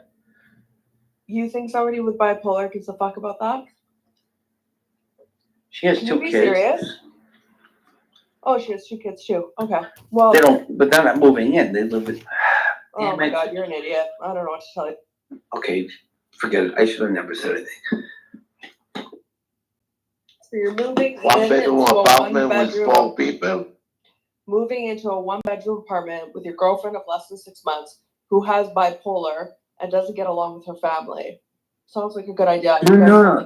Her dad lives in the same building. I met him. He's cool as hell. He's an older black man. He's 62. He's like, "What's up, man? I'm at Edibles." I'm like, "How you doing, sir?" He's like, "No, call me sir. Call me Tony." I'm like, "Yes, sir." And he gets with a white woman. Bipolar black woman? She's half white, half black. You're begging for trouble. That's At what I least can she, tell you. no, Tricky. At least she's not Latina. At least she's not Latina. I bet the dad loves you because you're getting rid of the daughter. You're gonna. You want? I'll show you a picture of me and the dad in my PTR. You want to see? Yeah, I agree with what you You're just not said. dating the dad. You're dating the daughter. Okay, that photo of me right now is from her apartment. Yeah, isn't our friend Black Stem literally in this situation right now? Yeah. Yeah.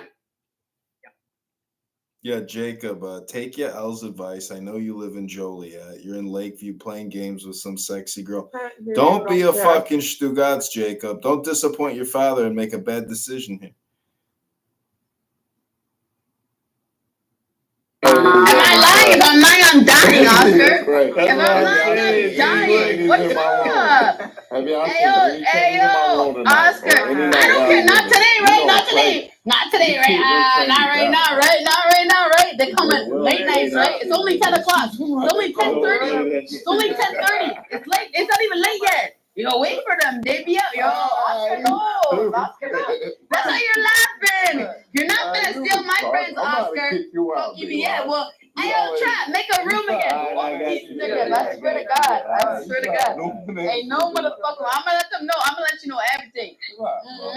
I'm telling Trap everything. I ain't playing with you. I'm not telling. I'm gonna tell Trap the truth. He was my friend first. He was my friend first. Bitch ass nigga. He was my friend first. Who the fuck? Yeah, what's up? What's up? What's good, Bayla? What's good? What's up? You tell me what's up. What's up? Who are you? What's up? What's Andy? You know me. Shut up, dog, you bitch. Duck, pussy. You better duck, dog. Hey, Trap, follow me back. Trap, follow me back. Hold on, Bobby. I don't know you. I don't know you, Bobby. I don't know. Yeah, watch this. Hey, yo, Bobby, I don't really feel like that. You're gonna have to. I had you on your other account type shit. What do you mean on my 2.5K? That the one that got the pack? Yeah. My real account, my 2.5K, that one? Big lie. The one and only? Yeah, big lie. Yeah. Come on now, big lie. What's wrong with her? What's wrong with her? What's wrong with her? I'm not crashing out. I run shit like Cardi B. Huh? You run shit like Cardi B, huh? Yes, sir. Yes, sir. Y'all be saying Cardi's been crashing out too? Nah, she be keeping it real. Just like how I'm gonna keep it real. The fuck? Fuck your swisher, bitch. Fuck your swisher. Fuck your swisher. You ain't got no fucking swisher. Fuck you, bitch. Go find your swisher, bitch. Shut up, pussy. Little boy. Shut up. Give me a fuck you, bitch, and your swisher. Damn, crybaby. Crybaby. Suck on my titty, crybaby, bitch. He's having a conversation though, G. I don't give a flying fuck. Hey, yo, Trap. No offense, Trap. Hold on a second, Trap. I'm gonna let them up. Hey, yo, you know what? Trap did say, I'm gonna say, I don't give a fuck about y'all conversation. Y'all love to fuck with me all day, right? Y'all don't give a fuck when I'm doing my thing, right? You say you give a fuck about your conversation. Today they Trap, no, Trap, you haven't been there, Trap. That's what you said, you're new. When I said you're new. No, oh, hell no. Oh, hell no, but a clean slate. That's crazy. That's cocaine, bro, my life. Nah, I served your whole block, pussy ass nigga. Fuck off. Cocaine, bro. You wish I did. Hey, try. Bitch ass nigga. Hey, try, follow me back. Honestly, you put drugs on my ass all day. Kick me. Big love.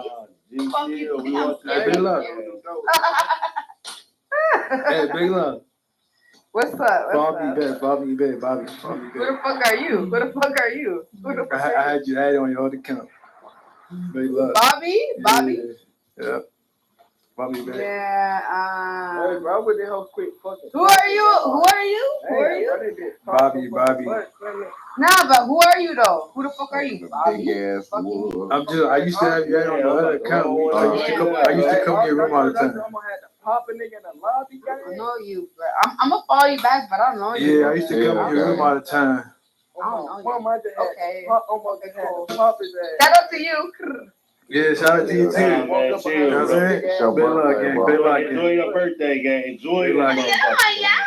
Remember the story? Big top Big luck, gang. You're retarded, Trap. Yeah. Hey, yo, Trap. I told you to make a room, right? You don't want to make a room, right, Trap? I'm washing dishes, gang. Man, what the fuck, man? Water in the water running. My bad. I already washed my dishes. My bad. Okay. I hear it. I know what it's like. Okay, wash this shit. Nick, yo, Trap. Wash the dishes thing. I swear to God, I got to tell you. Yo, he's washing his dishes. Don't worry, Oscar. Man, fucking try. That's my friend. Bitch ass nigga. That's my friend. Hey, Oscar. Hey, what's going on? Wow. These women faces ever match their accent. Yo, Trap already knows I'm married. You know that, right? Trap knows I'm married. He knows I'm married. Like the way, like some of these hoes on the app, they be sounding sexy as fuck, but then when you see their face, they be fucked. Yeah.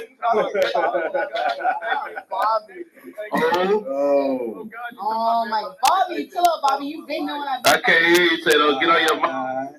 Not Tato. Oh yeah. You said Tato? Where's Tato at? Remember when I packed him? Where's Tato at? She ain't Nathaniel. That bitch dumb as fuck. She still don't know where I'm at, bro. She's stupid as fuck. Dumb ass bitch. That bitch is slow as fuck. I got my life, man.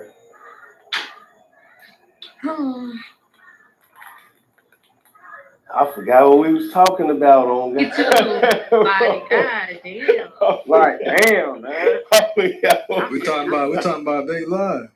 No, we wasn't, gang. No, we was not, G. No, I'm talking about before that. Yeah, We talking about before all the nonsense.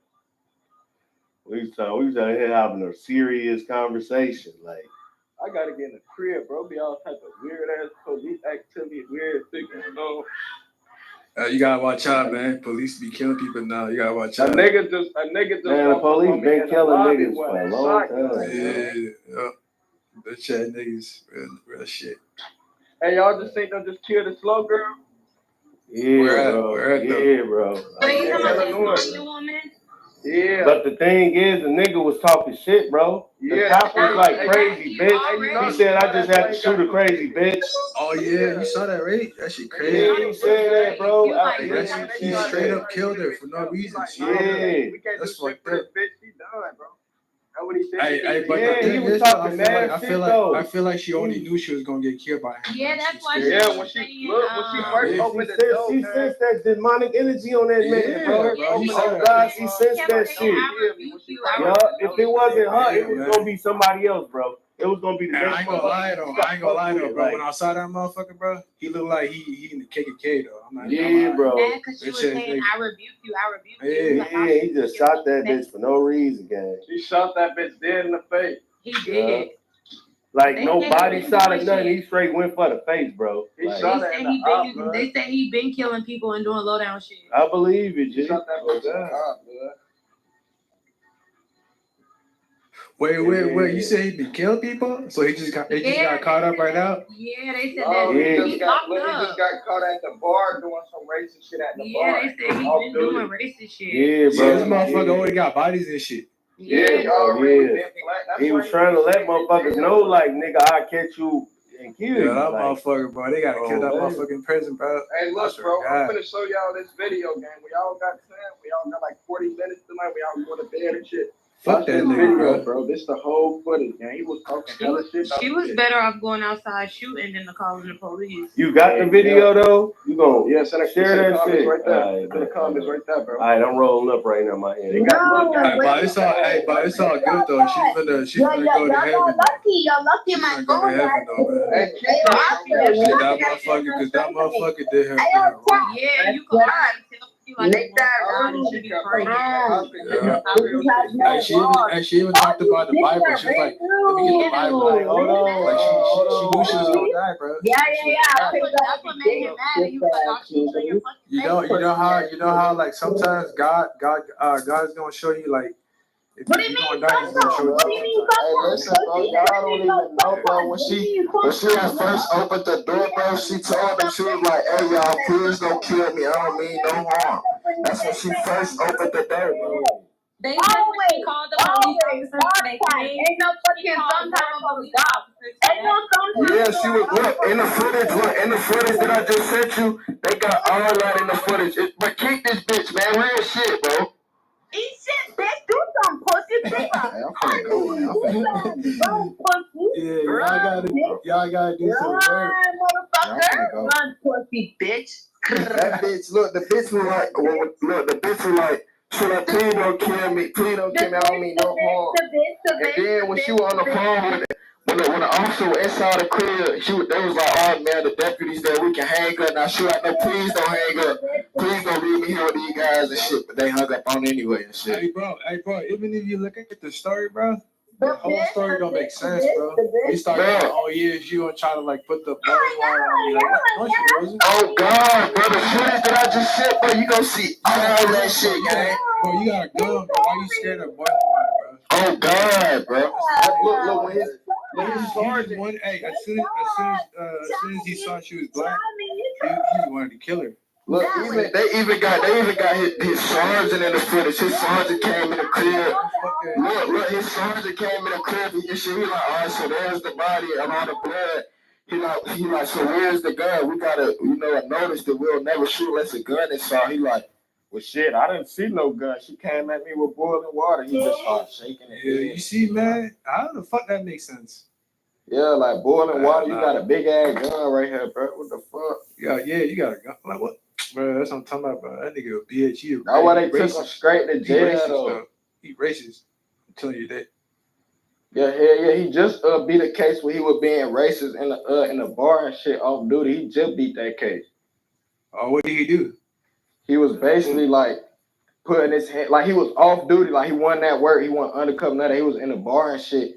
He was basically being racist, like in some folk face, calling them niggas. He had 16 shot him. There was 16 shot him though. Yeah, oh bro, he was 16 shot him on 3. He was on the news and shit, oh bro. So he got wait, he got shot up or some shit? No, that's just the dude name who we did it to. He a music recorder and shit in the trenches and shit. He just happened to really be somebody in the hood. So when he did that shit, he put him out there, bro. Like he was somebody who really could. What's up, Tato? How you doing, Tato? What's up, brody? Hey, what y'all think about Trump though? Shit, he about to be what the other president. What other choice do we got? To be cool with it. You want Kamala Harris? Because she gonna have us all in the fucking concentration camp. For real? Oh no. For real though? Why you say that? Come on, bro. You don't know her. Why you say that? Miss Montel. So Tato, who you voting for, way to Tato? the top. Like, come on, bro. I voted for Trump, bro. Yeah, I'm voting for Trump too. You cool people now. You cool. We gonna squash this beef. We gonna squash this beef. Yeah, I don't got no more beef with you, gang. Yeah, we good. Yeah, we good, gang. We good. Hey, Oscar, you hear that? Me and Adams made a peace treaty, gang. That nigga Oscar ain't even paying attention. Yeah. They don't care. You know, I beef with more important and a little bit more. Cause that shit pissed me off. Cause Jazzy said I even put that shit in my picture. What the fuck are you talking about, Oscar? Like, did you? My screenshot. Nah, hold on. I'm talking. Yo, what the fuck? We just made peace. Like, are you okay? The fuck you put up in your blunt? The fuck? We did just make peace though, gang. We just did this shit. Like, are you okay? We were talking about you. Yeah, he just mad because he can't get into no messy female shit and have us fighting against each other, Tato. You hear this shit? You hear this shit? Oscar's a real bitch. Right, that's what we should have been fighting against. Calm down. We ain't having a real good conversation, G. Hey, this nigga came out of nowhere talking like this. That's crazy. Hell no. This kind of control rooms, man. You know, Yeah, we trolling, man. Oh, y'all be trolling and shit, huh? You don't see the title? Welcome to the Clown House. Shit, okay, now I see that shit. Okay. We just have to be having a real nigga conversation right now. That's all, gang. Oh, now y'all want to have a real nigga conversation, right? You hear that, Tato? Now they want to have a real nigga conversation after everybody done fighting. Right, exactly. They just want to say, no, y'all some ops. No, Oscar, you an op. No, you an op. You a whole white man sitting up in there furthering white supremacy, trying to get black men to fight against each other. Like, y'all heard the threats that Tato and I were making against each other? That shit ain't cool. Oscar, you didn't stir that pot. That's some bullshit. I done had niggas pull up to niggas' houses, G. And niggas was scared to come outside. That's what I'm saying. I'm sitting here, I'm saying, Tato, yo, you want to pull up to my house? I'm going to cook you some chicken. That's why niggas don't like. So again, and Oscar, that ain't enough for Oscar. Oscar just wanted to be seeing people fighting and shit, seeing black men divided. Like, what the fuck, Oscar? The fuck? Because we'll really come get you, G. Then wear your chain. Okay, that's what Clubhouse is fun, man. Nothing trying to roll it. Well, not trying to. Rolling this blunt. What y'all doing? Oh, what y'all be smoking on though? Like y'all be rolling up woods and shit. Yeah, I be smoking. I don't know nothing about smoking blunts. Like, the fuck? What y'all smoke? Backwood. Backwood. What the fuck? No, what? No, I'm talking about what type of weed. Y'all smoking? Like what? Backwood, nigga. What the fuck? You don't know? Wait, you smoking spliffs? Backwood, nigga. No wonder y'all coughing. Yeah. No, you need to get yourself some blunt wraps. Okay, no tobacco in it. Okay, roll it up. Put a nice OG in it. Okay, don't be smoking them indicas. Don't them sativas. Don't be smoking them sativas. Smoke them indicas. OG. Black people, we only smoke OGs. The sativas, that's for the white people. Is that what you be doing though? Who, me? I only smoke OGs. Are you kidding me? You smoke OGs? Yeah, you can't afford to smoke what I smoke. So again, I smoke wax. I smoke hash. No, it's trying to be funny. You pay $90 a gram for wax? You pay $90 a gram for wax? Oh yeah, exactly. I ain't gonna lie though. Like you don't even know me like this, so. No, I'm just messing with you. But honestly, at the end of the day, smoking wax. You probably trolling right now, huh? I ain't trolling right now. Are you kidding me? Okay. Sounds like. Excuse me, Dr. Adam Smokey. Like, what are you talking about?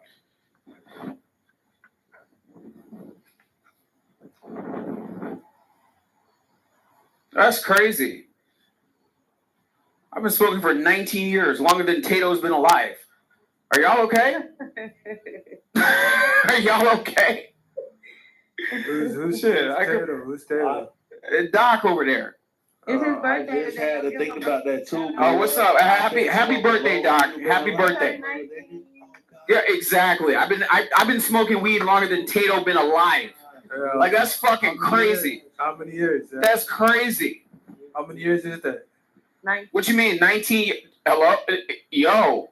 This is fucking crazy. Yo, you want to tell me about smoking weed? I've been smoking for 2 decades. Are you kidding me? In California and all. So again, have you ever smoked Mexican brick weed? No. Right.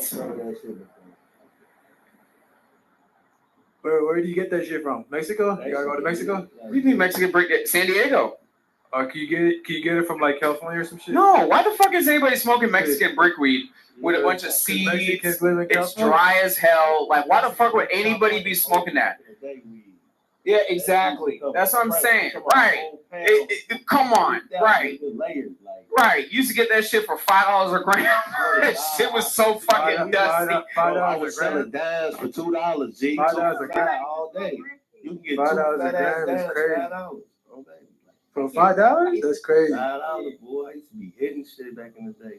That shit really used to get us high though, no lie. Mm-hmm. Oh, y'all motherfuckers used to get high off of that, huh? That's crazy. Off of Mexican brickweed? Yo, why are there two Rogers up in here? This is crazy. Who's the other Roger? What the hell? Hold on, that's my homeboy, Roger, down there. No, that's And then there's one up here. no. I am Roger Mayhem Incorporated. No, you're not.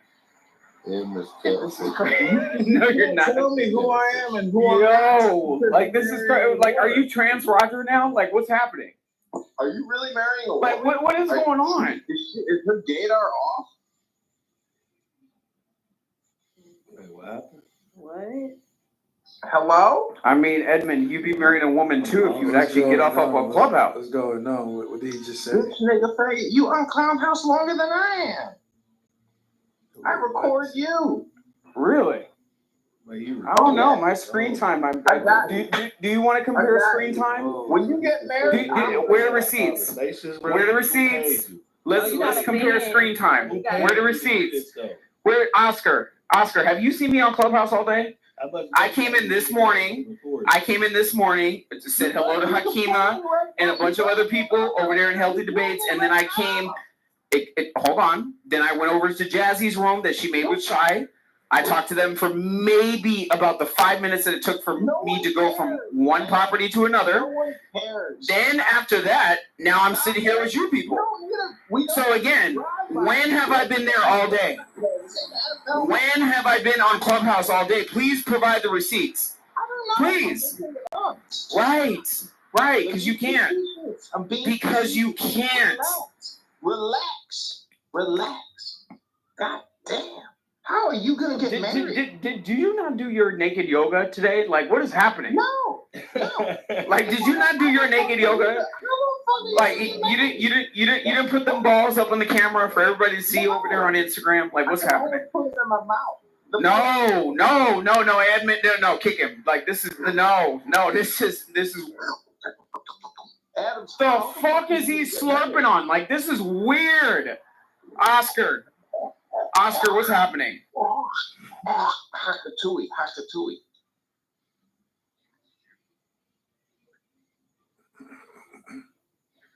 Some people don't like Tecate. I think it's a fantastic. What's going on? What's up? Why you guys have that PCR? Now that I'm sitting here harassing Adams, pretty soon he's going to charge me with a federal hate. No, you look like you're harassing Roger. Roger isn't even this motherfucker's name. It's my character. It's my brand. I created it. I'm Roger, bitch.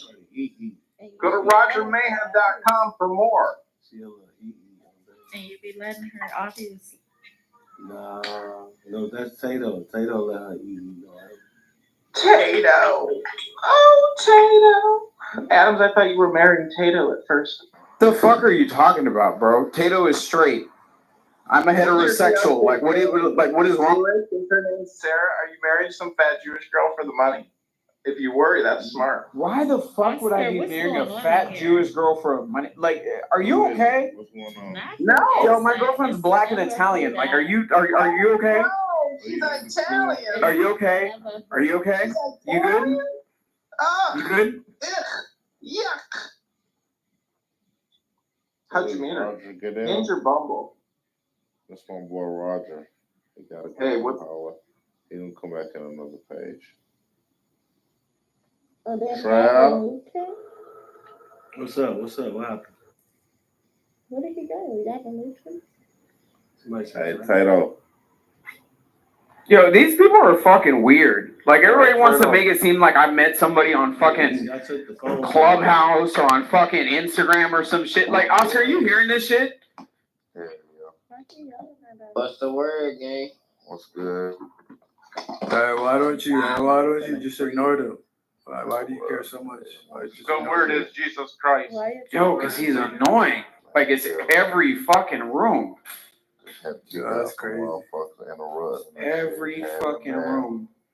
From 2024. Tato. 2024. I'm going into work tonight. That nigga resting them nasty ass corn. Yo, the strip clubs are open every night, bro. You know what else is open? But I'm not working for the strip club tonight. I gotta go do county tonight. I gotta go pick up one of the vehicles. Trap, what you do? I work security, armed security. He shake his ass in that strip. Nah, I work at the strip club Friday, Saturday, and Sunday. But I make $300 to like $450 a night though, and that's cash. Oh, that's not And I get paid $30 an hour. I'm only there for 6 hours. Yeah, you get paid $30 an hour. Damn. Yeah. So I get to clock in. That's money right there. That's what I'm saying. Money right there, nigga. That's why I'm like, them just 3 days, my nigga. Where you do armed security? Armed security? Yeah, I do armed security, bro. Oh, and you got the gun too, so that's bro, that's nice, bro. I be chilling, bro. Wait, like you doing 34 right now or like 30? You said, am I doing what?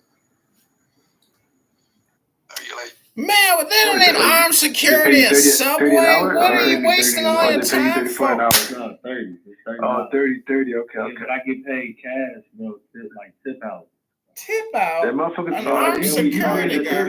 So, yeah, gang, so look, bro, I'm supposed to charge 5 at the door. I charge 10, and then I take 5. I made $400 for a pocket of 2. Damn, that's a big cut. That's a big ass cut. And you don't think I'm gonna get my money, man? I'm gonna have to deal with people, all kind of shit. Boy, you crazy. You get into the money. Yup. Well, hey, kid, how about you though? What do you do? I do a lot of stuff. I go to school. I'm a mom. I do CNA. I got a couple hustles on the side. I do a lot. Okay. Wow. What's your OnlyFans link? No, I'm kidding. I'm totally kidding. I'm kidding, Kay. I'm joking. I'm honestly. But I don't have one. I'm not offended though, but I don't have one. No, honestly, like, why would you ask her that, man? Because he's projecting. Him and his fiance, they have one. If I had one, I would have offended, but I don't have one. Really? That's not what I heard. If I had one, she got kids on her OnlyFans. And how many kids you got? How many kids you got? I have 2. Oh, you got 2 kids? Yeah. Oh, okay. It's a lot of work. Look what Adams is getting himself into. What do you mean? Kids are $200,000 a pop. I don't need nobody to take care of me. So you try to say she taking child support right now? I don't need no help with my kids. Neither one of my baby daddies is on child support. The fuck is you sure you're not on child support? I have 2 of them. They're not on child support. No, child support. They're not. You must be nice, huh? Must be nice. It's not about being There's nice. no reason to be. Like, how much? It's not about being nice. It's about getting my kids taken care of. I don't care about nothing else. Thank you. So if the man is being locked up for child support and being put through it, like, how is he going to focus on making bread to actually take care of the kids? Oh, okay, right. You see what I'm saying? Like, hey, is that the whole? I ain't gonna lie. It does make sense too. That's what I'm saying. Like, these women go. But I'm not bitter though. Like, I'm not bitter or fucked up about that. No, you're a real woman, You're a real one. But some women though, they prefer So I don't need on the child money. support. I don't need the money. I need the Majority of women prefer that. Right. I'm surprised you don't prefer that. I will say that you know. They don't know how to communicate, bro. I will say both of my girlfriend's baby daddies are both on child support, but it's not necessarily. Your girlfriend's baby's daddies. You're marrying a woman with a baby daddy. Put this shit into college. What the fuck are you thinking? Bro, listen, I was on that shit. You're marrying a woman with children? And I still do outside, like them taking money out my check. I still give my kids. Can you give Adam some advice? He's marrying a woman with children. I ain't gonna lie, they just took me off because they just figured like this nigga. Yeah, with no prenup. Shit, nigga, I got 10 years of that. Guess you ain't got shit to worry about then. Right. Yeah. Yep. I ain't got shit to worry about. Hey, let's take turns. It's gonna be smooth sailing from here. Bro, you're annoying. Like, A lot honestly, of women they put their kids' father on child support for other reasons and being because they're greedy. and being bitter, or they broke. So what? Right, or they're broke and they come from a poor family. I don't judge, but I don't come from a poor family, and I'm not broke, and I don't. Yeah, that does make sense. I need them to get them and spend time. I need them to help me raise them, and show them how a woman's supposed to be treated. That's shit money can't buy. I just need the money. Yeah, it's called books. Well spoken. So do you wait? You work 2 jobs or what? You work 2 jobs? Yeah, I work 2 jobs. Oh shit, damn. Mama. I work 2 jobs because I like to buy my. That's a lot of stress. I ain't gonna lie, 2 jobs. No, it's really not. No, it's not. It's not. You want me to tell you why it's not? I'm gonna tell you why it's not. Because I have a village. It's not like I can do it by myself. So 2 jobs. Got a village. I have a lot of help. Yeah, it takes a village. What you mean you got a lot of help? What you mean you got? I mean, like I don't have to call and beg for a babysitter. I don't have to call and beg for someone to help with my kids. Like, I have people. You blessed. Exactly. I'm blessed. I have people that actually call and ask for my kids. I don't have to run around and. But listen though, who's like when you go to work, like for example, like what time do you go to work? I go to work at 7 in the morning. 7 in the morning, okay. Yeah. So who be taking care of your kid when you go to work? Well, that's what you have, like summer programs. Most daycares don't even let you drop off until like 6:45. Right, but that's why you have daycares and then you have summer programs. It's the summer kids about to go back to school. But see, a lot of people, you know, and I just did this because. So your kids go to daycare? Is that what you're saying? Well, I have a 4-year-old. She goes to daycare, and then my oldest, that is 12, she goes to like a boys and girls club. Still fucking expensive. No, like you know what I mean. Now, like when it comes to your kids and stuff, like you don't like. Do you prefer them just like going to daycares and stuff? Is that what you like? Well, no, I actually work around my kids' schedule, so I'm the type like I like. You're not gonna have you're not gonna spend no time with your kids though. Bobby, saying. I get where you like coming from. You're not gonna spend no time with your kids. Bobby, I get where you're coming from, but here's the thing. A lot of these women can't look at this shit the same way because, again, the way this shit is planning out, you know, this shit is expensive, bro. Fucking to buy a starter home, you know, 3-bay garage, you know, a nice little 3-4 bedroom in some places, New York, New Jersey, that's just gonna cost you $5,000, $6,000, $7,000 a month. The jobs just simply aren't there. You need a 2-income household. You just do. So, you know, at the end of the day, I get where you're coming from. I grew up in a very high-earning household. I grew up in Newport Coast, Laguna Beach, California. Okay? My mom stayed home up until a point where she was just like, yo, I'm fucking bored. Like, these blonde white bitches aren't doing anything all day. I don't want to go to lunch with them. I'd rather be making money to take my family on vacation. Right. You see what I'm saying? So at the end of the day, you know, my mom was never, you know, not home. That woman flew out on a private jet of Don Wayne Airport over to San Francisco, okay, and came home and made sure that she was picking me up from school, private school. So at the end of the day, I'm telling you right now, understanding many different segments of ecosystems in America, and especially our communities, women cannot afford to sit back at home and just not work, you know, and not have our children have access to certain neighborhoods that are safe, neighborhoods that have educational resources, neighborhoods that have healthcare resources. Like, come on. Like, we can't be doing this shit. Like, this is not our grandparents' generation. And for me, as a black conservative Republican, listening to, you know, what you're trying to get at with her, I get where you're coming from, and I fucking agree with you.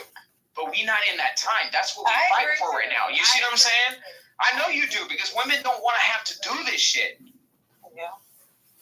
Because my mom did it. Like, growing up, my mom was never home, but my mom's also a registered nurse. You know what I'm saying? Like, she's retired. She got, you know, she's put up. So it's just like, So were you raised by a single mother? Or? Yeah. No, I was. Okay. Are you talking to her? Yeah, I was raised by. He's talking to the woman. I was raised by, you know, a financial executive, and my mom was. Wait, how about you? How about you too, Adam? I was raised by a financial executive. My dad worked for. You mean your parents? My dad worked for various aerospace and aeronautics companies and worked himself up to an executive level. Got 3 master's degrees from Pepperdine. My mom went to law school and Pepperdine corporate banking. Pepperdine sucks. Yeah, so I just feel like, you know, I mean, even throughout the week working and stuff, I still make time for my kids. Like, But to answer your question, Bobby, family. So my parents were married for over 35 years. Okay, wait, bro. So you do make time for your kids? I do. How many hours? Let's hear from the ladies. How many hours? So, like, when I pick my kids up, whether it's going to run and get ice cream, whether it's a Happy Meal, whether it's whatever, my kids they're happy with that. And I try to do that with them at least twice a week. You know what I'm saying? Because, like you said, kids, and I feel like kids deserve a life. Like, my kids, we travel. Like, I live in a state where I'm not from, so we travel back home a lot. We go places. Like, I'm not just a mom where we just don't do shit. Like, I make money. Like, I'll hustle for a month straight and we might not do something. But after that month, we going on a big-ass trip. You know what I'm saying? So, like, I mean, a lot of people, they don't. And a lot of women, they're different. Like, and I don't judge, but you know, that's just not me. Yeah. And I don't know my dad, so like, I don't have a dad. I've never knew a dad. Don't know my dad, so like, I'm not big on child support. And you turned out to be this way. Yeah, I'm big on spending time wonderful. because I have 2 daughters. I don't want my kids missing out on a dad. I missed out. You got a grandma? Yeah, I got grandmas. I got at least you got aunties and Grammys, though. Yeah. You got uncles. Yeah, I got all that. That's what's up. Yeah, Good, because I want to hear that these young black women actually have, you know, male influence in their life as well, because, you know, they need to tell them where the threats are coming from, you know, how to maintain. Bro, what does that have to do with anything, bro? Well, I mean, Man, he's pontificating, man. He's trying to help this young lady. He's a coach. He's a real estate coach. She's talking about the women in her support system. So again, even raising daughters. Are you a woman in her support system? Let the woman talk, bro. Yeah, let me ask you this. No, I feel like I'm saying. I feel like even in my support system, you still need that male like figure to, you know, because like a woman cannot teach a woman about men. We just can't. Like, it's just not possible for us. So I feel like by me not having my dad, it fucked me up as far as relationship wise. No, dog. Oh, wait. You said as far as relationship wise, okay. Wow. You see what I'm saying, Bobby? Like, come on. I'll say as far as me like feeling like, you know, I missed out on having a dad figure in my life, so I want a man. Like, I grew out of that because I'm older now, but I feel like I struggled with that at a young age. And it's a big effect on women who don't have men in their life. I don't care what no woman say. It is. You see what I'm saying, Kay? Yeah, but a lot of girls have daddy issues, even if daddy was there. Sometimes people have falling aparts. My dad and my sister, they barely talk, and it's over the pettiest, dumbest, childish shit. Right, but I mean, you know, they be fighting and shit. They don't even talk. They don't want to talk to each other. They hate each other. Yo, S-Pac, come on. This ain't that room. Like, come on. Thank you. Is that a basketball? Oh my God, those 2 asymptotic curves. Come on. Yo, S-Pac, do me a solid. S-Pac, do me a solid. Do the solid. Come on, don't do that. Don't do that. Damn. We having a conversation. I ain't never known you to back down, S-Pac, on God, boy. You look like a bitch right now. Ungawa, on God. Trap, like, what is your problem, bro? What? Is this like a street squabble? Is this a street squabble? No, what is your problem? Is this a street squabble?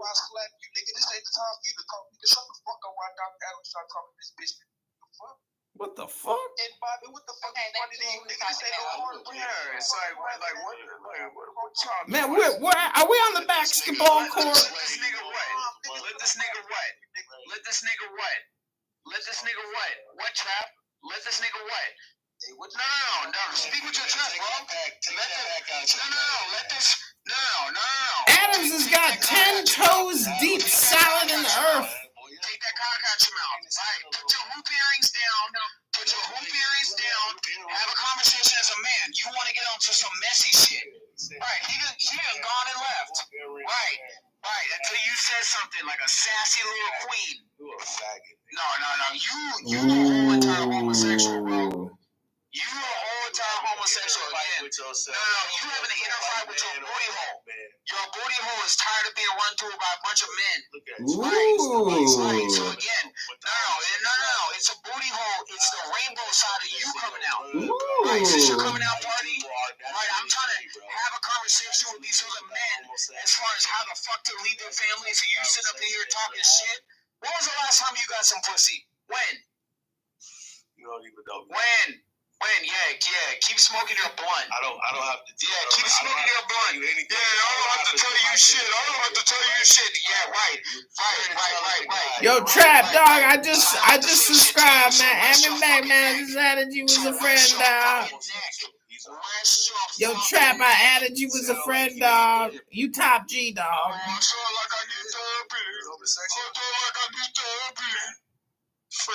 Are you doing Adams? I got a question for Adams. Adams, are you doing pre-marriage counseling? Are you doing premarital counseling, Adams? No. It sounds like it's arguing with your female. You're looking across your lap and seeing that pussy sitting where that blunt is dropping freaking roaches, right? So again, right? Yeah, everyone pay attention exactly. Mumble rapping ass. Adams, you sound like Jazzy, Adams. Can you give it a rest, Adams? Man, the fuck? No, you're a cornball. You can't even speak. Adams, you're getting married. How are you going to get married if this is how you run at the mouth? You're a chatterbox.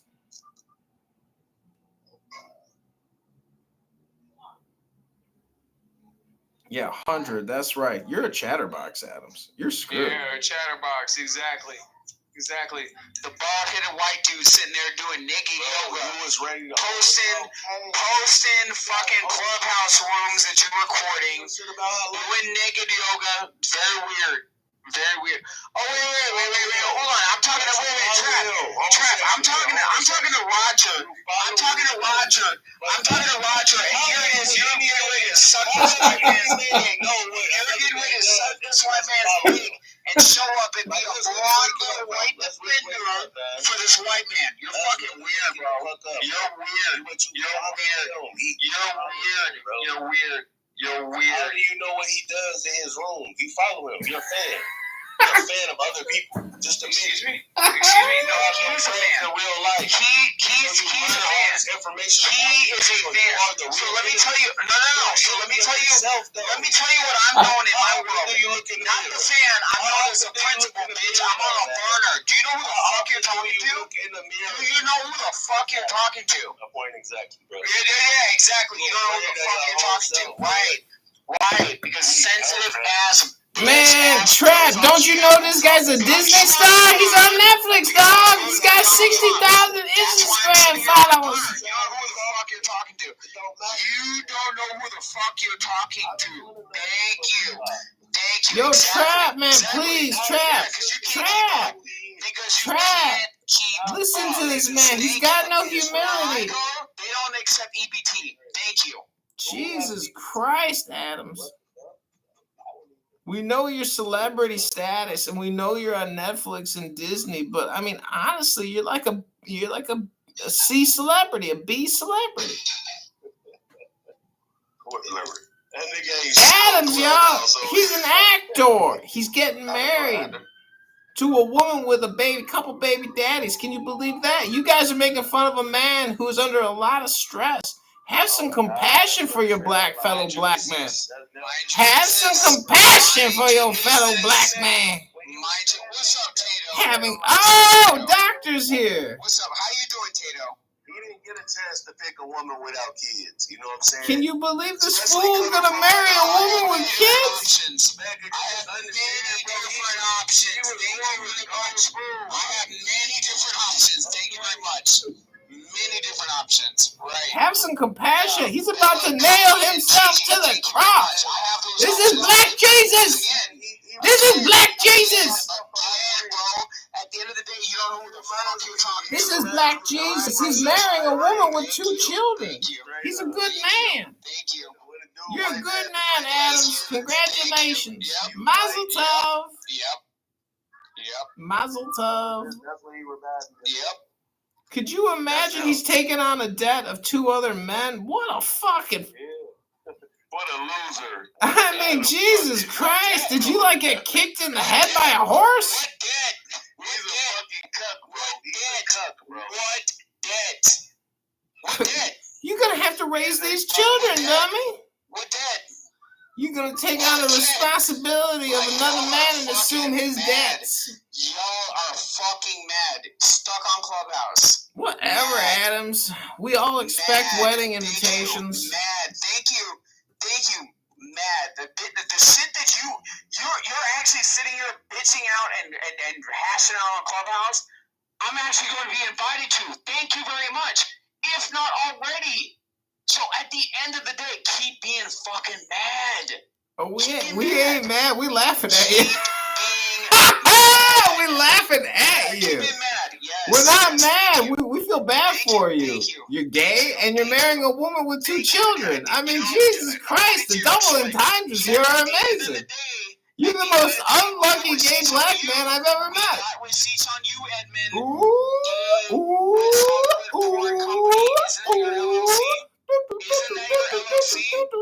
Bing bong, bing bong, bing bong. Line on your mama, line on your mama, line on your mama, line on your mama. Can I get a? Oh yeah.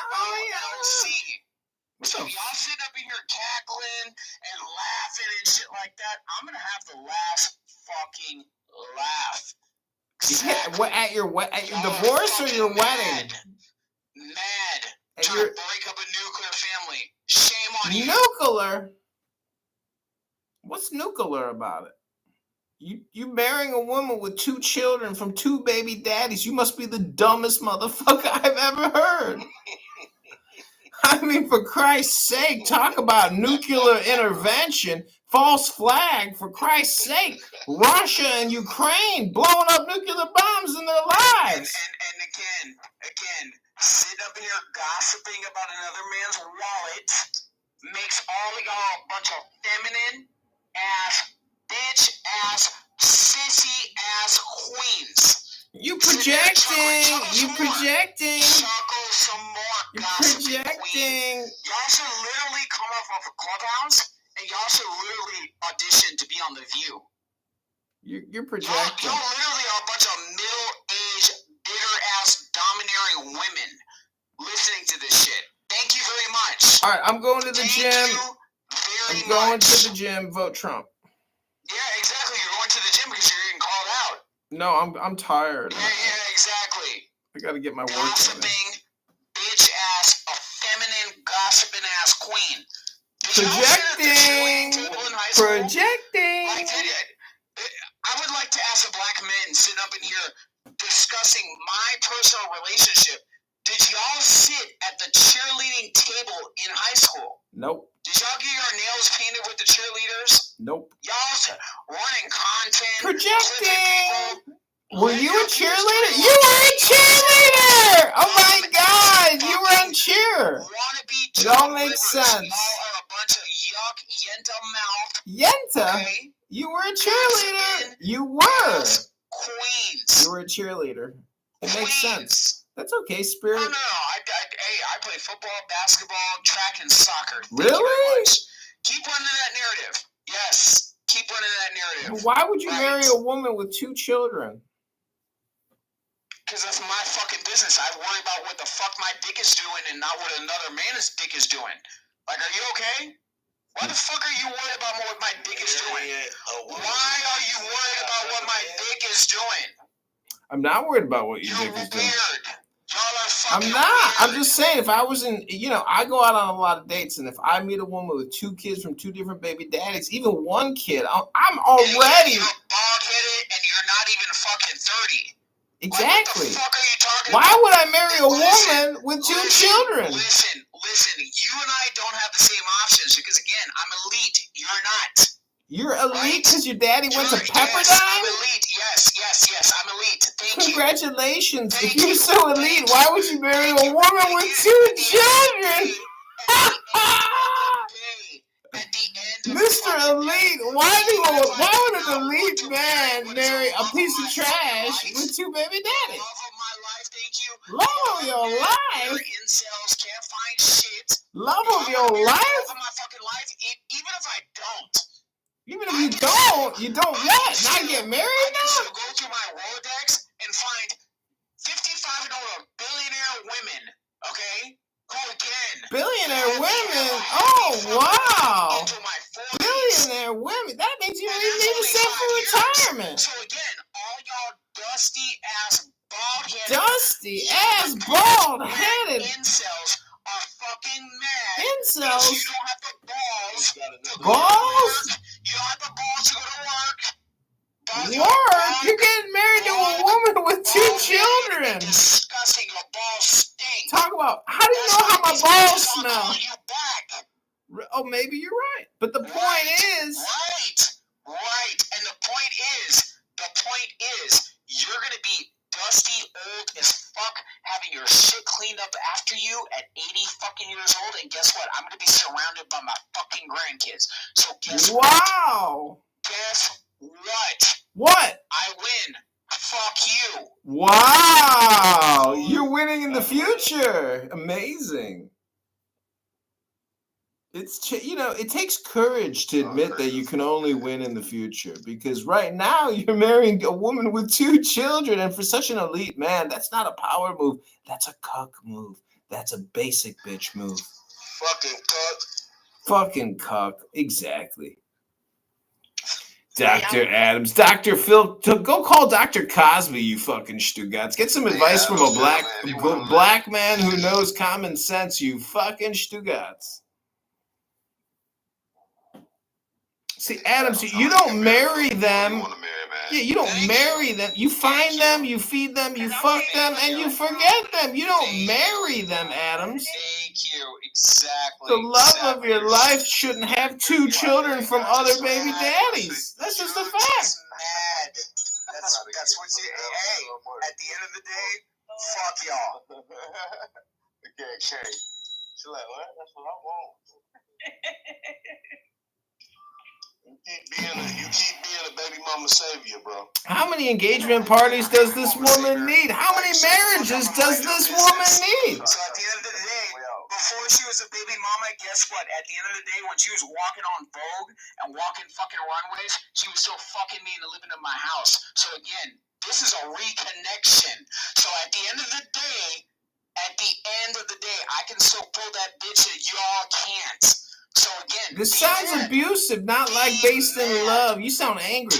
You sound mad. 2 kids later, and my bitch still look like fucking Kylie Jenner. Your bitch. This is 2 other guys' bitch, you idiot. Stay mad. Nobody mad. You angry dummy. And most importantly, stay out of my girl's back channels. Oh, is this an illusion? Is this just a dream? He's an actor. This is a television show. This is not real, ladies and gentlemen. This young man is an actor, and it's hilarious. Okay? I don't know why Kylie Jenner is crazy though. You are so funny, Alex. Kylie Jenner paid money to look like that. My bitch looks like that in fucking Your bitch? Your bitch? You're about to get married to this woman. You call her your bitch? Wow. Thank you. Wow. Sad. Very sad state of affairs we're living in. Yeah, very sad. Oh my god, when accusing him of being gay didn't work, we're gonna go for the misogyny. Oh my god, he got at his bitch. Yeah, exactly. You should hear what the fuck I call her when I'm pulling that fucking weave when I'm plowing her into a fucking pussy. So again, fuck y'all. Y'all are mad. Be mad. You pull her weave while you pound her pussy. Incel. And this woman, Adams, when I come... Some powder on your nuts. Stop sweating at my bitch's fucking OnlyFans. Thank you. Damn, she got OnlyFans. My point is, my bro, when I come to the wedding and I do the playback in this room, it's not going to age well. Good. Do it. Please. Do it. Edmund, I honestly, I said, listen, you're like a little creepy stalker that I've had to deal with my whole pseudo celebrity life. Again, if I offered you a wedding invitation in the press box with everybody else, if you don't want to be there, then that's fine. At the end of the day, you're not going to hack into those cameras. You're not going to, try to harass my guests. And at the end of the day, you're not going to put a camera in the wedding night. So again, I know that's what you're really after. Camera in the wedding? You're a weirdo.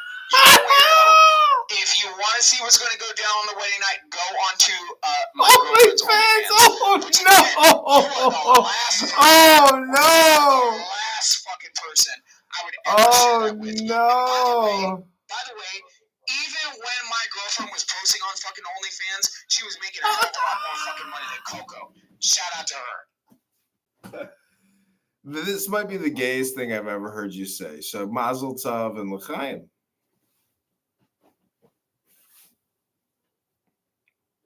I mean, honestly, this is like beyond funny. I you know, Adams, I just gotta say, whether you're joking or not, it doesn't matter because it's very funny. Was that what was it? Murder? Oh shit! Man, you sound like Lil Haiti after a stroke. Oh, that's murder. That dude that was talking to Naughty, the transgender. Oh shit. Oh god. Yeah, that was Roger. That was Roger. Hey, it was Roger. The one right next to me. No, he was the one that was talking to. No, I'm telling y'all. No. Hold on. Don't let them blame that on you. Blame Roger. The one right there. Yo, it was Roger. I don't even know what you guys are mumbling about. That's right. What are you guys mumbling about? What are you even talking about at this point? No, you gay. You sound gay. Who sounds gay? Roger. Oh, Roger sounds gay? I thought you were talking about Dr. Adams. Because he's marrying a woman with 2 baby daddies, and he used to fuck this bitch while she was getting fucked by other guys while she had kids with some other guys. And he pulls her weave while he slams her pussy. Thank you. Have you ever talked about your lovely fiance this way? It must be a match made in heaven. Yeah. Oof. Ouch. Thank you. Use Rolls Royce. Cullinan, wonderful woman. Thank you. Y'all are mad. Y'all are mad because at the end of the day, even if you wanted to keep your body count down on these females that are willing to actually get on all fours and to have you dusty ass niggas fuck them like dogs, okay, at the end of the day, none of y'all can afford to support these women. Stop hating on me. Mind your fucking business. I don't know how much deeper your hole can be dug, but I assure you, it sounds to me like you're just gonna keep digging it, Adams. What is wrong with you? Digging what? Y'all are the only ones that are digging like freaking like y'all sound gay as fuck. Like this is so fucking weird. Y'all sound gay as fuck. Like mind your fucking business. Am I asking you for money? Am I going on government support? No, I'm not. I'm taking care of my own fucking household. My own household. Thank you very much. I'm minding my own business. Thank you. Then shut the fuck up and stay the fuck up out of my business. We're trying to offer you some free consulting services. I need to be and where the fuck I don't need to be. Shut the fuck up. Shut the fuck. What's wrong with you? What's wrong with you? What's wrong with you, incel? What's wrong with you, incel? Are you chimping out because you had no pussy, bitch? So again, at the end of the day, fuck you, yeah, bitch, you wish you were fucking my baby mama. So at the end of the day, you not getting no pussy because you're sitting up on Clubhouse worried about what the fuck another man's doing. Wait, correction. She's actually not your baby mama. She's 2 other guys' baby mama. He's about to take on the debt. He's gonna take on the responsibility. Business. I don't need to give you a play-by-play of what the fuck is going on in my life. Mind your fucking business. See, this is the problem. You see all the black women on the stage minding their own fucking business. They ask me a question, I answer. You're not a black woman. You're not a black woman. Ass bitches want to sit up in here and be having a question.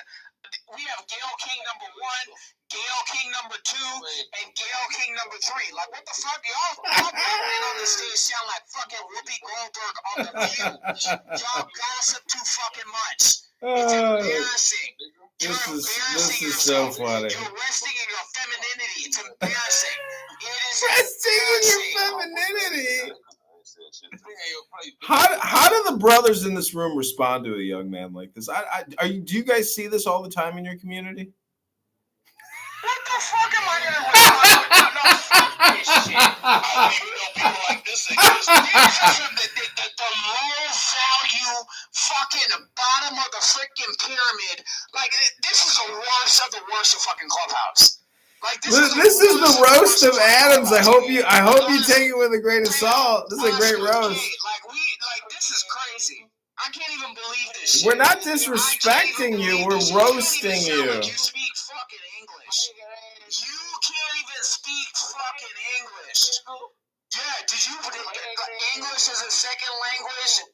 Like, that's embarrassing. You were born here to two black parents, and you sound like you could have benefited from English as a Adams, not everybody's as elite as you. Not everybody's elite. Not everybody's daddy's an executive that went to Pepperdine. He's so elite, you know. Yeah, you should go to school. You should go to school instead of wondering what the fuck I got going on in my bedroom. You guys should be going to bedroom. Go to school. Go to fucking school. Stop acting like a bunch of irreverent chimps and go to fucking school. We really killing shit, you know what I mean? They gonna smoke. Man.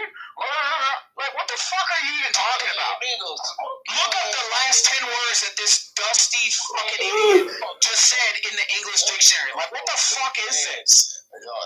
This is embarrassing. You're an embarrassment. Embarrassing. No. Your mama should have stayed with your daddy and actually raised you how to be a man. That's exactly what the fuck your mother should have done. That's exactly what the fuck your mother should have done. Exactly. Yo, Adams, you got a potty mouth, Adams. Does your fiance know that you have such a potty mouth? They got scrumptious. Yo, I'm gonna move myself down to the audience because I feel like if I stay up here, I'm gonna catch fleas. Like, this is No, you're gonna have a nervous breakdown. You're gonna have a mental health attack. Yes, thank you. Thank you. Move yourself down. Go ahead. Oh, thank God he moved.